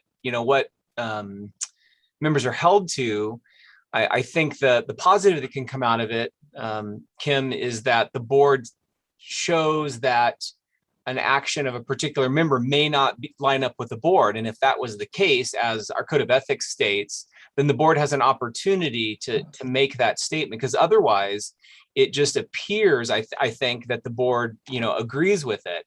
So especially because people are volunteers, in my view, having some clarity about expectations, which I think these are, but then, ways in which people will be held accountable for them is important, because otherwise people can make any decision they want and there's not really any mechanisms of accountability, any tools, minus an election in 4 years. I'm not, I wouldn't think, kicking someone off of the board, but is there things the board might want to do to make a statement that say, hey, that the whole board didn't agree with what was done with that person. And if we agree that needs to be a tool in our toolbox, then what are those things and how would we do it?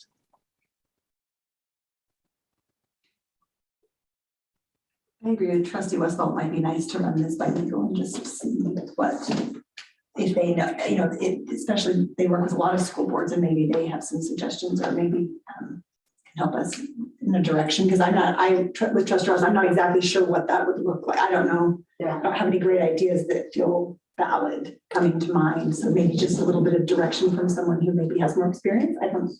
Yeah.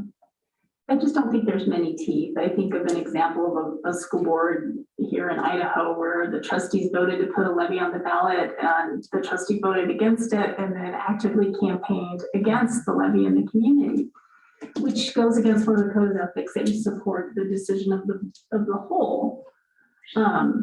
They couldn't boot them off the board, and what did they do? Yeah, it just happened. Did they take any public stance or no? So, yeah. And I'll just say, Allison, in that sense, it seems like the board should have even made a statement. It would seem like it makes a mockery of the board if someone is acting so counter to the board's decision. That, to me, that example proves the point of a need to have some kind of system, some kind of procedure, so the board can say, hey, we don't agree with this behavior, because otherwise it seems as if the integrity of the board is open to question.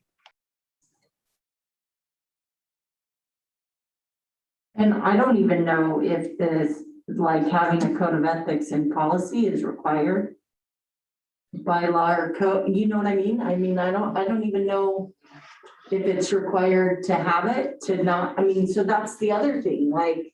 I know some trustees. I'm kind of like. Not signing it. Yeah. Yeah. True, it's not even required for them to sign it. I've heard before, so I don't know. I don't. Yeah. We have so many things that we are in charge of and doing, and to spend our time on, I would prefer to utilize it on district work and in the benefit of kids. Well, so here's the deal. This is our policy, right? So I'm asking, is this a policy that we even need to have? Yeah. Is it relevant? So, because if it is, then to me, we need to be following this. Because we are in charge of writing policy and then upholding it. That's our big job, right? So to me,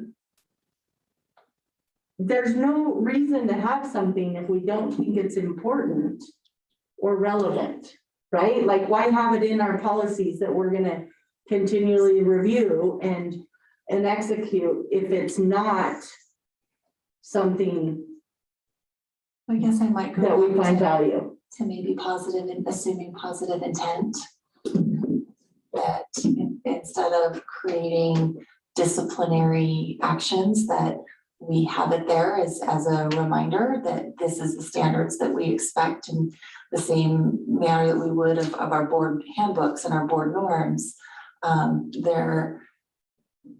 Their suggestions, and you can see that by the word choices that they have in there. It's should, not shall or will, right? And these are things to strive to that you should do. But I feel like it's a helpful scaffolding for what we do. I feel like as I was, signed the code of ethics, as I was sworn into my seat, I felt like it was helpful for me to, along with the board handbook, other things, to recognize that this is what's expected of me.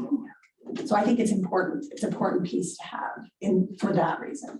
Well, and I think it says, as a member of my local board of trustees, I will strive to improve student achievement in public and in education. And to that end, I will do boom, boom, boom.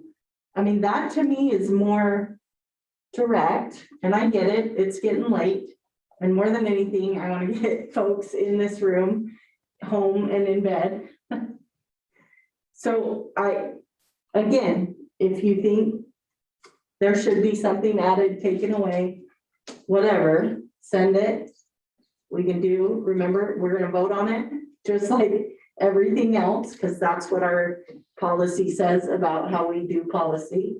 And nothing may be done, but something may. I just am throwing it on there.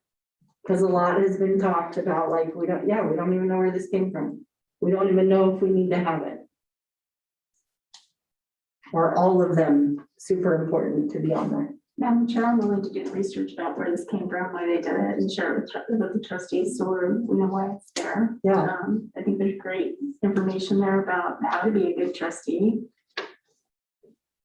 Yeah, well, and I mean, and some of them are code, right? Like, it's not coming out of left field.